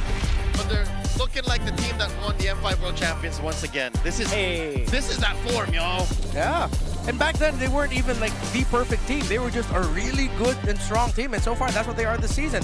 Back-to-back MVP performances for the Bulletproof. Not Bulletproof in this one, but he was a major factor. We pointed out the X factor of the Moscow showing up late or showing up exactly when Falcons needed him to, like multiple times, just like a wizard. That's right. And I have to say, that's 1 death in 2 games. That's not bad. Like, especially against a team, the TNC, where most of their comp, Fremar on the Sora, obviously there's a Harley. That's no mean feat. Yeah, there's a Moscow, or rather there's a Claude that's trying to get you. Yeah. Again, Marco is just that gold lane two-laner. He doesn't care about the stats. It's just that people keep asking about, like, oh, you're the best gold laner, you're #1 right now. Like, he doesn't care as long as they're winning. Spoken like a guy who really doesn't care, especially the way he says it, really feels like his eyes are still on the prize, right? And I don't like that about Super Marco. And now, Fremar, again, maximum effort on this one. I gotta give it to him, right? I mean, Medicurity was initially there, but then he was forced to BMI out. I really just don't think that was like the perfect timing. But again, they waited any longer, then they might not have had that exact same moment. It just turns out, in the end, it was Falcons' moment and Falcons' time to shine. I hope that the loss in Game 1 does not haunt TNC, because this is one of those series where, I mean, I love to say this when there's a sweep and it's well warranted, that you have to go back and rewatch the whole thing to realize that this should not have been a sweep. This could have been a 3-game series, easy. But then, in the end, the difference between the top teams right now in MPL PH, the teams on the lower part of the standings of this season, it's that consistency, and it's not waiting for that moment. The best teams in PH right now, they make the moment. Yeah, it feels like that's Phoenix form, honestly. It looks like the start of their Phoenix form. So please, TNC, chill. Don't overthink it. You're fine. Again, I feel like, all right, I don't know, correct me if I'm wrong, it felt like there were actually a lot of micro errors on game number 2, especially in very early on. Yeah. Which might have attributed to this. Which, again, if you watch the game, you will understand why those errors happen. They were always playing off of an almost successful play that they try to replicate, and then later on decide to leave, and then move on to the next thing. While Falcons, again, as Remar mentioned, like they're never waiting. They're just always hunting. Even when they seem to have failed a sequence or gave up 3 kills, it always leads to something else that was built off of something that happened prior. Yeah, and the playstyle of Falcons, and we're gonna peel the curtain just a little bit back of what Ogwen said during the interview. When he was asked, like, what's the secret ingredient that they have this season, he really mentioned the closeness. I really legitimately think that it was true when he said they brush their teeth together, they freshen up together. They don't shower together, folks, but like, you know, wash their faces. They wash their Probably faces not. together. They make sure that they enter the gaming room together. A lot of the things that Falcons were doing to beat TNC in this game, they were doing it together as a team. There was always that really solid unit that TNC had to deal with, and most of the times couldn't. Makes you wonder, how is TNC's bonding? That's something that we really don't get to take a peek into as often. So I'm hoping everything is well in the Phoenix's boot camp. But for now, let's listen to the Infinix mic check for Falcons. Pre, nakakataas ka. Thunder. Ingat ka kayo. Patay gatot. Pareha ka. Okay, puro Mike. Okay. Gatot buying. Tay gatot. Puro. Kaya ka pa, Mike. Okay, Mike. Tara nga, bay. Upag ko. Untog. May magalis ko. Yan siya na bay, Lancy. Nice. Nice, Mark. Wala sarang yung flicker. Nice one, Mark. Ay, hindi na gold grab. Push ka ta. Parang flicker ba yan? Naka-flicker ko. Okay. Ay, hindi oh. Iulahin. Ito, patay nyo. Patay na to. Probably kaya flat. Masyado bang assassination dyan, boy? Assassination classroom. Ito yung sa include ah. Wala. Impot nila na may pressure. Kalma kayo. Uya ko. Ready ah. Boy ka. Ay, boy ka.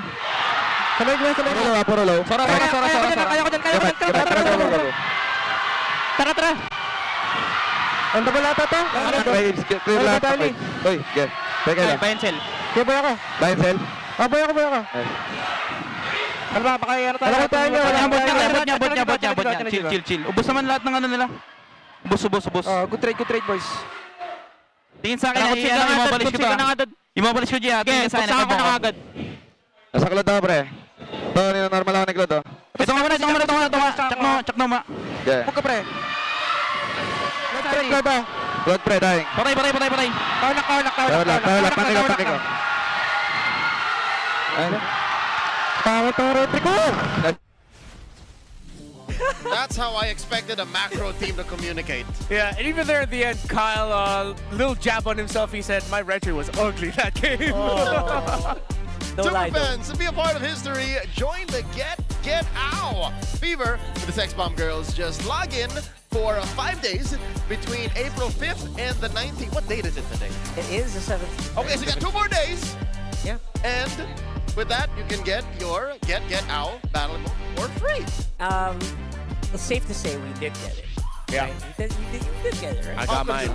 How could you not? The Ultimate Glove has officially arrived. The first ever Legend Skin exclusive Radiant kits are finally live. Oh, how we're talking about an upgrade for Freya's Galactic Vanquisher, Johnson's Sovereign of Realms, Alpha's Revenant of the Roses, and, of course, Saber Codename Storm. Effects are on a whole new level. Nobody uses Saber. I will start using Saber again just for that. Open up your MLBB app to see those new animations and grab your own Radiant kit today. That changes the look of your buttons and your the thumb thing. I forgot what it's called. If you missed your shot, there's no way you can now, because we're reminding y'all that Talent Academy registration is officially extended up until April 20th. Come on, we're still hunting for the next generation of voices to turn that passion into a profession. You got a few extra days. Come on, step up, be heard, and take your shot. Yeah, the door is still open to becoming the next voice of esports. Get those applications in now, and we'll see you on the big stage. We actually spent time before coming on to this desk right now by watching your videos and your submissions. Yep, we are very hands-on in the process, so this is your chance to learn with us, from us, and get to know the MPL in a very different way. Ladies and gentlemen, again, that is the Talent Academy for you. Come on in. That's Redmar, that's Rockhard. Thank you so much. We got one more match coming your way. Let's go to a side report before we go into our next match. Maraming salamat, casters. And just a quick recap of what happened in the first match of our Week 4. It's the Falcons taking down the Burning Phoenix of PNT Pro Team. It's a 2-0 sweep para sa kanila at isa na namang panalo ang nadagdag para sa Team Falcons. And now, this is your very own Odin reporting on the side to tell you what is happening in the world of MLBB. At sa mundo ng MLBB, it's time to rise dahil magsisimula na ang MSL Thailand Season 1. Bagong liga na pagbibidahan ng 8 teams ang ating masasaksihan at bilang isang esports powerhouse, ito na ang pagkakataon ng Thailand para i-represent ang kanilang bansa at ipakita ang kanilang palag sa buong mundo. At syempre, kung saan ang Land of Dawn, siguradong may Pilipino doon. At sa opening match ng MSL Thailand Season 1, sa pagitan ng Bacon Time at Full Sense, bibida ang ating Filipino imports na sina Exhort at Spider Miles kontra kina Dominic at Nezia. Matatandaan namang galing ONIC Philippines ang roamer ng Bacon Time na si Spider Miles. Meanwhile, sina Exhort at Dominic ay dating agents ng Blacklist International. Katas naman ng MPL Philippines ang gold laner na si Nezia na huling naglaro para sa Gods of Edith noong Season 5. Masusubaybayan ang bakbakan ng MSL Thailand Season 1 simula bukas sa mga official social media pages at channels ng MLBB. At hindi pa naman natatapos ang lahat ng aksyon dito sa MPL Philippines Season 17. Dahil ngayong araw ay naghihintay para sa atin ang isa pang match, and that is between Smart Omega and ONIC Philippines. Huwag kayong aalis dahil magbabalik kami.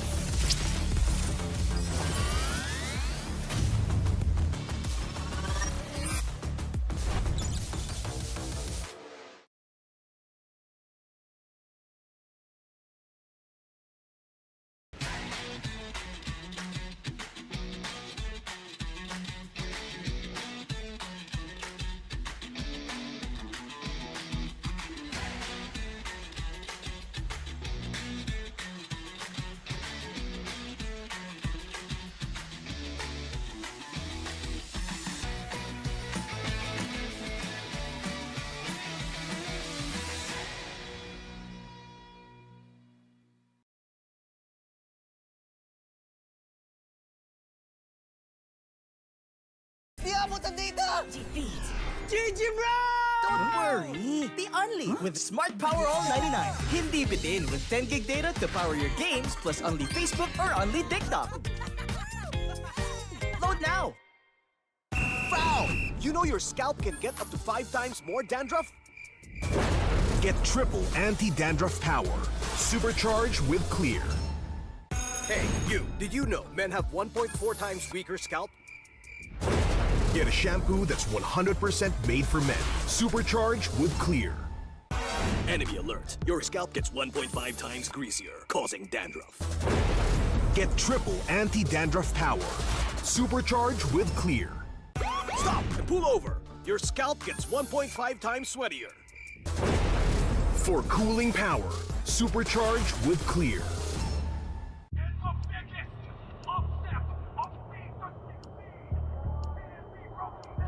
Paano ko kaya sila masusuportahan ngayon ng mas maayos? Kailangan ko ba magpalit ng strategies? Nagagampanan ko kaya ng maayos ang role ko? Will I be able to meet their expectations? We have to prove them all wrong.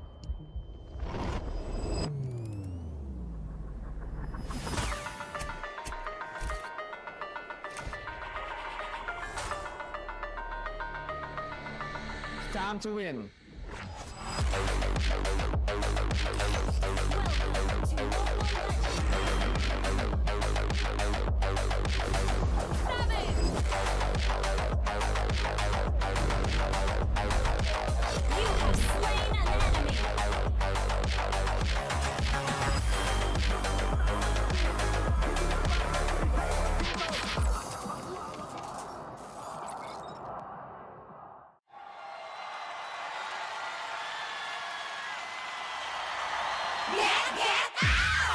O ano mga girls, may bago na naman tayo ha? Malamang matutuwa na naman ang mga bata at matatanda niyan. Get out!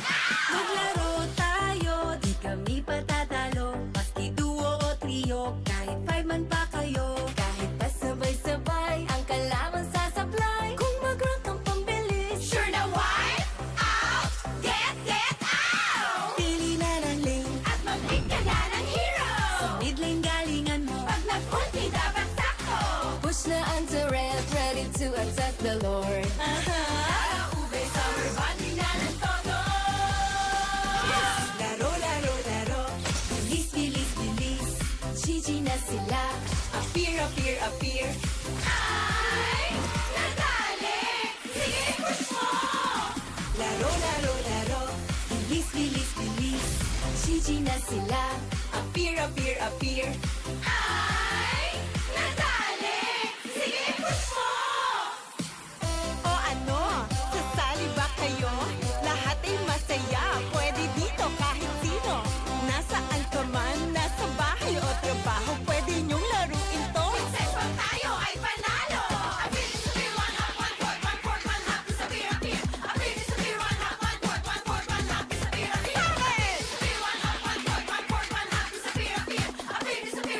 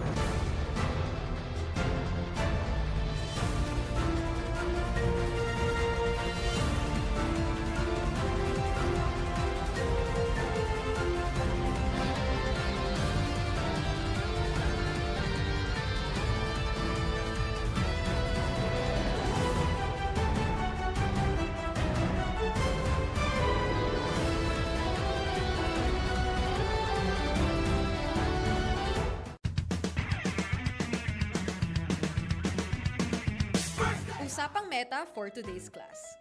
Excited na ako! Meta? May itatagos kaya? Good morning, teacher! Hello class, so matanong ko lang, sa Scream, sino yung madalas nagsastruggle? Ako po, ma'am. Nahihirapan po kasi ako sa shot call kasi isa lang po yung gusto ko tumatawag sa akin. Oh, shit! Teka class, tama. Importante ang comms, mapa in-game o relationship, di ba? Relate ka, ma'am? Secret. Anyway, next question tayo guys. Tingnan nyo itong draft. Sino dito yung nag-overcommit sa top lane? Uy, naku! Parang support na tayo, ma'am. Ay nako, bagsak ka sa counterplay. Huwag ka kasi clash ng clash kapag hindi ka pa crush. Ay, para iwas crash! Oh, shit! Plus 5 points ka sa hugot, ma'am. Okay. That's all, class. See you tomorrow!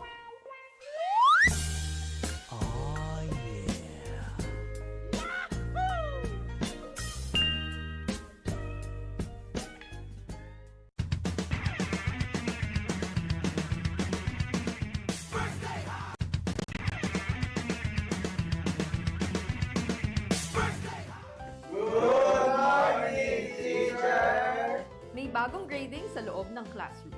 Sino kaya ang bagsak at sino ang may palag? Okay.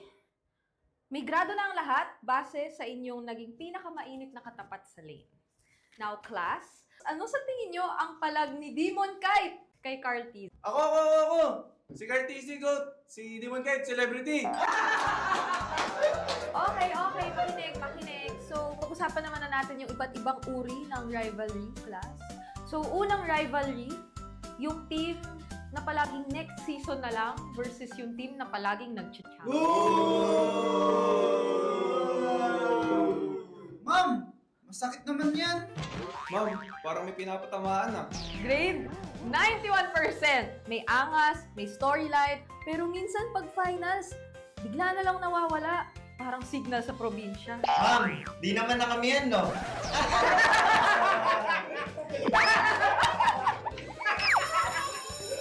that's all, class. Don't forget to study your rivals kasi next week I graded recitation math sa stage.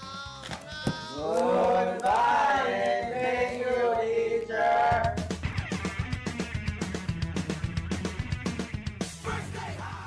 Mic check nga, mic check. 1, 2, 3. 1, 2, 3. 1, 2, 3. BPM time. Dito ka nga. Punta ka dito. Bulpihan tayo. GG na sila. Appear.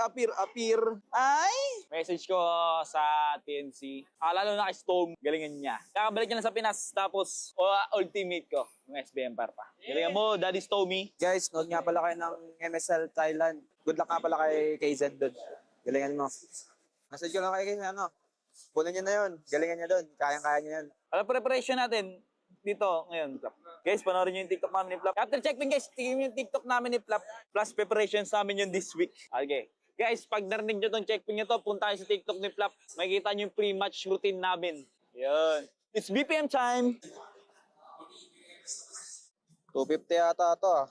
6, 7.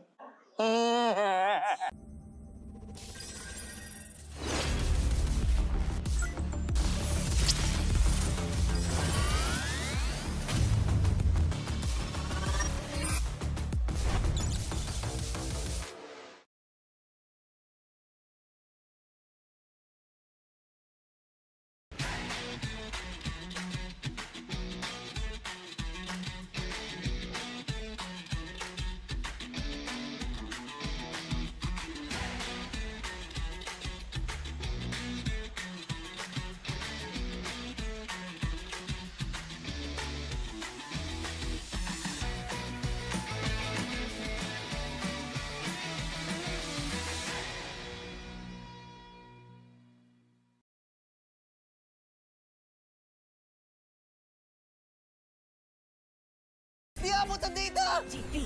GG bro! Don't worry! The Unli with Smart Power All 99. Hindi bitin with 10 gig data to power your games plus only Facebook or only TikTok. Load now! Foul! You know your scalp can get up to 5 times more dandruff? Get triple anti-dandruff power. Supercharged with Clear. Hey, you, did you know men have 1.4 times weaker scalp? Get a shampoo that's 100% made for men. Supercharged with Clear. Enemy alert. Your scalp gets 1.5 times greasier, causing dandruff. Get triple anti-dandruff power. Supercharged with Clear. Stop and pull over. Your scalp gets 1.5 times sweatier. For cooling power, supercharged with Clear.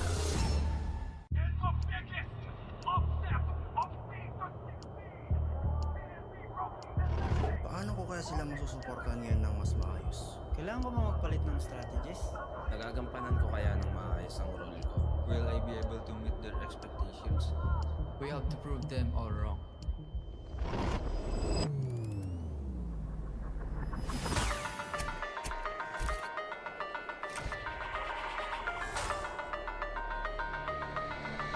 Time to win.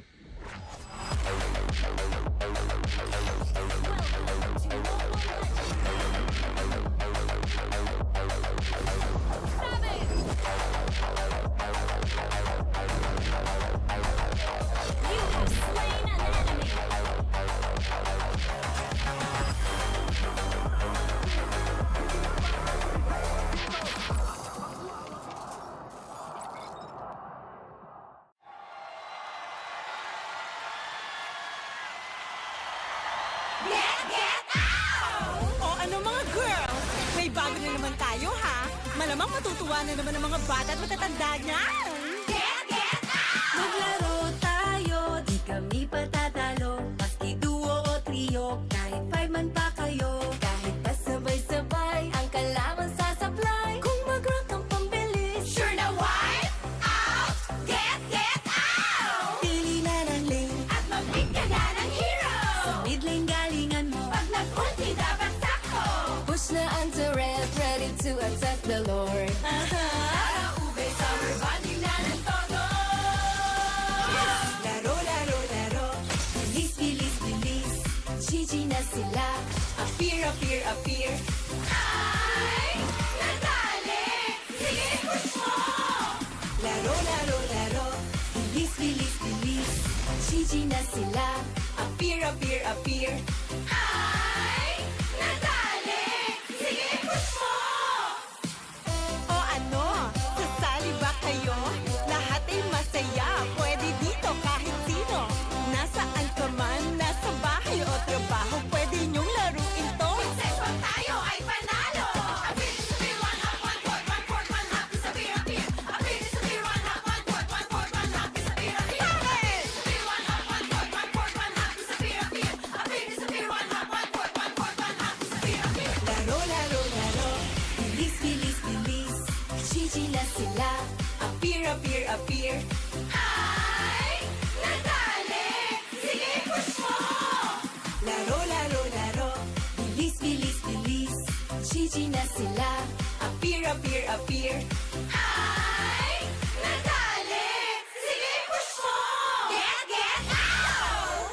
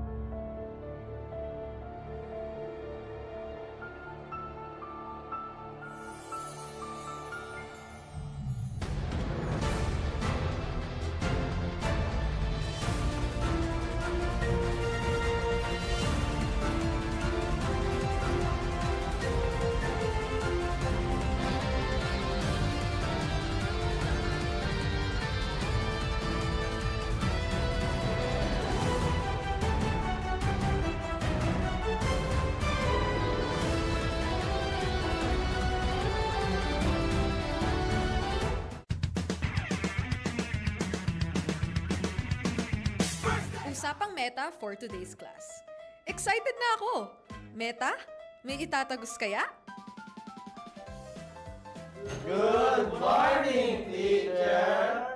Hello, class. So, matanong ko lang, sa Scream, sino yung madalas nagsastruggle? Ako po, ma'am. Nahihirapan po kasi ako sa shot call kasi isa lang po yung gusto ko tumatawag sa akin. Teka, class. Tama. Importante ang comms. Mapa in-game or relationship, di ba? Relate ka, ma'am? Secret. Anyway, next question tayo, guys. Tingnan nyo tong draft. Sino dito yung nag-overcommit sa top lane? Uy, naku, parang support ata yan, ma'am. Ay nako, bagsak ka sa counterplay. Huwag ka kasi clash ng clash kapag hindi ka pa crush. Este para iwas crash! Plus 5 points ka sa hugot, ma'am. Okay. That's all, class. See you tomorrow!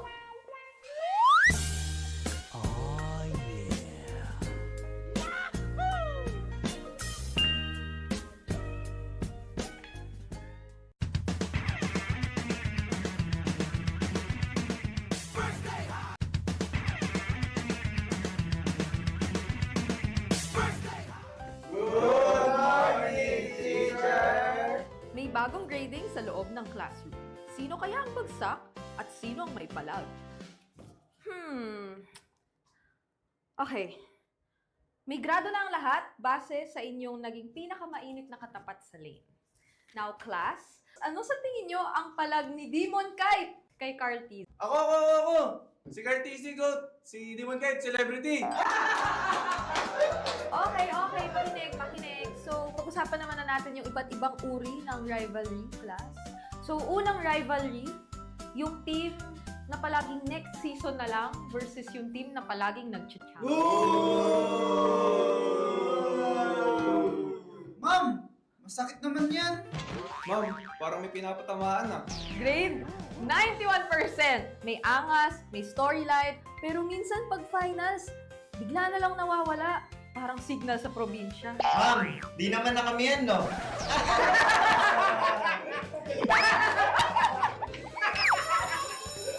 that's all, class. Don't forget to study your rivals kasi next week I graded recitation math sa stage. Goodbye and thank you, teacher!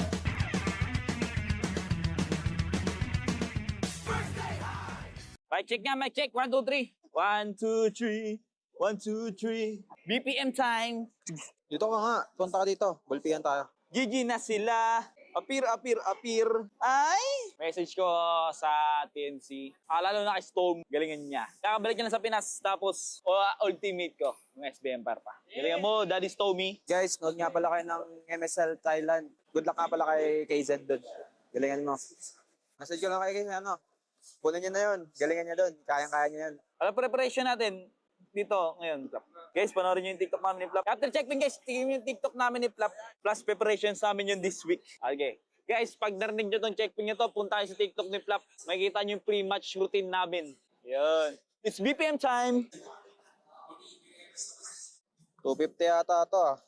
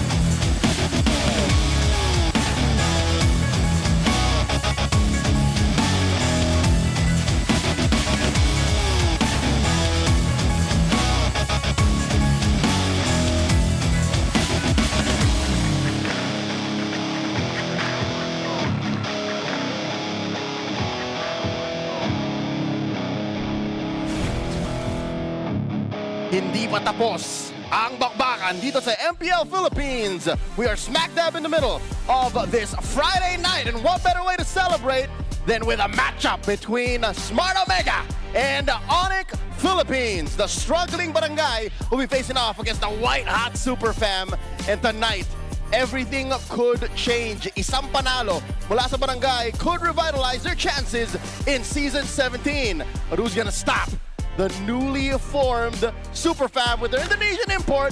This week's Gold Laner of the Week, Savero. Welcome to MPL Philippines. Grabe no, masyadong mainit na laban yung pwede natin ma-expect dito. Kami pa rin mga kasama nyo, si Ferdy, kasama dito si Athena at si Midnight. And of course, ang ating English desk na nakasama din natin kanina talaga. Ako si Leo, and this is Rockheart, and that's Renmar, and we'll be talking about this upcoming bout. Again, it's Smart Omega versus ONIC Philippines. Home is where the fight is. Alam mo, hindi ko inakala na makikita ko itong araw na to na yung dating magkakapamilya ay nasa barangay. Well, lahat naman ng pamilya nasa barangay. Pero nasa kabilang dako. Magkikita ngayon yung mga dating magkakasama sa iisang bahay. Nandyan yung ex-teammates ng ONIC and pati na rin ng Smart Omega. Although nagkaroon sila ng part na nagkaroon na stint ka na magkakasama sila into one family, but for this round, away-away muna. You want to get the upper hand pagdating sa serye or fight na ito. Yeah. Kaya for sure, mamaya may konting throwback tayo dyan kung ano ba ang kanyang mga connection. Baka may magkaroon tayo ng board na may parang conspiracy theory. Oh, here we go. The strings that bind everyone together. Okay. Yeah. We'll see. Pag-uusapan natin yung Mga red string theory, tignan natin. Akala ko naman family tree. Yeah. Ang gusto niya, conspiracy theory. I think red string theory has a different connotation. Let's go with family tree.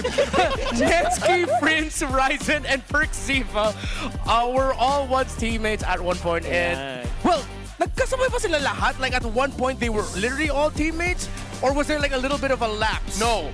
There was a season wherein they were all together. And I believe that was season 12. Season 12, yes. 12, yeah. 12. Tama. Kaya nga nakaka-excite din makita kung paano nila atakihin yung isa't isa. Kasi parang 3 versus 1 to. Yeah. Diba? Definitely kabisado nila yung playstyle. Alam nila yung mga hero pools.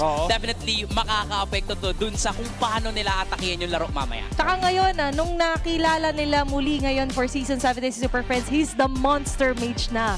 So, a different journey, pero same path ang kanilang tatahakin. Yes. And they're up against dito sa last match of the day. Alam mo yung para kang grade school. Syempre, 'di ba, may mga varsity team din sa mga sa mga school. Tapos nagkahiwa-hiwalay kayo ng mga school, 'di ba? May napunta ng Lasal, may napunta ng UP, may napunta ng kung saan mang school galing. Pero ngayon magkikita sila sila Netsky, si Perks. Sabihin nila, "Friends, bakit ka may import Eagles, Lods?" Ano, galing Stanford yung isa, tsaka Harvard. Universidad na nasa ibang bansa. And to think about it, we're coming off of a match where in an interview, Super Marco ranked Savero, the import that we're talking about, as in his eyes, the third best gold laner in the Philippines right now, playing in the Philippines. I wonder how Savero will take that. But first, let's talk about the Monster Mage. He shared some thoughts on his upcoming matchup. Let's go ahead and watch this video. Siguro yung thoughts ko sa kanila na nagsama-sama ulit sila, parang feeling ko may chemistry pa rin sila, and parang alam kong makakasabay sila sa lahat ng teams and lalo sa amin kasi alam kong ang dami na rin sila na-experience dito sa MPL. Ang expectation ko ay parang magandang laban yung mapapakita namin. Okay, so short and sweet. The Monster Mage shared his thoughts on the upcoming matchup. Sabihin ko sana tungkol dun sa Savero being number 3. Ano kaya ang thoughts nung greatest gold laner doon, ng Cloud Prince? Kailangan niya talaga patunayan for this matchup. At nag-expect yung Super Friends na magandang match ang kanilang mapapakita. Alongside the respect doon sa trio mid din ng Smart Omega. He highlighted that point. If there's someone in the trio mid that I really want to highlight, I think I finally found the star I've been looking for in Omega, and it's Mingwin. Mingwin last week was really good, really consistent. It's just Omega couldn't gel together a stronger mid to the late game, especially when they were up against Team Liquid Philippines. But Mingwin was definitely the star in my eye. You know what? Mingwin isn't part of this whole family drama, but he is an integral part of the barangay. QWERTY, nasundan mo ang career ni Mingwin, ni Cap, nung nag-champion pa siya dun sa MDL. Is this Mingwin better? Actually, oo. Ibang klase yung Mingwin na meron dito. Kasi parang ngayon, despite the fact that he is a rookie, kita-kita natin yung kalakasan niya inside the game. And at the same time, being a rookie captain, that shows a lot. Rookie captain in the building. He's joined by the former ONIC boys. Let's throw it over to the Omega boot camp, or rather, holding area with Thea.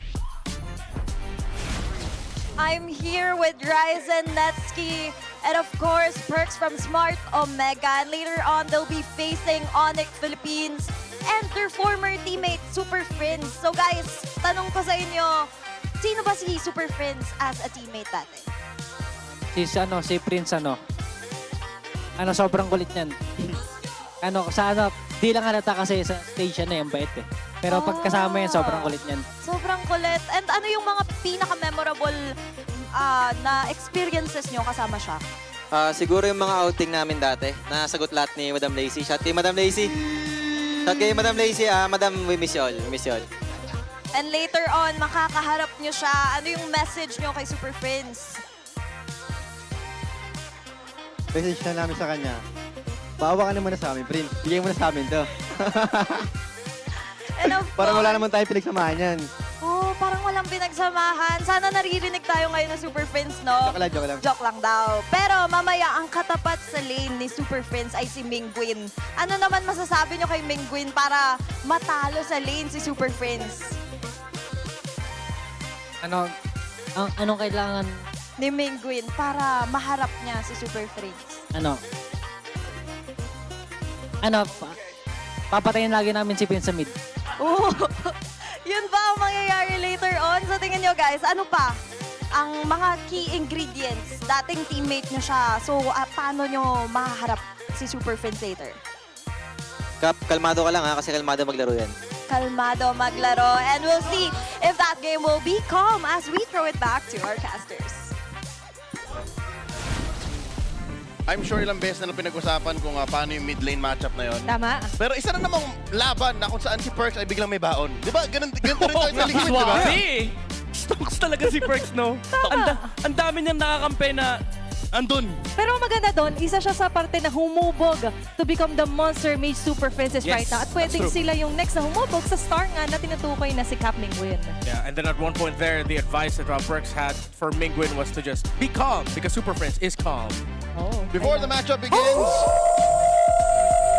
simulan natin to. Let's talk about the keys to victory. Midnight, talk us through what Omega has to do. Get out mo na. Okay, so ito, mapapa-out talaga si Super Prince kasi dadagdagan ko ng keys to victory. Number 1, patayin si Super Prince. Number 2, huwag bigyan ng signature pick ang ONIC Philippines, especially yung mga comfort heroes like yung Uranus, yung Suyu, and especially Luis, Elena, Cecilio, lahat na ng hero ni Super Prince. Nilista. Nagbigyan nila ng magandang matchup si Netsky. I do feel like na sobrang importante nito, allow Netsky to shine. In good games and good drafts, I would say Netsky does carry games. So yun yung kailangan tignan dito ng Smart Omega. Ano bang kailangan gawin dito ng ONIC Philippines? Well, someone who can carry games for ONIC Philippines is King Kong, especially if you give him heroes that are high outplay capabilities. Watch out for the Suyo, watch out for the Harley, but don't forget about the Baksha pickup that ONIC went with last week against HP Brent. 2 games, they played the Baksha, and with early game rotations, shut down the jungle. Omega need to watch out for those 3 key heroes for King Kong. But most importantly, Omega are probably going to show up with some weirder picks. Chip might make a comeback out of nowhere. Who knows? They might go crazy and bring out the Candida. I don't know anymore what they might end up giving Netsky in the gold lane. Don't fall into that little trap. Just go with what works best for you and beat them with the standard meta picks. Hanabi. Hanabi daw. Nasa mid siya. Sorry. Wala, nilabas nung nakaraan, Hanabi. So, might as well ilabas ulit dito. And parang doon natin makikita yung identity talaga ng, munti ako sabihin, execration, no? Ng Smart Omega, which is the Lason na parang gusto ko ulit makita ng mga Lason picks pa. Yeah. Alam mo, marami kasi sa history ng MPL Philippines, lobas yung Hellgurt Gold. Actually, lahat to kay Netsky. Diba? Oh yeah, you're right. Nag-Hanabi. Huling beses ginamit si Hanabi, if I'm not mistaken. Season 1 pa. If I'm not mistaken. No, Hanabi? Hanabi. Season 14. Si Season 14, okay. Super Marco. Oh, tama. Kasi may... Lolita Hanabi. Lolita Hanabi. Siguro yung... Kasi yung kanila walang Lolita eh. Ayan o. Yeah. Or baka yung part na naging successful yung Hanabi na pick. Tama. Diba?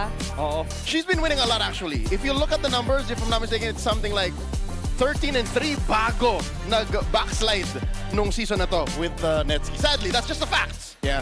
Look how different the times were. 2019 MPLP Season 3, JP has a win with a Hanabi. Wow. That's how different the game of MLPB has evolved Pero in 7 years. So sabihin internationally yung Hanabi, kakapanalo lang.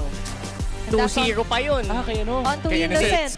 Innocent. Pero Sorry. interesting to think na before, sobrang taas talaga na naging win rate ng Queen of Dark Continent na Hanabi. But sadly though, sa mga sunod-sunod na paggamit to na Smart Omega, ay tila ba naging losing streak na siya dito sa MPL. Alam mo, itong Hanabi pick, I would say, talagang, pili ko pang specialist talaga to. Yeah, okay, I'm gonna dish out a super random hot take. I don't think Hanabi is a Dark Continent pick. Admit it, each and every one in this table has lost to a Hanabi and RG. Kahapon. Whether 5-man, Yes. solo, duo, trio, we've all lost to a Hanabi at one point in our lives. Alam mo, ayan yung pinaka-ayaw kalaban, especially sa late game. Pagka nakuha niya yung mga items niya, mahihirapan ka talagang tapusin yung laro. Actually, ako yung Hanabi. the Claw just loses in the matchup so often. Sabi ko, ako na lang, sige. Yeah. I'll be the Hanabi. Ako, ang problema ko, yung Hanabi kong kakampi yung natatalo. Iba pa yun. Ladies and gentlemen, the match is about to begin. Let's witness Smart Omega and ONIC Philippines make their way onto the stage. Simulan na ang bakbaka. To ensure the integrity of the game, our marshals are Chico, Miko, Luis, and Joshua G. They are back at it to a race, a 2-game losing skid. Barangay Magingay para sa Smart Omega!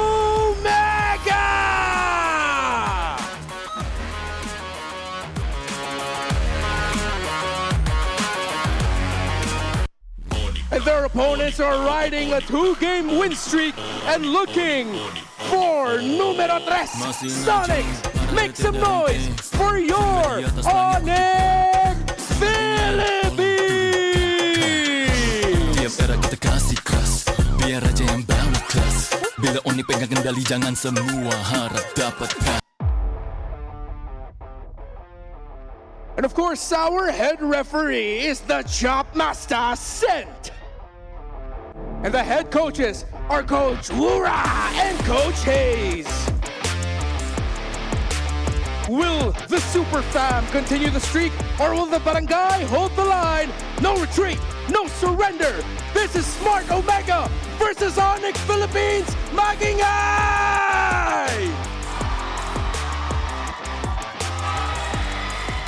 It looks bad, but it's not over just quite yet. In the mid-season, Smart Omega come back around. How do they do that? I mean, that actually really feels like, well, it used to be with, the mom, Chop, right? But ever since, it feels like Smart Omega just kind of just finds their rhythm halfway through, more familiarity, because they win mostly on round 2.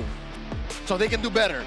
And this is a good start. What if they upset the Super Fam? It would be a big upset considering that Severo is actually coming into this with one of the best stat lines for a gold laner in MPL Philippines Season 17. Brusco, Prince, and King Kong have rediscovered their stride last week. They dominated the row mid trio. They were my personal best row mid trio last week. And of course, Kirk, he's back, and he has been stellar for ONIC. It's a shame that you do not put enough of a spotlight on the Kirk attack. He is my personal MVP of week number 3, and I think it's off of him that ONIC are finding their stride. I'm gonna say that. I'm gonna drop the mic. I dropped it. Kirk. There you go. Kirk is the man. We are with Kirk. Especially after like that intense conversation they had in game with the King Kong himself, calming him down, making sure that he is ready to actually play with the team properly and not use those recalls in very weird moments and go into the base in very weird moments You know as what? well. The whole thing is just it's part of the package. Yeah. You take it with the good. Yeah, sometimes you just have to go through some bad to really get some good results, and then you learn from your mistakes. That's what I'm saying. It's good now. Yeah. Right? So all good. All good in the hood for Kirk. Let's go ahead and listen to how these players prep by listening to the Smart 5G ping test. Buff mo ngayon. Andito ba ulit yung buff mo? Wala nga po, may pasok. Hala, paano yun? Paano gagawin pag wala Meron pa kang rin yan. buff? Sa online, manonood po siya. Sa online. Ilan ba yung buff mo? Isa lang po. Isa lang. Paano kayo nagpe-prepare sa game? Di ba, malapit win streak na halos. Bukod sa buff, ano ba sa tingin niyo yung mga lucky charm niyo? Matulog na 12 hours, sabi ni Bruce ko. O kaya mag-banding kami bago matulog. Anong klaseng bonding? PS5 games na. PS5. Kala ko nagkakadal kayong lahat. Diba? Given na po yun. Given na! Perks. Pre, wala pa tayong talo pre pag ako yung fight check ha. Baka ito na yun ulit pre. Ito na yan. Kung papipiliin ka, ano ka, best gold laner o best basketball player? Ano na lang, best basketball player na lang. Wow! Gusto ko sa NBA ako ha, hindi ako sa PBA ha. Wow! ML o basketball? Siyempre, ML. ML pa rin. Sinong dapat koronahan? Si Super Prince o si Cloud Prince? Cloud Prince na lang, yung ginawa nun pang eng-eng. Kung babalikan mo yung sarili mo ng S10 rookie season, anong sasabihin mo ngayon? Dapat siguro, naging humble ka na kasi mga daming budget mo kasi English. What did he say? He should be humble? English? Yeah, like a bit more humble. I'm little surprised bit. that was actually coming out from Nesky because I thought it was always part of his persona, his ego. That ego is what makes who Nesky is now. It helps him. I feel like that ego would sometimes be there from most people, but not Netsky, not the Cloud Prince. You know, it kind of makes sense. In an unreleased episode of First Pick, I did ask, like, what lessons did you learn as a rookie in Season 10? He said, I think it makes sense. He just said, be more humble now. And then in that episode, he said something to the effect of, don't get intimidated. I think he got more intimidated than he expected. So that's why he's the stone cold Cloud Prince that he is now. That's it, right? Like that's where it gets it from. Like if you level with your opponent, they can't beat you. Yeah, it comes again from the idea of improving from your past, as we were putting up earlier. So here's a quote for him. He said that he has a huge ego when playing. They can't do anything about my attitude. In real life, I'm actually super nice. I grew up in the poorer areas, so The hood. in the hood, so he had to adapt that kind of attitude. But he doesn't take it seriously too much. He just knows he has to really put on that mask, put on that ego to really defend himself. And in MLBB, you cannot be calm, you cannot be scared, because if you get scared, you get humbled. That's basically it. You're gonna. He grew up in a really tough area. He grew up in the toughest places, and he's bringing that here. And you know what? It's serving him well. And he's facing off against Gold Laner of the Week, Savero. And still he was all smiles prior with that interview in the holding area. He's like, nope, he's laughing. He's like, Prince, let us win. Yeah, just chilling. Savero, look at him, Gold Laner of the Week. Currently touted by Super Marco as in his top 3 of gold laners in MPL Philippines so far. And you know what? I hope we get to see a Savero that sort of gets out of his comfort zone. Best Savero moments come from the fact that the other 4 members of ONIC are just having a good time. I want to see a moment where they need Savero to show up, and he does show up good and carry the team. You know what? Call me a Savero Glazer or an ONIC Glazer as a entirety, but as the weeks go by, Savero doesn't even feel like an import, man. Yeah, I actually want to highlight that. Not only is he the first import, but he's probably the first import that has achieved rank 1 in his 3rd week. Yeah. That's saying something. Yeah, and the fact that you're doing it in MPL Philippines, we've always highly touted our gold laners. I think that just speaks of the quality of this young man that maybe, well, he already has championships under his belt in Indonesia, and we've seen him perform in international tournaments as well. But playing in a different environment changes you, and I think it just not only changed Savero, but really showed off the talent that was already inherently there. Because I don't want to say that, oh, he got strong because he came to the Philippines. I think it's just really because it was there this whole time. He just found a system for him, a super fam for him that will allow that to shine even more. I feel like it was a good combination of, you know what, the Filipino, how we work, how we play, the culture embedded with the Indonesian micro, which is actually really insane. That's why they win in brawls. Yep. Kalag na to. Kalag na to. That's it. What an amazing stroke of genius to experiment and to succeed for the Super Fam. Let's check out what the Monster Mage is up to. Again, number 1 ranked in average damage per minute.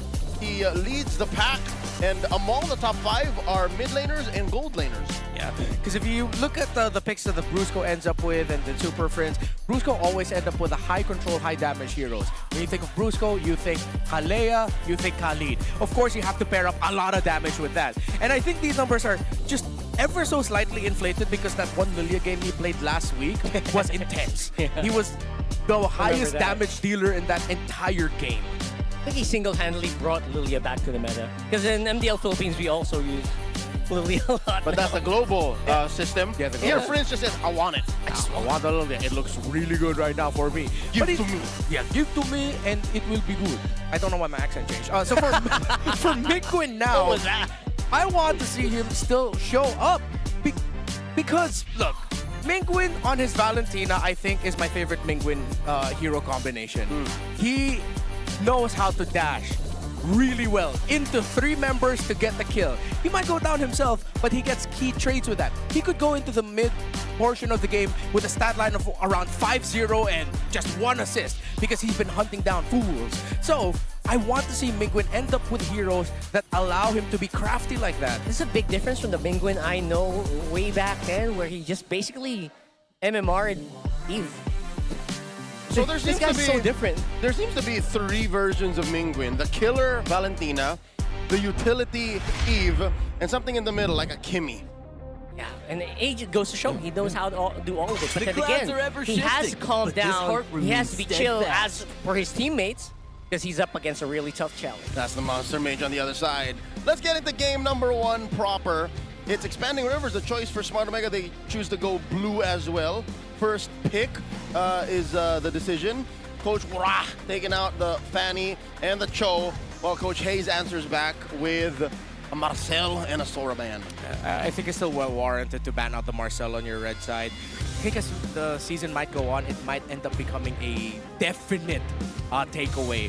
So Valentina is still going to be on the board. And, taking away the roam glue option for ONIC Philippines that Brusco has already shown up with. So I appreciate that. And they even respect the Cho. Okay, the Cho I might be a little bit more about. That early? Yeah, because you still have like Khalid open, Hilda open. You'd rather ban those if ever you're thinking about that. So ONIC, if they don't ban the Freya, Omega might want to consider picking it up for Netsuki because Severo will most likely take it if it ends up on the red side. Yep. Because if it's a choice between Valentina and Freya, you take Freya all day. Yep. And we've proven that Omega can deal with the whole cut her off from the turtle situation by drafting a chip. What do you do as ONIC? Do you change your draft to suddenly play with a chip or ban the chip? They're forcing you to make weird decisions. Smart Omega, they're showing their sides of their old Lasso style. Yeah. Freya's open. Do it. I think Omega just really need to lock it in. ONIC already showed off they play with the... Okay, that's also, that's fine. That's fine. We mentioned the Baksha earlier as being a really big deal. And for majority of drafts in FPL Philippines, it's actually banned out in the first phase because of how much control it can take. That's them acknowledging that the last heroes left for King Kong are Suyo, Harley. Maybe he might pack the layer board, but they're thinking it might be assassins that they can highly invade with the Baksha. But of course, it makes perfect sense. As we expected, that Severo will pick up the Freya, and now, of course, the juicing gets spread alongside with it, meaning Super Friends can high control deal with the center of the map. They have to pick the Valentina Khalid here. They need to take control of the roam mid early. Wow, I'm amazed. Now here's the thing, right? You pick up a Baksha, you think, I'm good against the Claude. Go ahead, pick Claude, I dare ya. But it's a Freya now. Like that. Then again, he has good anti-heal. When I give the word. What does that do here? Okay. It controls part of the map still. Sometimes as a boxer, you're fine to like run into the Freya if you build your Dreadnought armor early. You build a Pauldron soon. Yeah, de-ice. And they heard you out, Renmar. There's the Khalid. Helps them rotate really fast. That's a duo of big chunky dudes running at you. But this carry, I don't know how I feel about the carry, especially since we don't know what kind of frontline ONIC is playing. You know what's so funny? When we were playing, Midnight actually directed me to actually pick the carry against the Freya. Yes. That's his thing. And can definitely back that up. You're okay with giving Freya as long as you have a carry with you. Carry's gonna be one of those heroes wherein as long as you can make it comfortable for Netsuki to farm, you'll have the damage to deal with the Freya eventually. You commit the dash, as long as you have body blockers, that's what the Baksha is for. And the James pick has to be someone with good control and body blocking as well. Which is why it's actually a stroke of genius that ONIC takes out the Phobius. That would have been a perfect foil to the ONIC lineup centered around the Freya. Now that Freya obviously feels like it's under a lot of pressure now because there's actually a lot of people who can kind of disrupt it and stop it from going free hit mode. you can't do that against a carry. Khalid, you kind of can do it, but it's very conditional. You have to make sure your target is very good. Okay, so Smart Omega's attacking King Kong's hero pool. There goes the Harley. The Suyo still available. Leomord is still good. How is Suyo still available now? That's my big take. Like, what's happening here? I feel like it's a great first phase ban. I gotta say, I did not expect this crowd to be fervent. You know what? I think the Sonics came in today with a mission. They wanted to tear Victoria Sports Tower down, at least the 8th floor. Hey, even though, I mean, the drums are away from us, even the Omega crowd, actually, the barangay, coming in full force. So Suyo's they invited their cousins. What? They brought everyone. Everyone's family is here. That's pretty amazing. There's a lot of banners. I'm surprised. Anyway, so here we go. Okay. Suyo's out. Oh, this is why you pick up the Baksha, and with no jungle pick for ONIC, they make the obvious bans here. You can still settle for picks like the Leomord, or if you're gonna focus on the Freya, you go for something like a Uranus, but the carry's there. So the next best pick might actually to go for an old jungle pick. YSS. YSS? Oh, Wait, man, hold I up. don't know. YSS no, Freya. the fanning. Hey, last week, what? Liquid got cornered to playing a Lancelot. But into a Rorschach moment said, no, I'm not trapped in here with you. You're trapped in here with me. Yeah. What if King Kong, touted as the second best Lancelot in the world, ends up with a Lancelot? The only thing that's stopping me from that is he hasn't played it in a while. Maybe Joy more over? Okay, yeah. YSS! Yeah, it is YSS. That's it. Last week we also saw Lancelot. Yeah. Or rather, Yusin Shin in MP the King. Wasn't very successful. Yeah, and even in Indonesia, Game 2 of ONIC versus PTR, or Game 3, the YSS showed up for ONIC and they weren't able to make it work then. So this is Omega prepared with homework, with how to draft and what to deal against it. They gave the Freya, they have the carry. They need high control for James.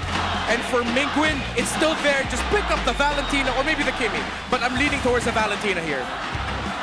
Valentina is actually pretty good. You got yourself your own Tsunami Slam. Forza though. It's not a terrible pick. And there's control damage, Lapu Lapu. Plus, of course, very fast rotations. Like Khalid and Farsa together, they have a strong backline. It'll be Baksha, Lapu, Khalid holding the front. Lapu sometimes exchanging roles of getting vision with the Khalid. And Khalid, Perxiva shouldn't be shy about using the Raging Sandstorm here. While for Kirk, his last pick, did they just end up picking up a Yuzhong? Or a, oh no, yeah, Glue's gone. Alice? Either Yuzhong or Alice, maybe? Alice is great. I suggest they just give up the front line. Whoa! XP It's an Freya! XP Freya, there you go. The burst in the Nolan. Not what I expected. Ladies and gentlemen, you can predict by scanning this QR code and get a chance to win 1,000 MOVB diamonds. What did I just see? I saw something. I gotta rewind that later. But for now, it's Severo's 6. Whoa. Oh my God. Whoa, whoa.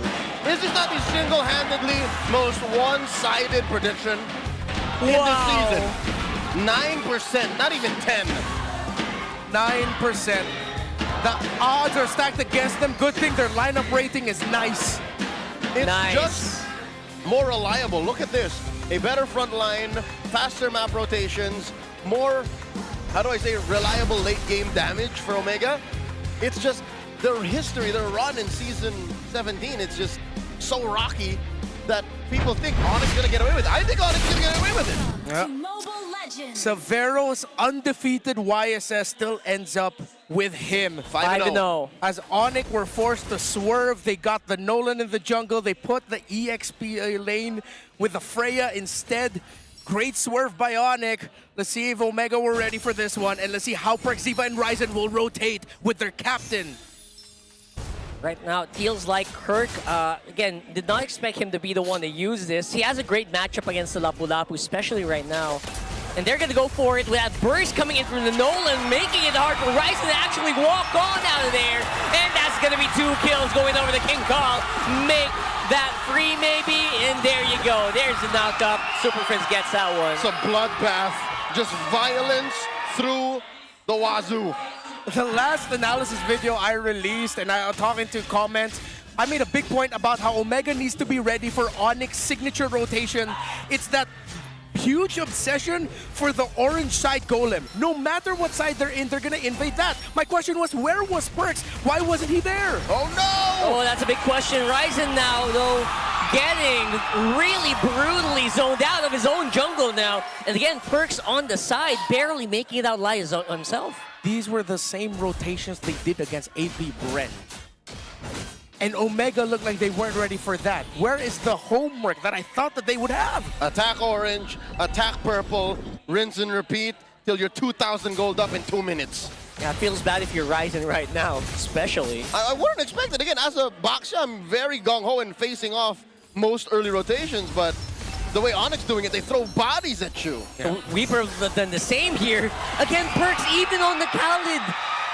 Oh my goodness, King Kong right now feels like his burst is off the charts. Yeah, there is no contest here for Omega, and they're gonna have to play a really long game to come back into this. Oh my god, level 5, level 6 in 2 minutes? Is he racing for that record right now? Oh no, Ryzen again! Oh my goodness, how are you gonna get out of there, man? They have full control. No ID, no entry here for ONIC. It has just all collapsed, This man. has gone sideways. 2 ways till Sunday. We were making a big point about it last week. The next teams that ONIC have, that ONIC are going to be facing, need to be prepared for this exact same rotation. And Perxiva missed the mark with the very first orange invade. He should have been much closer to Ryzen. Take the brunt of the damage and then peel away. If you go down, at least Ryzen doesn't lose his golem. And now, look, it's a 4-level gap between the Nolan and the boxer. It's gonna hit 3 because Ryzen will still get a lot of EXP from that purple buff. But 3 levels at this point, 3 minutes in. Brutal. All I can say, man.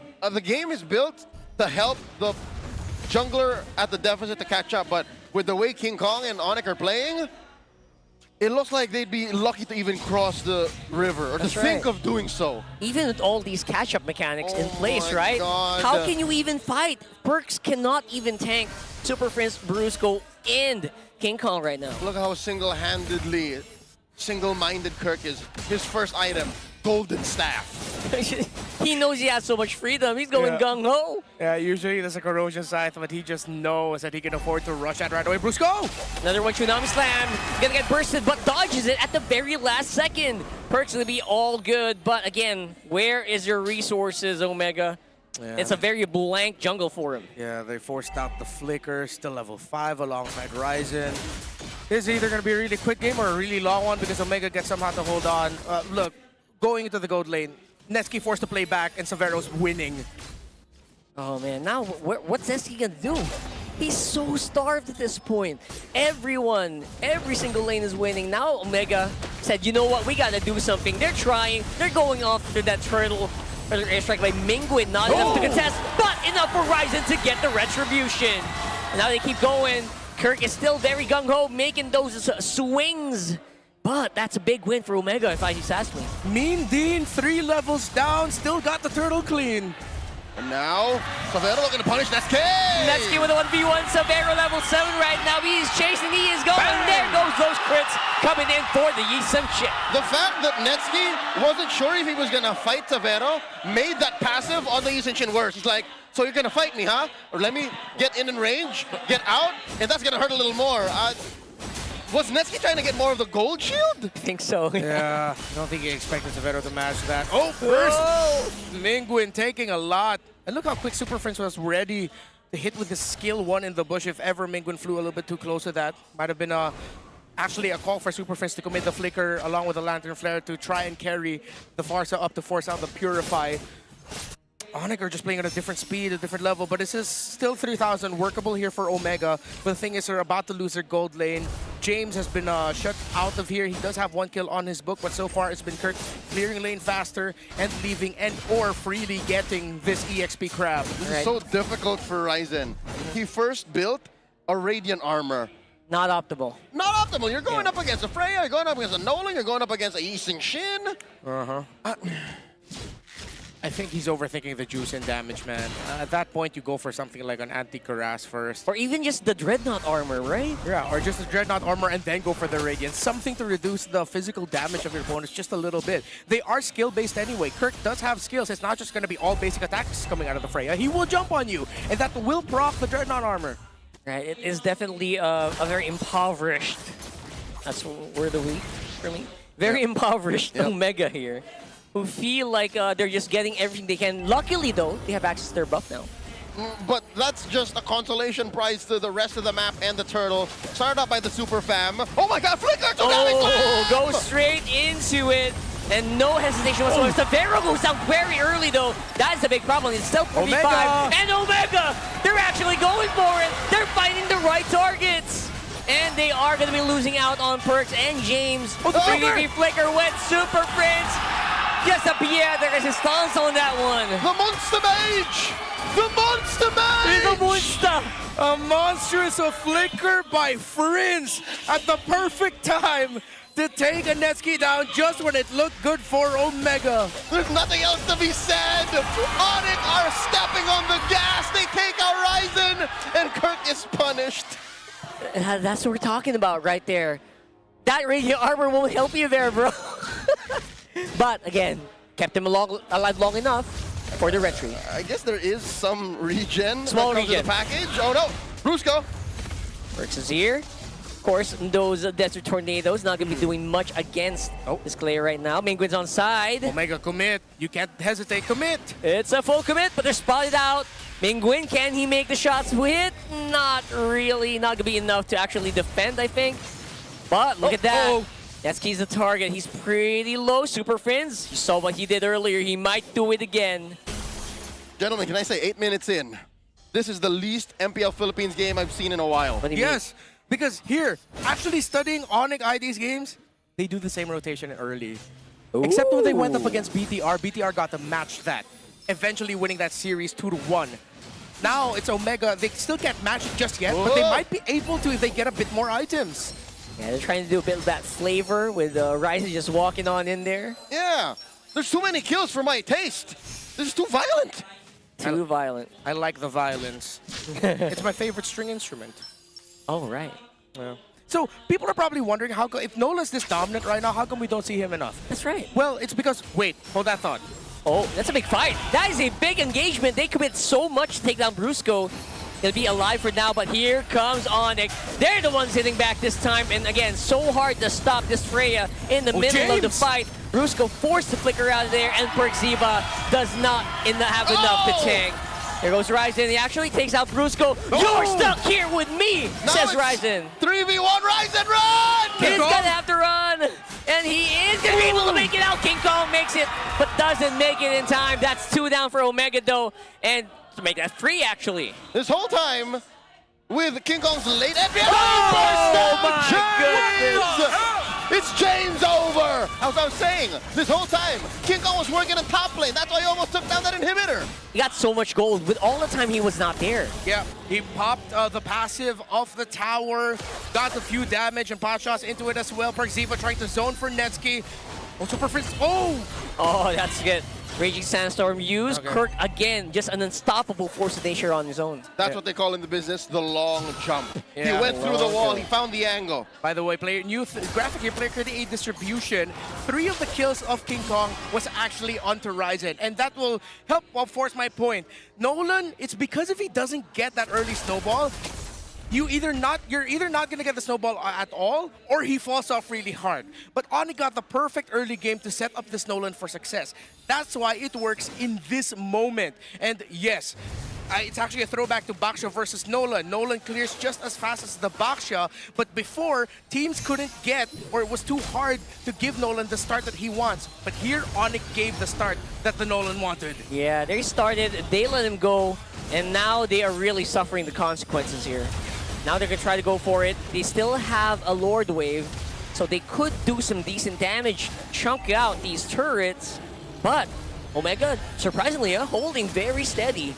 Already had to use the base defenses, though. 10,000 gold up. Smart Omega are shadow boxing against 5 shadows.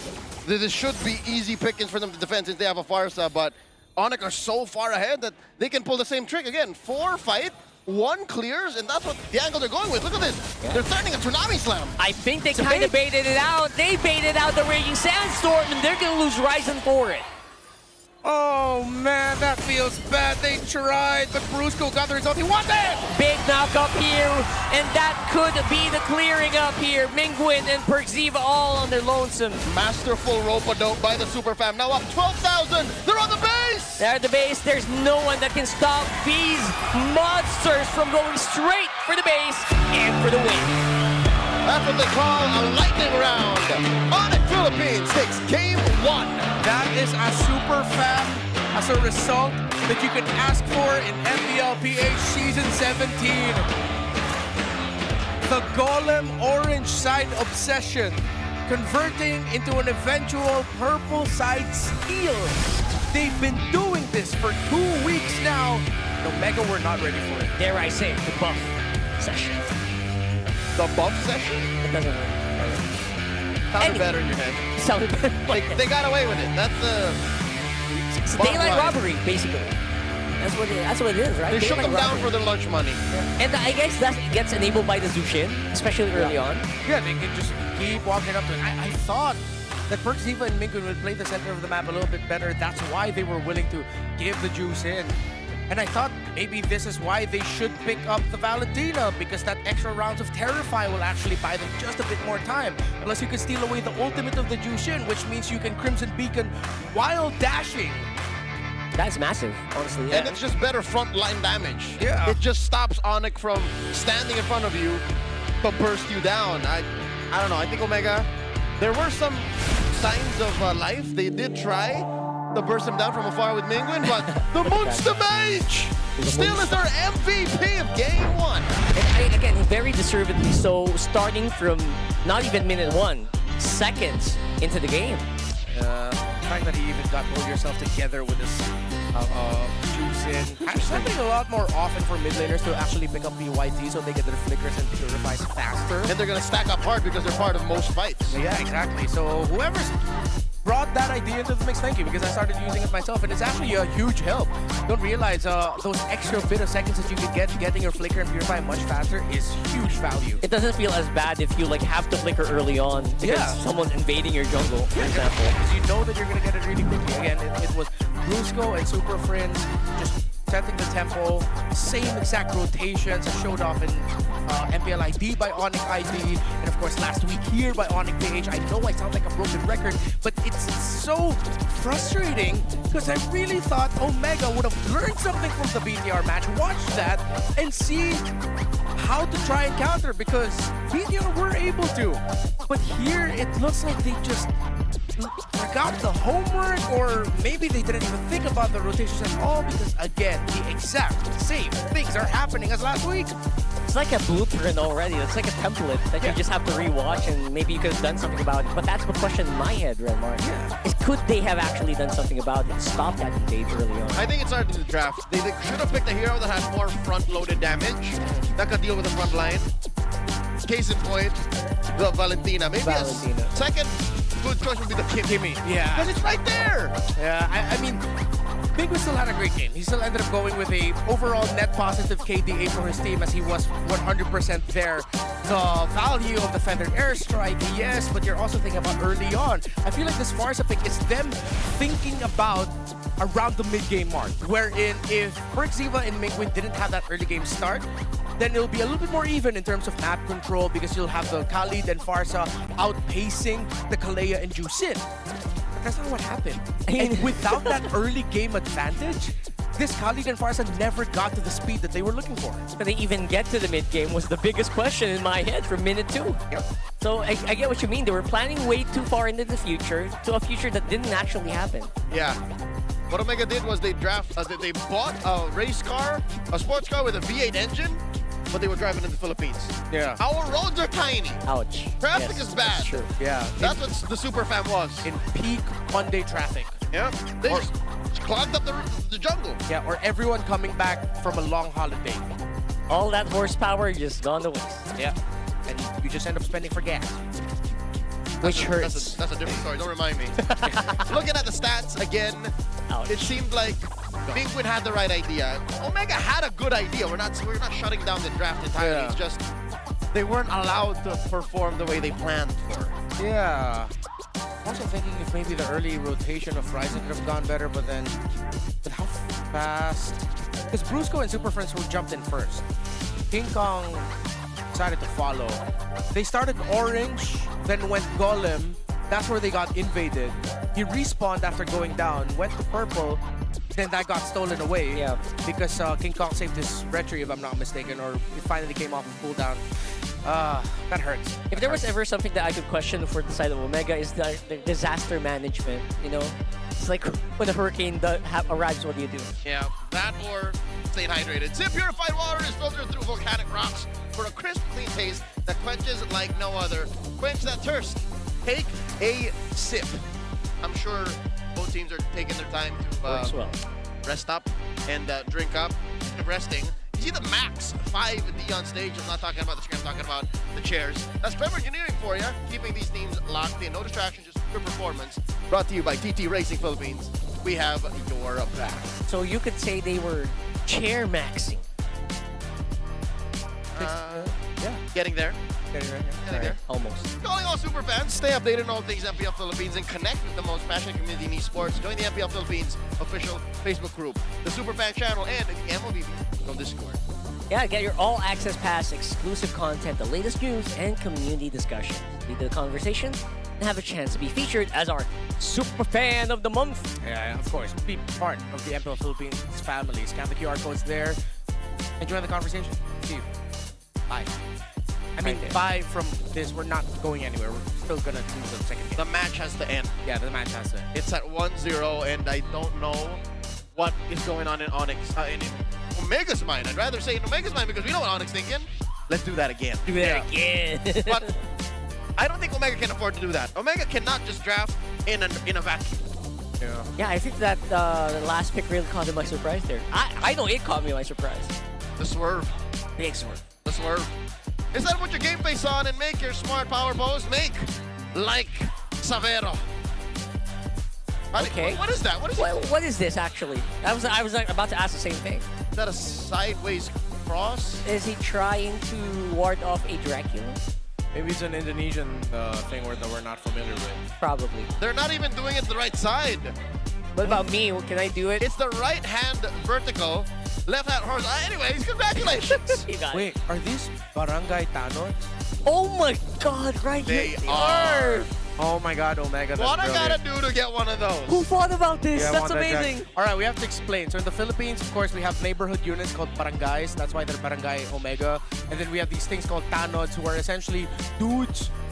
Okay, let's just say Neighborhood watch. they should be neighborhood watch. Yeah. Yep. Super fans, did you know that men are 5 times more prone to dandruff? Don't let flakes ruin your focus. That's right. Power up with Clear Men. Its triple cooling power gives you 100% dandruff-free hair for that ultimate fresh feeling. Supercharged with Clear. This man's got a nice Kimpy split. Can be split. Oh, to have healthy hair like that again. Someday. I could never pull that off. Yeah, years of casting and hairspray have ruined. Wait, no, your hairline is still great. Yeah, he's fine. I don't feel know like what if he's you on. grew out your hair, you could be like Coach Ducky. Yeah, no, but I could not pull off the Kimpy split. Right, in the middle. That's right. In my 24 years of my life, I could not do that thing. That's a very, I don't know. It's a genetic thing, right? There's a very specific hairstyle as well. My look, like my facial structure does not allow for me to look good like Trunks from Dragon Ball. Oh, right. Redmar wouldn't know about him. Yeah, I wouldn't. Let's talk about Yisun Shin in the gold lane. Still at 100% is Savero now winning his last game 6-0. 6-0, bro. What the heck is happening? In a world where the win rate of a gold Yisun Shin is actually in the toilet? Yeah. I mean, he's doing it. Yeah. You know, it represents how global the game of MLBB is. You have an Indonesian import in the Philippines, undefeated, with a Korean hero. It's 2026, y'all. 2026. International. Interculture. So, lower win rate for the gold lane, Yisun Shin. That is the more common thing that you'll see. Again, these are stats between Philippines, Indonesia, and Malaysia. While it is a slightly higher win rate of the jungle, but we don't see it as often because the safest best pick is to just put it in the gold. Item prioritization, 100% of the time you will rush the Hunter Strike. I mean, it is the same for jungle-wise as well. And then it's a little bit more of a trade-off between whether you're going to go for Malefic Roar second, but most of the time it is Endless Battle second. Then you go for Malefic Roar for that big power spike. You close it out with BOD, and then you get a huge slew of conditional items depending on what you're dealing with. Of course, there's the buy and sell between the Immortality, the Winter Crown, but when it comes to the damage items, actually, you can really change up. I would suggest maybe put the War Axe really down low in your priority. If you can, go for either Sea Hammer, DHS, or RGM instead. In our first series of the day, we saw another innovation. Sadly, did not come to fruition. Benny Curie actually tweeted out and built an early Sky Piercer. Very early on. I mean, it didn't get activated, It but was Hunter Strike, Sky Piercer, then... Oh, so it's like he treated that's it an like idea. a jungler. Yeah, essentially. Which actually has a lot of sense. The thing is, in that game, he couldn't actually reach the targets because his teammates were dying a lot. So. Yeah. Speaking of teammates, Super Prince served up a win against his former teammate. The Munster Mage puts ONIC up a match point. Yeah, earlier it was Netsky, I believe, who joked in the interview saying, "Hey, Super Friends, can you just give us this win, man? It's not like you're treating it as if we weren't friends or we weren't teammates before. Come on, man, just give this to us. We're struggling. We're going through trials. Yeah, we're going through tribulations." Yeah. Now it feels like it's a bit more serious, maybe on that one. Like, bro, chill. Well, speaking of chill, it's just so masterful to see Super Prince play like this. I want to say, reiterate, he's playing exactly the way his team describes him to. Yeah. Or his former teammates describe him to. I wonder if Omega is still... Oh, no, it's... Oh, yeah, it's ONIC's choice. That's right, which makes it worse for the Barangays because now ONIC can serve up the coup de grace. I'm going to give a pretty crazy idea here by Omega. Please. We're going to take something from the BDR book. Open Freya, open Baksha, but make sure you get the juice in. Do you ban out the carry as well? No, because if you're giving the Freya, you have to make sure the carry ends up with you. Oh. So I think if they want a little bit more help controlling the center of the map, I mean, that's what Juicen does best, right? And it also allows you to play aggressive if ever you're going to be the one, your team wants to be the one being aggressive. And they like Khalid anyways. Yeah. So Khalid Juicen. Slots in very well. Yeah. So either give the Freya Baksha, accept that one of those two are going to end up with ONIC. ONIC might most likely pick up the Freya. If they smell the bait though and think, hey, they're going for something like a BTR style approach, then they end up first picking Juicen. Then again, it's all where do they very... go from there? This is all considering that's, the research is there. Yeah. Like, which in game 1, it was very apparent that... Where do they go from there, Renmar? Then What if they do pick the Zushin 1? Juicen 1, you pick up Valentina, and I would suggest highly considering the Phoveus early for James. Because Phoveus Red 1 and 2 actually, looking back at the other leagues, it's a pick that, it's not the perfect pick, but it's just really solid. You get a guy at the front, as long as your roamer is also chunky. Someone who can help hold the front line. Because if it's just Phoveus fronting, as we've seen before with like TNC when they had like a Cho Phoveus, cooked. Phoveus is cooked that way. It's gone. Weirdly enough, James actually likes the Phoveus when they're down. Yeah, when he they're does. down. No, it's last game 1-0, 0-1. Go with He does. James. Go with James. Game 2. Smart Omega looking to clap back from the red side. ONIC PH taking out the Marcel, while ONIC takes out the Fanny. Okay, still on program. Like, they can still play for that Zushin trade. Yeah. It's interesting to me that ONIC would ban out the Marcel when it's also first pickable for themselves. I think for them, it's not in their current playbook of like priorities. Half the league is a Marcel team. Yeah. Half the league just ain't. Yeah, Brusco feels like he's probably gonna get Kalea again, something similar to that. Maybe Khalid. Yeah. Maybe he's the one who's gonna Khalid this time. It's, I mean, Not allowing by it. lantern's light. Omega want to play something else. What is? Omega want to play something else. So, Smart Omega, that is a Marcel team. AP Ren, the Marcel team. Falcons. TNC, Falcons is a Marcel team. TNC. TNC is a Marcel team. There you go. Isn't like almost every. Oh, it's half. Yeah, Liquid is not a Marcel team. Rora's not a Marcel team. I could have sworn I saw JP play Marcel. Gonna have to go back to that one. But Blue Rome is definitely not on the table. Which I actually like Blue Roam now. I don't like him better on Roam Yeah, than XP. admittedly, I was a hater of it, but I can see how well to go. I am a daughter of But I still think he's Northern like I swear here to there. protect it till my So last it's breath. a choice for ONIC. If they're either gonna go Baksha or Valentina, maybe. I guess Sora's out. Sora's out. Yeah. Need no protection from the Hopefully they're ready for this rotation.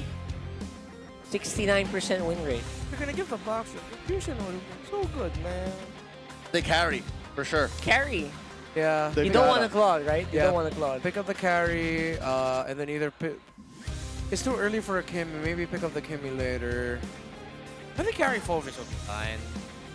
Or if you want to take a roamer out? Carry foe. Carry foe. Or do you go Kaka? Do you go carry? No, carry Khalid. Carry Khalid. Carry Khalid is too much. Yeah. Because there's a box that's kind of counterproductive. I think Khalid's pretty good. Because I think they have to accept that Severo will still most likely end up with a YSS, even if he's going to be a carry, he doesn't care. Ask my fists Huh? I harness it. Okay. That is a choice. That's a choice. That's It's a pick, it's a pick of all time. You're not saying it's the best choice. It's a pote. It's a pick of all time. Actual. Pote? Pickable. Omega is approaching this draft from an abstract point of view. I'm reading the room, and I think even the Filipino desk is also wondering. Yeah, flabbergasted. Where this choke came from. Yeah. Yeah, easy. There you go. Easy Kalia pick up there for Easy. Brusco. Pick off for pick off, and then if ONIC show up with picks here that barely pick up Purified, that's just pure disrespect. This is why. It's like, Oh, man. you have Valentina so choke. good. That's why I was screaming Phoveus as your first red 2 picks. But no. You guys get why I'm obsessed about with the Phoveus. Yes, They yes, took away yes. James' agency. James Agency, man. They took away the one chance for him to, call the shots. That's his clutch's hero as well in the bind. That's right. I get it. Oh, man. Since he joined the barangay, like that's his thing. Ah. I'll say this before this ends up becoming like a reverse curse or a curse. I don't know. If Omega win this, is because Perkziva channeled JP, and he has the Cho game of a lifetime. He inherited the gene. There's a carry. Of course, you don't want it to get banned out with a Baksha on the other team. Oh no, but even if the carry is good against the Baksha, you're still constantly gonna have the Phoveus on you. Yeah, that's most okay. There's a chance that the Phoveus item build. Let's see if I can predict it this early. He's gonna skip the War Axe. He goes for Black Eye Shield, then rush Chastise Pauldron. That's what I was gonna think too. Yeah. Because also you're assuming that with a Kalia, ONIC wants some level of a combo of a hitter. Yeah. And a burst mage in mid for Prince. Actually, yeah, that's the thing. The burst that they're left with. Do they allow the Farsa? Is that what Omega's gonna do? I think it's a tough choice for Lilia. Omega because they have so many things to consider. You can make a case for Eve, even though it's not burst. It's like, okay, you get someone, you put down the RWM, then they can't access anymore, right? So Eve, Farsa, Lilia, all of them are all so annoying. You yoink him into the pool. All of that actually does well against the carry, which likes to stay in the back line because of the reach, right? They have great reach. They ban out the Leomord. If they really want to double down on the Ryzen picks, they ban out the Fredrin. If they really just want to tell Ryzen you're going to end up with either an assassin or an uncomfortable tank fighter. Or maybe Ryzen picks up the Nolan for himself, who knows? Have I seen Ryzen on the Nolan? He has, for sure. He has, but it's been a long time. Through the years. So with this Claude ban and the Yusenshin ban, I think Omega's doing well to clamp down on the Severo's hero pool. Yeah, but he's just going to end up with something like a Moskov, most likely. Which is great with the Phoveus. You trigger that Infernal Pursuit. Yep. So not bad. I would say huge magic damage performance is needed here for ONIC to actually equalize out in the first place. They want to get that early. They want to control that early, like what they did in game number 1. So, are we saying Farsa goes... Sorry, ONIC goes Farsa, Moskov? Yeah. Through 4-5. So they decide to ban out the Guinevere instead, because it's pretty much ONIC telling Omega we don't care about the Fredrin. Go ahead, pick it up if you want to. Whatever mage that they end up with will mess that up. And then they're just going to have the Moskov with the space, with appealing, with that knockback. They can round it out with no matter pick that they want. So they do go for the DLT, they still go for the Harley.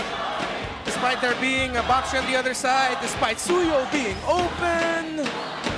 Oh my god, Suyo is open, isn't he? Wait.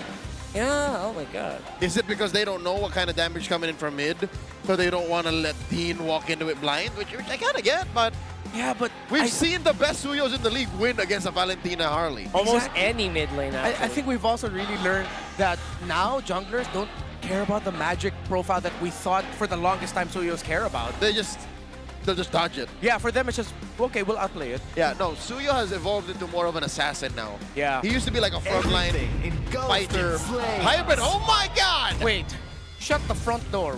What? The Monster Mage! This isn't the first time. Oh, they go Clint too.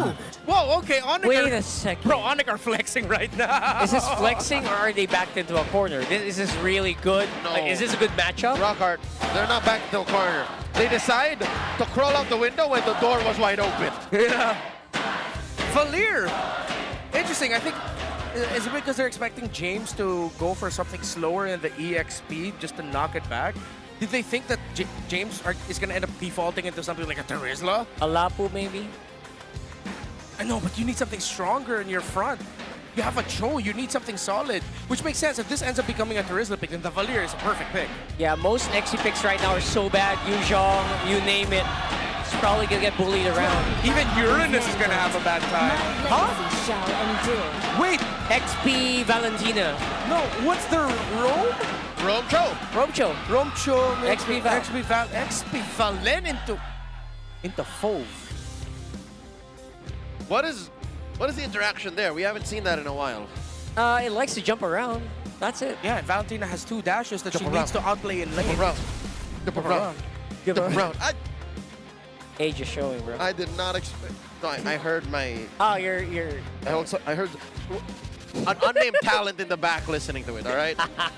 Okay, so what? Where is this coming from? None of us called this 4-5 Valir Clint, or none of us called this Zetian because we didn't expect this. Yeah. I couldn't have called that. Get I'll the be vision. honest. That's a lot of magic. If Brusco decides to dive Mingwin, he will proc the passive first, which might give him space because he didn't even pack Purify, he packed Flicker. The only one who has Purify right now in Omega is Netsky.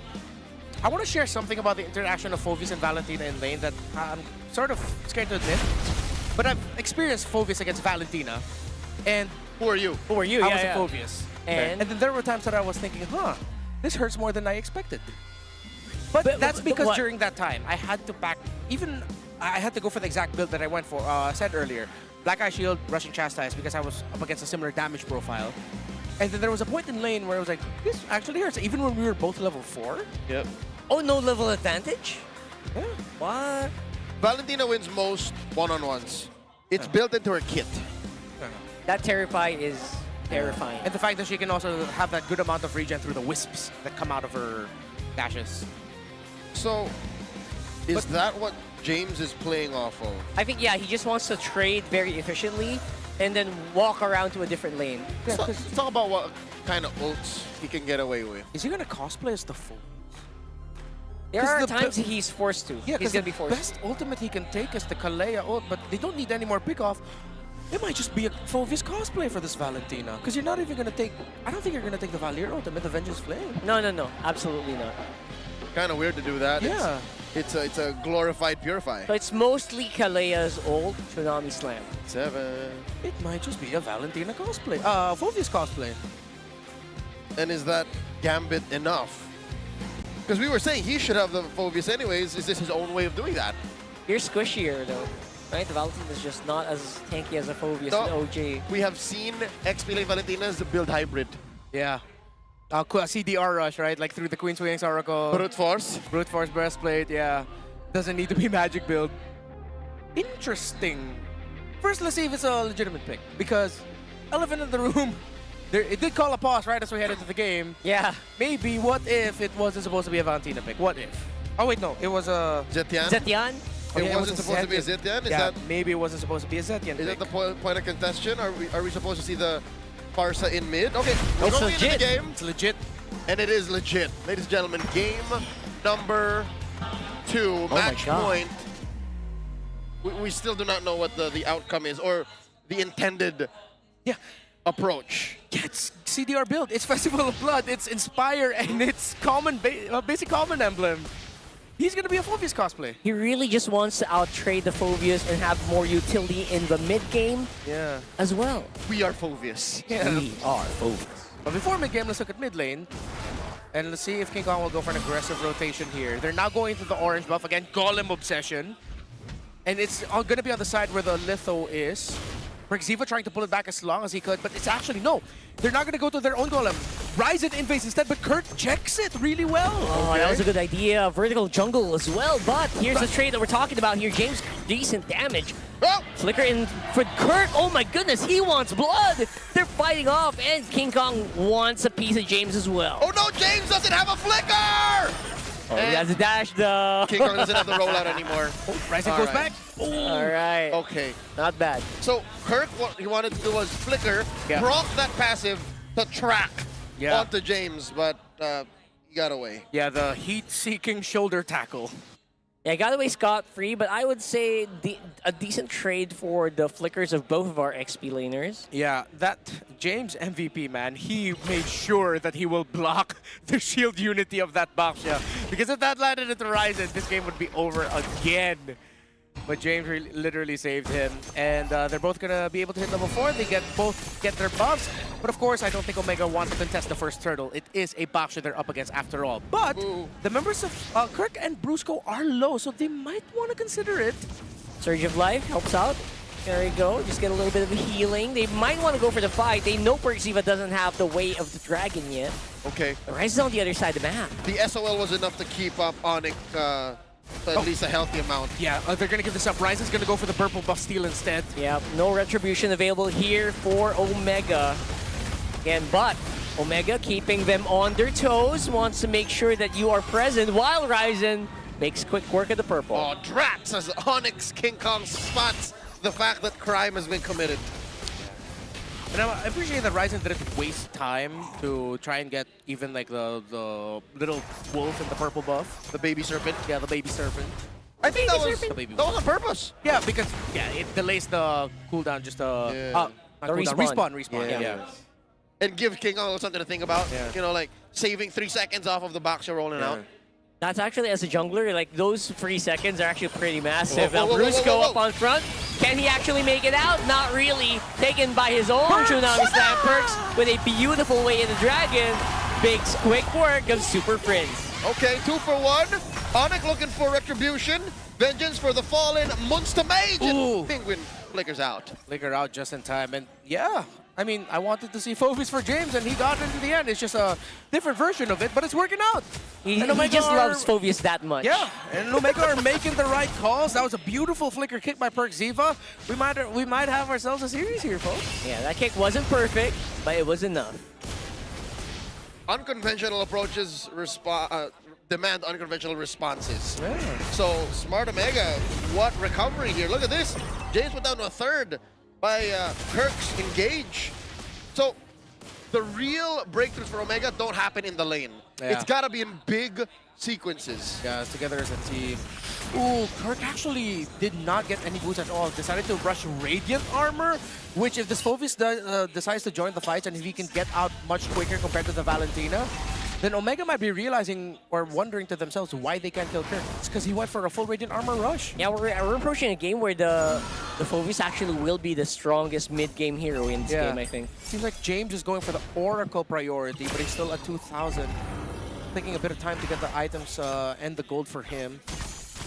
It's not as destructive in terms of pressuring Omega's jungle in this game.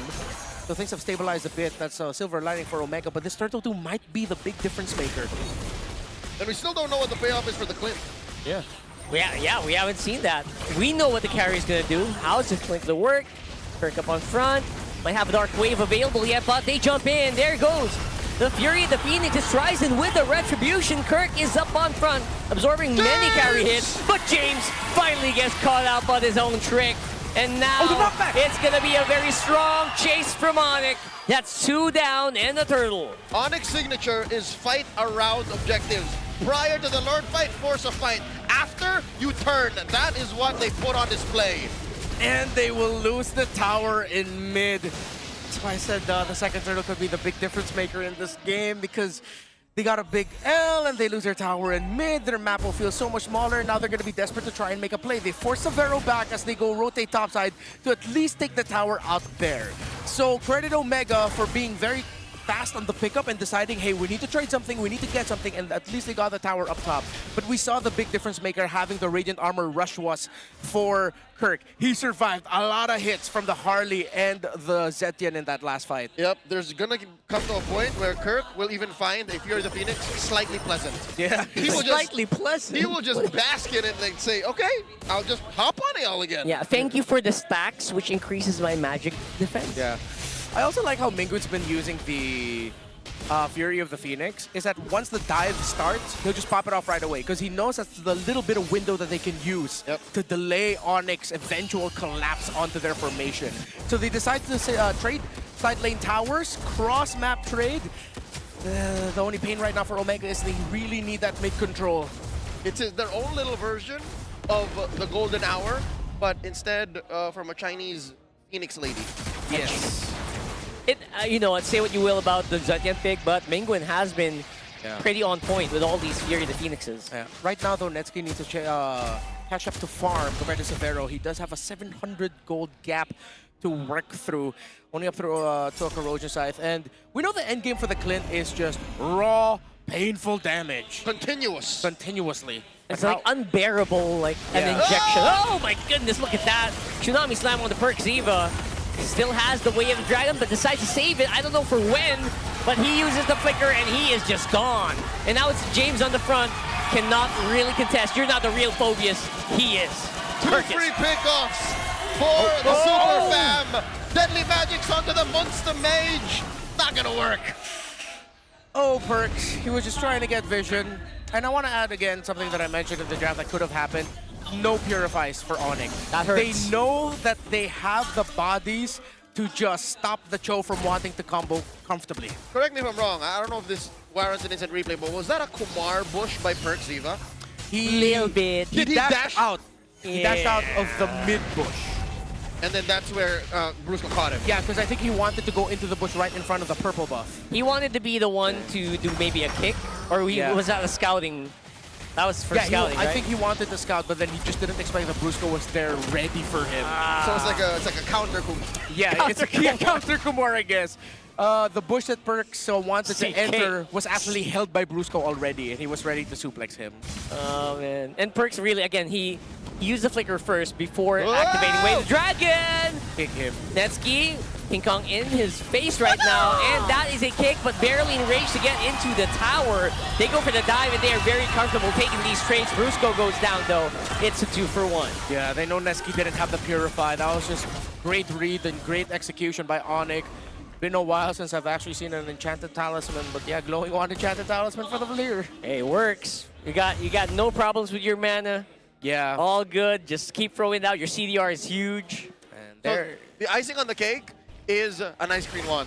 Yeah. That is the full-on elemental experience. Yeah, you get fire, you get ice, you get slowed, you get lots of tears coming out of you. The very, very nice, as they say. Who says that? Who says that? It's a guy, you know. Okay. Okay. Super Fam approaching the orange here, and they just straight up steal Dean's lunch money. No problem for King Kong here. Oh, but and they want more. Dean is sneaky. He's taking King Kong's. Okay, Yeah. nice trade, nice trade. Cross But that they will through. be giving away the turret. There's no way they can defend that. Yeah. But Dean does the same. Yeah, Omega. Oh, Omega okay. are trading, dude. Omega are trading really well. Nothing comes for free. That's right. He's gonna lose his purple buff though. Not at the barangay. Oh, 2v1. King Kong, again, just feels like he is playing with kids here right now. The way that he is just surviving. And there goes that Fury. Netsky on the side. Kirk is low. There's James. He's jumping in. And will that be enough, though? And now he's on the run. Netsky is in trouble. And they jump on him. Kirk with a dunk. And Ryzen goes down as well. This is my town, says Severo. He takes down Netsky 3-0-4. It's the perfect kind of damage profile against a hero you don't want to trade blows with. Yeah, he has so much space. Again, ONIC have leaned into the idea of as long as Severo is safe in the bag, we will provide the space for him. This is the evolution of the Super Fam that we pointed out since week 1. They went on a bit of a dip, but then they found their stride. Oh, it's great knock-up again. James, even before he could cast his ulti. Or yeah, I think he did. It's James over, man. It's James. It's James over. It's They James tried. over. I don't know what Omega was thinking. They were trying to protect that tier 2, but I think that was a little too greedy. It's a damn James that we're not going to see a game number 3. You know, and There's a very small chance we do, that's but not yeah. a nice nickname to stick. It's Writings James on over. the wall. Writings Oh my on the wall. goodness. Ah. Rough, really rough. Again, it went well for Omega. They were able to counter some of the early aggression. It was level, but once that Radiant Armor for Kirk came in and he was unkillable, he just kept on jumping. Jump will be the action of that Lord, and that tower will probably fall in bit. Luckily for Omega, Savero's skills do not hit towers, right? And there you go with the conceal. Kirk might actually make something happen here, but decides against it. Very safe play from ONIC. And now it's Omega starving in their base. They might be locked in for the next few seconds. Gentlemen, it's hard to beat the original. No matter how promising James's Phobius cosplay is, Kirk's original approach is just too efficient. It's just tanky. Yeah, that singular build on the Radiant Armor almost undoes more than half of Omega's damage profile. Yeah, Three of them. The fact that he has a Chastise Pauldron too also slows down the carry considerably. Frick Ziva, if he can get a big kick onto Severo who doesn't have Purify here, that could be it. But then Superfist is always sticking beside him, man. The moment he tries to go in, one little Searing Torrent, and then that takes away the animation. Also, the moment that Kirk locks in Oracle, I think he's just gonna laugh at these mages in front of him. Yeah, he's on the way, right? No, it's Athena's. Oh, it's Athena's! Oh my lord! Oh my goodness! Even worse. It's at the point wherein, again, as mentioned, oh, what a pull! That's a great pull here from Brusco. Great re-engage here by Omega. Takes out the Kalea. It's Siva up on front. He's gonna get taken out. Immortality's pop. Ryzen throws out the deadly magic, but cannot actually capitalize. Okay, big punishment because I think Brusco just decided to go for it, thinking that they'd be able to take it. But the thing is, they burned a lot of resources on the side of Omega, but Perxiva still has a kick. Yeah, Dark Wave, wow. Just enables that turret to go down. I got excited too much about the Cho having a kick, but he's actually just dead. Dear God, Savero's flicks, the ricochet shots are just a force of nature. And he built a Malefic gun. He has a Malefic gun. His range is just a little bit better. Yeah. Yeah.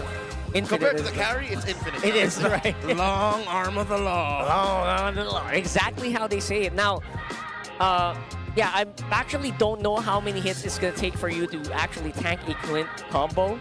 But in my experience, very few mages can actually withstand that. Sometimes it's almost like this one combo and you're like 80% gone with your HP. So, yeah, while time is ticking, I feel like Savero's just going to increase in power levels. And I don't know what Omega's going to do about that. Who's going to stop him? A time machine. Go back in time and change the draft. Okay, I'm not going to talk on the draft too much. It's Turtle 2. It's how they handled Turtle 2 that maybe could have gone a little bit better. There was a solid concept. Yeah, there was a solid concept. They didn't need to go all in. They all in and they eventually lost the tower in mid. To give them a credit, again, they were able to trade it right away for up top. But with a middle tower god, it gives even so much more space for a lineup that already had a lot of space to deal with, to work with. They had the Baksha, they had the Kalea. So it's oof. It's just big oof. Now, let's have a little bit of a breather here while we're checking what's happening in the arena. I want those jackets.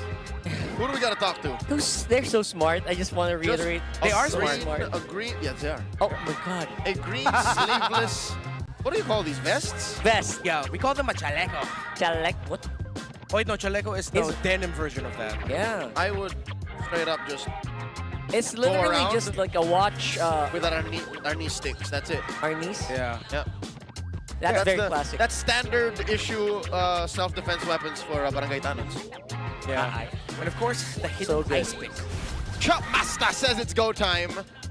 Try if I can breathe just a little bit. Look at that. You're gonna get demolished here. I want to check items here for... They don't carry ice picks. They don't. Do they not? I don't think so. Oh, I need to move to a Okay, different 5 barangay. items, and I think we're on the way to a another, maybe a Wind of Nature for Savero. Oh, Dev. He's locked in. I know how. No, or could he actually afford to just RGM it? I think an RGM might help him a little bit more because of all the magic damage. Just so he can... Oh, yeah, it's mostly magic damage. Yeah. You're right, you're right. Might be rose gold over the window, but let's see. Ryzen's... Speaking of damage, Ryzen does have a lot of damage. A lot of the damage coming out of Omega is coming out of Ryzen. It's pretty raw. Yeah. Unprotected. Unprotected. Because, except for Kirk, he's ready. Tsunami Slam! They're popping in! James got caught in a really bad spot there. Forces Omega running. It's James over now. It's officially James over. It's tough to come back from this. Lord spawns in about 30 seconds, so that is, again, breathing room for Omega, yes. James will be in for the defense, but consider this, that's time for ONIC to correct the waves. Right. They will sync it up. Oh, Ryzen. Ryzen, he's trying to make something happen. Make it like a fanny, make it like a ling. He's cutting these waves. He's thinking about it. I think he's seeing if he should cut the next wave. He's waiting for Savero, honestly. There's not enough time. Wait. Dean! Dude! Everyone in the arena is so quiet right now. They don't want to give anything away. I mean, it won't have an effect, but He you know. did it. Dude, oh man. Got the cut. He's cutting. He's got the cut, man. Yeah, and he knows that ONIC just want to try and end it. Oh, They he don't even care hit about the that wave. retry. He needs to do this. There's no wave. There's one wave. Bro, go home. Okay, so it's just the Lord in mid that they got to deal with. That's where the massive haymaker is. Savero's closest to him, so gotta be careful on the front though. Netsky trying to get something done here. Tsunami Slam onto James. He's gonna be able to survive this time around. Trying to take that but the Friends! back line, he got Super Friends with the Deadly Magic and survives with a tick of health. If I had a penny for every time we saw that today, I'll have two. But it's weird that I'll have two. Shouldn't happen. You can't even spend that money in the Philippines, but oh my God, Prince survives. Unbelievable. Okay, it happened to Haji earlier in the day. Now it happens to Super Friends. Oh, I feel bad for Ryzen. That was really good. You know what? It's good, and I think he got the outcome he wanted. Prince dying would have been a little extra, but he made Prince flicker away, which I think is key to Prince's survival. Yeah. Because flickering gives you defense. Small amount of defense and magic So defense. that may have been instrumental to him surviving, but also that's less damage being rained down on Omega's waves in front line. Yeah. So that's what allowed for the defense. So again, I think Omega should thank their lucky stars that they're still in this. Yeah, they were able to force ONIC back, which is a big deal at this point. Huge. There's the Brute Force Breastplate for James's Valentina. Ryzen has the Holy Crystal, and Savero said, I don't need sustainability, I want more damage. His last item is Berserker's Feud. Oh, wow. Wow. Been a while. We don't really see the crit axe anymore. Yeah, he went for Burke, man. He just wants to kill. And that just means you just gonna demolish anything in front of you. Mostly, again, these mages are gonna be two hit, one combo. He's critting for 1,790. 2 bullets. 2 bullets. You're right. That's it. Most heroes will die. But again, there's still a ceiling I think Omega has not reached, which is itemization for Netsky and their frontliner Perxiva. If Perxiva can actually survive one salvo of ONIC, maybe they're in a spot to contest. You know what? The combo you're talking about, Rockhart, feels like the Kalea carry combo at home. Yeah. Because they're going to hit someone with a kick, rain down the light wheels, and then that's a pickoff. That's a -1. That's big. That'll be big already. But it sounds so hard to set up. Yeah. Even with the immortality for Perxiva. That's so much to ask for. Oh my God, James! And again, it is going to be James caught with the Tsunami Slam. He's going to be flickering out. Untargetable here for Mr. Kirk. He's able to survive. And somehow the magic damage is actually making into the Phobius. So that's another plus for Omega. They still spent too much, and James They put did. himself in harm's way. Now it's Lord time. Free Lord for the Super Fam. Yeah, if Omega contests... Oh, wait, no, 5K. Yeah, Holy Crystal RGM, they might be able to contest as long as the waves are good. They need to have middle minion wave push, though. The waves seem to be good, though. It's equal. Mingwin, oh wait, no, Mingwin doesn't have the Fury. Yeah. All right, let's How get many into seconds it. off? I think it's in their DNA. They have to contest this. You see, ONIC are dancing because they know that they can't just risk rushing it. Here we go. They're going in for it. Perks in the front. Conceal already popped very early on. Perk is looking for someone, but he can't find it. He's going to go down before that. And it's King Kong with a drive-by on the Lord. Perks is out. Yeah, but they have to out. ONIC knows that they can't go for the chase despite Perxiva going down. That was just a pure retry battle win there by King Kong, man. The window was so small for Omega to succeed. Again, Perxiva looking for a kick was welcomed into the loving hands of the Super Fan by Kirk. And then that retry battle, even with the Fury of the Phoenix, Ryzen is just so much softer than King Kong that for him to have gotten in there and survived and then had escaped away was too much. Ryzen even got out of the knockup of the Lord just in time. It's just pure retribution win by King Kong, man. Showing us how it's done. 3-0-8. Two-lane push, though, as Ryzen's trying to stop the top one, but can he get back in time? Trying to get into it. There's Brusco with a Tsunami Flicker, and it's Mingwin who he finds. And I think without all that crowd control, it might be lost for the Barangay. Going in for it. It's going to be 4v5 with a Lord in tow. How are they going to deal with that front line? I don't know. That's James going out. And as they say, right now, it is James over. The Super Fam rejoice as they scream endable. ONIC Philippines sweeps the Barangay 2-0. Another sweep in MPL PH. ONIC, the Super Fam is definitely back, but revitalized, different, and perhaps maybe even deadlier to a certain extent. It is just unbelievable how early ONIC had a grasp of that game. Again, with a Clint in tow, one of the few times we actually see this hero here in MPL Philippines. Despite this game going a little longer than expected, given the early results and the mid-game power spike, it feels like ONIC learned how to use the Clint and won a series in the process. This felt like they were both experimenting and just trying to secure points. Yeah, it really feels like ONIC have a very stable thing going for them where they know the best picks that they can just give to King Kong. Although that Nolan in game number 1 was a stroke of genius, by the way. It ended up being really well executed, even though it looked like it was like a sudden pickup to go for Nolan in the jungle. But it's the theory of as long as Severo can just farm and the rest of us are the ones controlling the map, that's the game plan. Severo didn't even have to play the Clint. Yeah. He could have played, again, the Moskov, could have played... I think the Moskov was like our number 1 pick in our Yeah, heads. the Granger. Yeah, even the Granger honestly would have worked here, like, right? just as fine. Omega attacked the use and shit, that was for sure, but this is them proving, hey, the metagame is a little wider than y'all expect. And they're more comfortable with these off-meta heroes as well. That's just a big flex at the end of that. Was there ever a time where Severo felt like he was in trouble? Save for that. Nope. He didn't even need a Rose Gold or a Wind of Nature. Ladies and gentlemen, the Super Fam are in a whole nother level. Let's hear from them on stage for the post-match interview. And the Sonics are celebrating right now for their win. What time is it? Grabe yung lakas ng cheer dito. And of course, we want to hear from our winners. Super Friends, kanina na-interview namin yung mga former teammates mo. Ngayon naman, meron ka bang mga expectations from them from the earlier match na na-meet nila or hindi nila na-meet? Kamusta yung naging match-up nyo against your former teammates?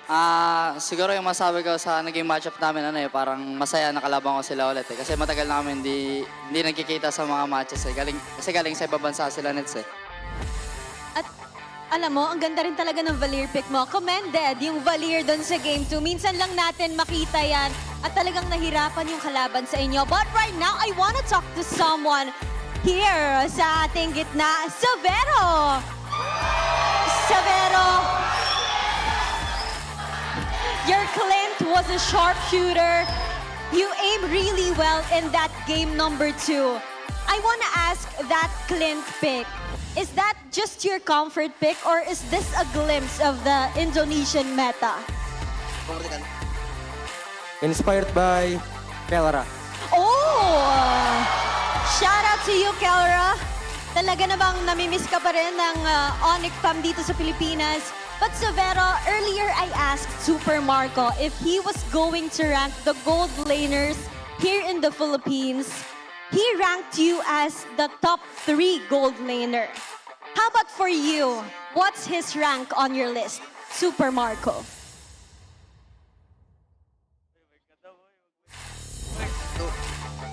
Jadi lu rank Marco berapa?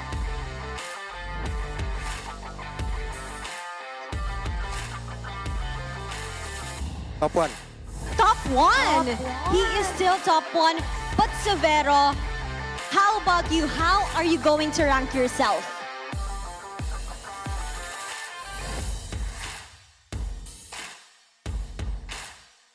Four. Four. You know what? I'm curious who's the second and the third on your list. So one is Super Marco, who's the top 2?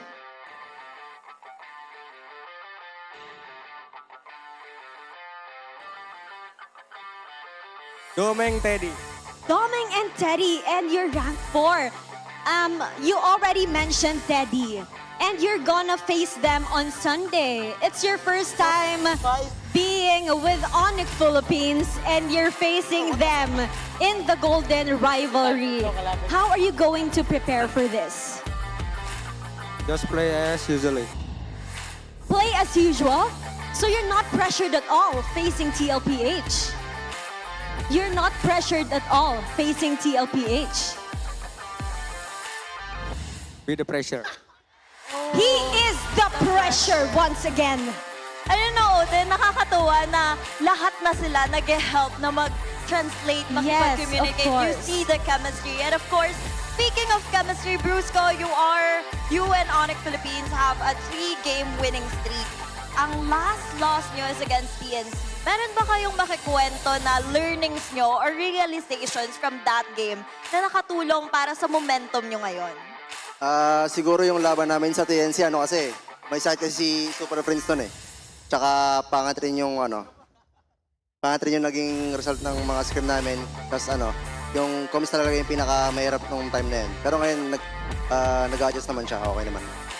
And now you guys are back with a winning streak right now. Who is our match MVP? And our match MVP is...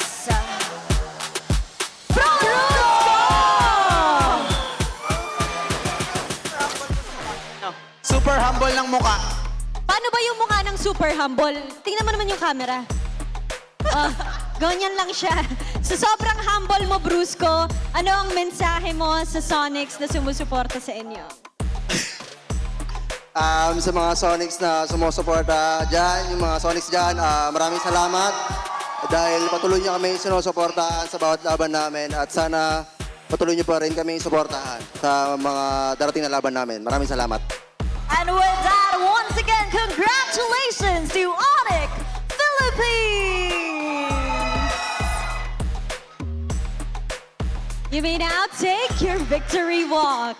Another win to add to their streak. ONIC Philippines is back. Super Family is getting stronger and stronger as weeks go by. For our last game, it's another 2-0 sweep, and we'll find out how that happened as we throw it back to our panel. Congratulations to the Super Fam, and again, our match MVP, the Super Humble. Is that how we did it? Yeah. Super Humble Brusco.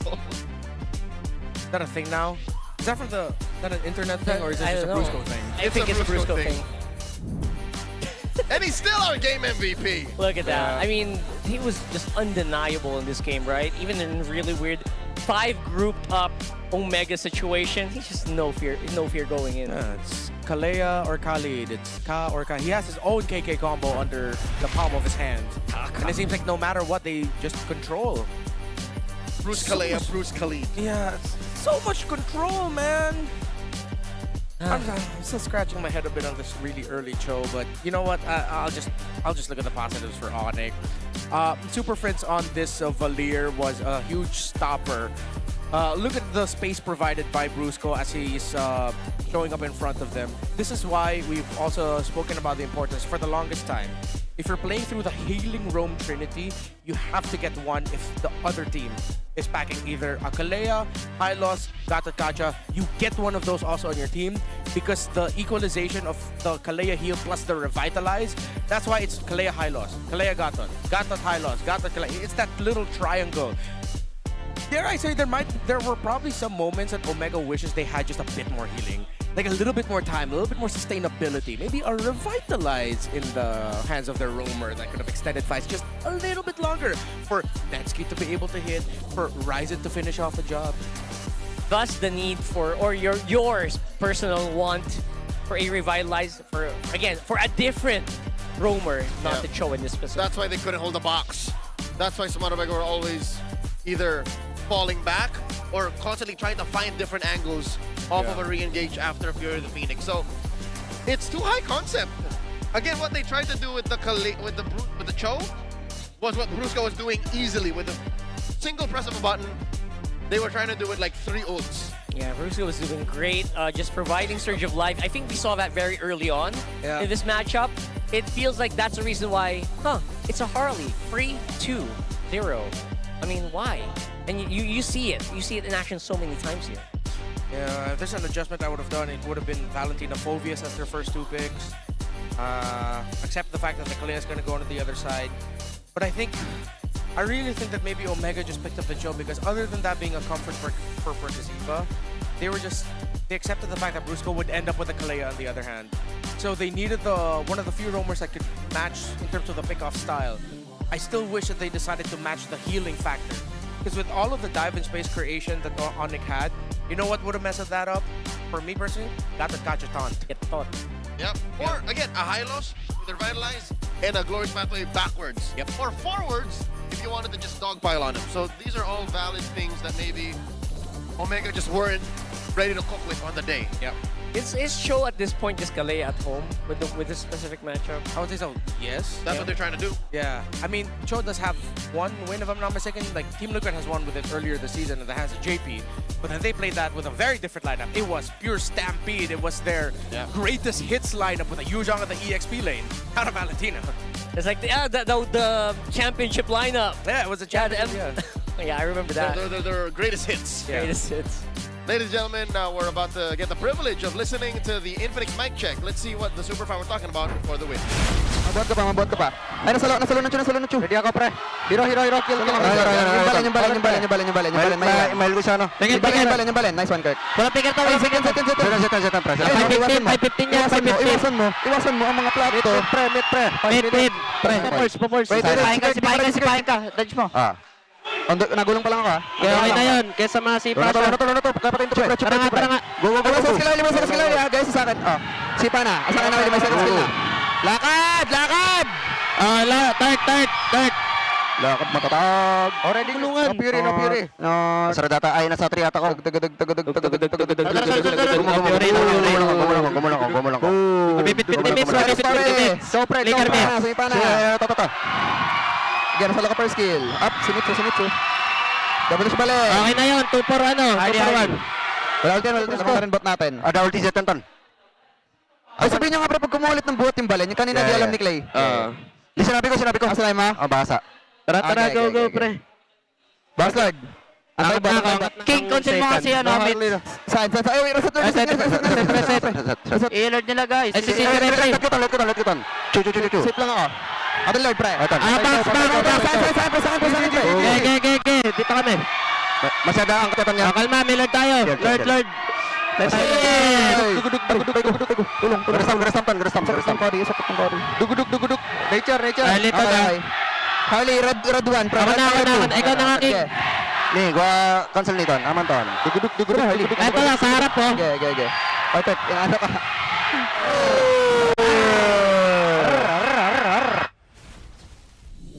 Severo is shot calling in a little bit of Filipino.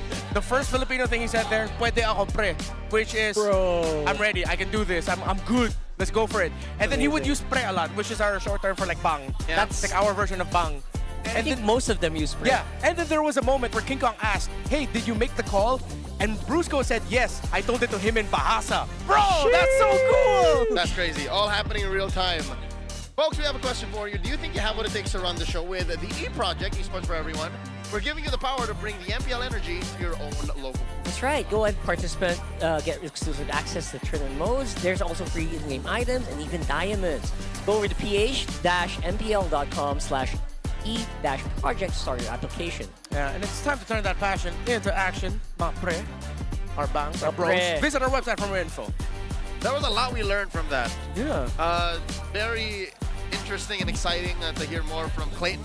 But the clock is ticking, and the seats are filling up. Don't miss your chance to witness TNC Pro Team and Twisted Minds right here at the Victoria Sports Tower this April 18. Head on to ph-mpl.com and get your tickets now. So many things you can do in the MPL website. And again, waiting for you guys. Get those things. Yep.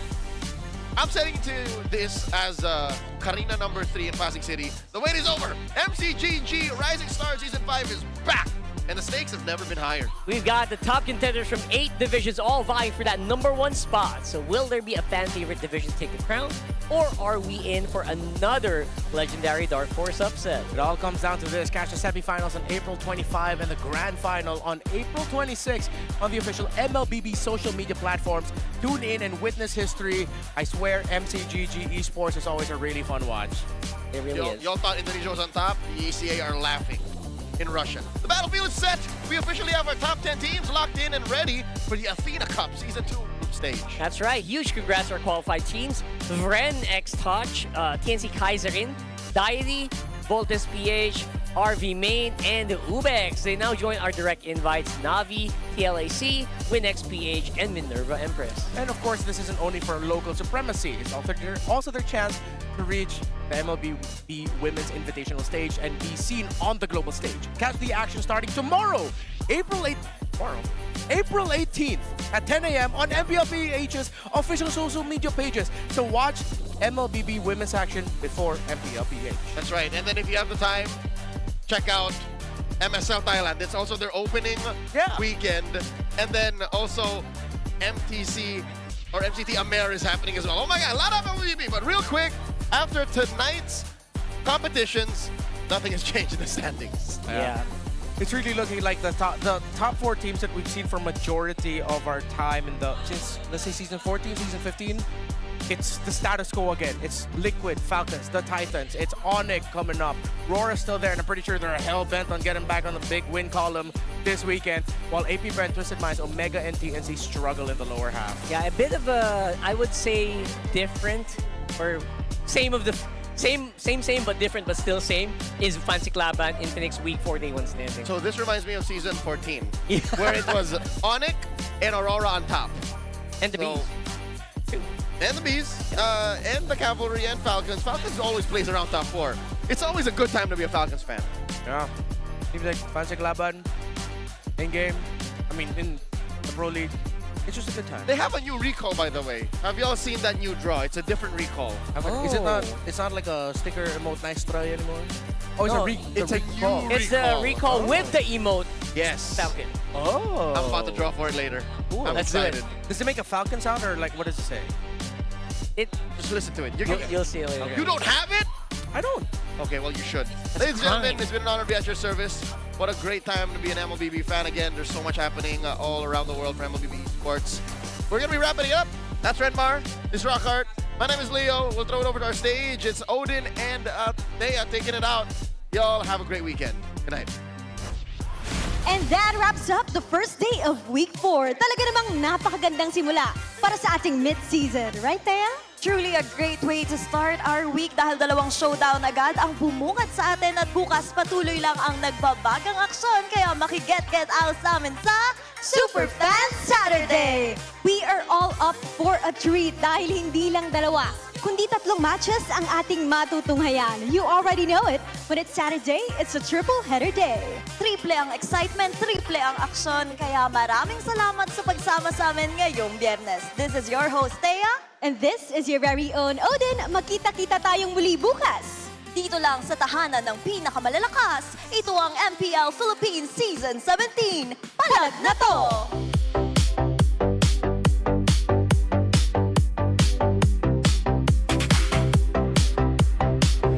17th season of MPL Philippines is brought to you by the following sponsors.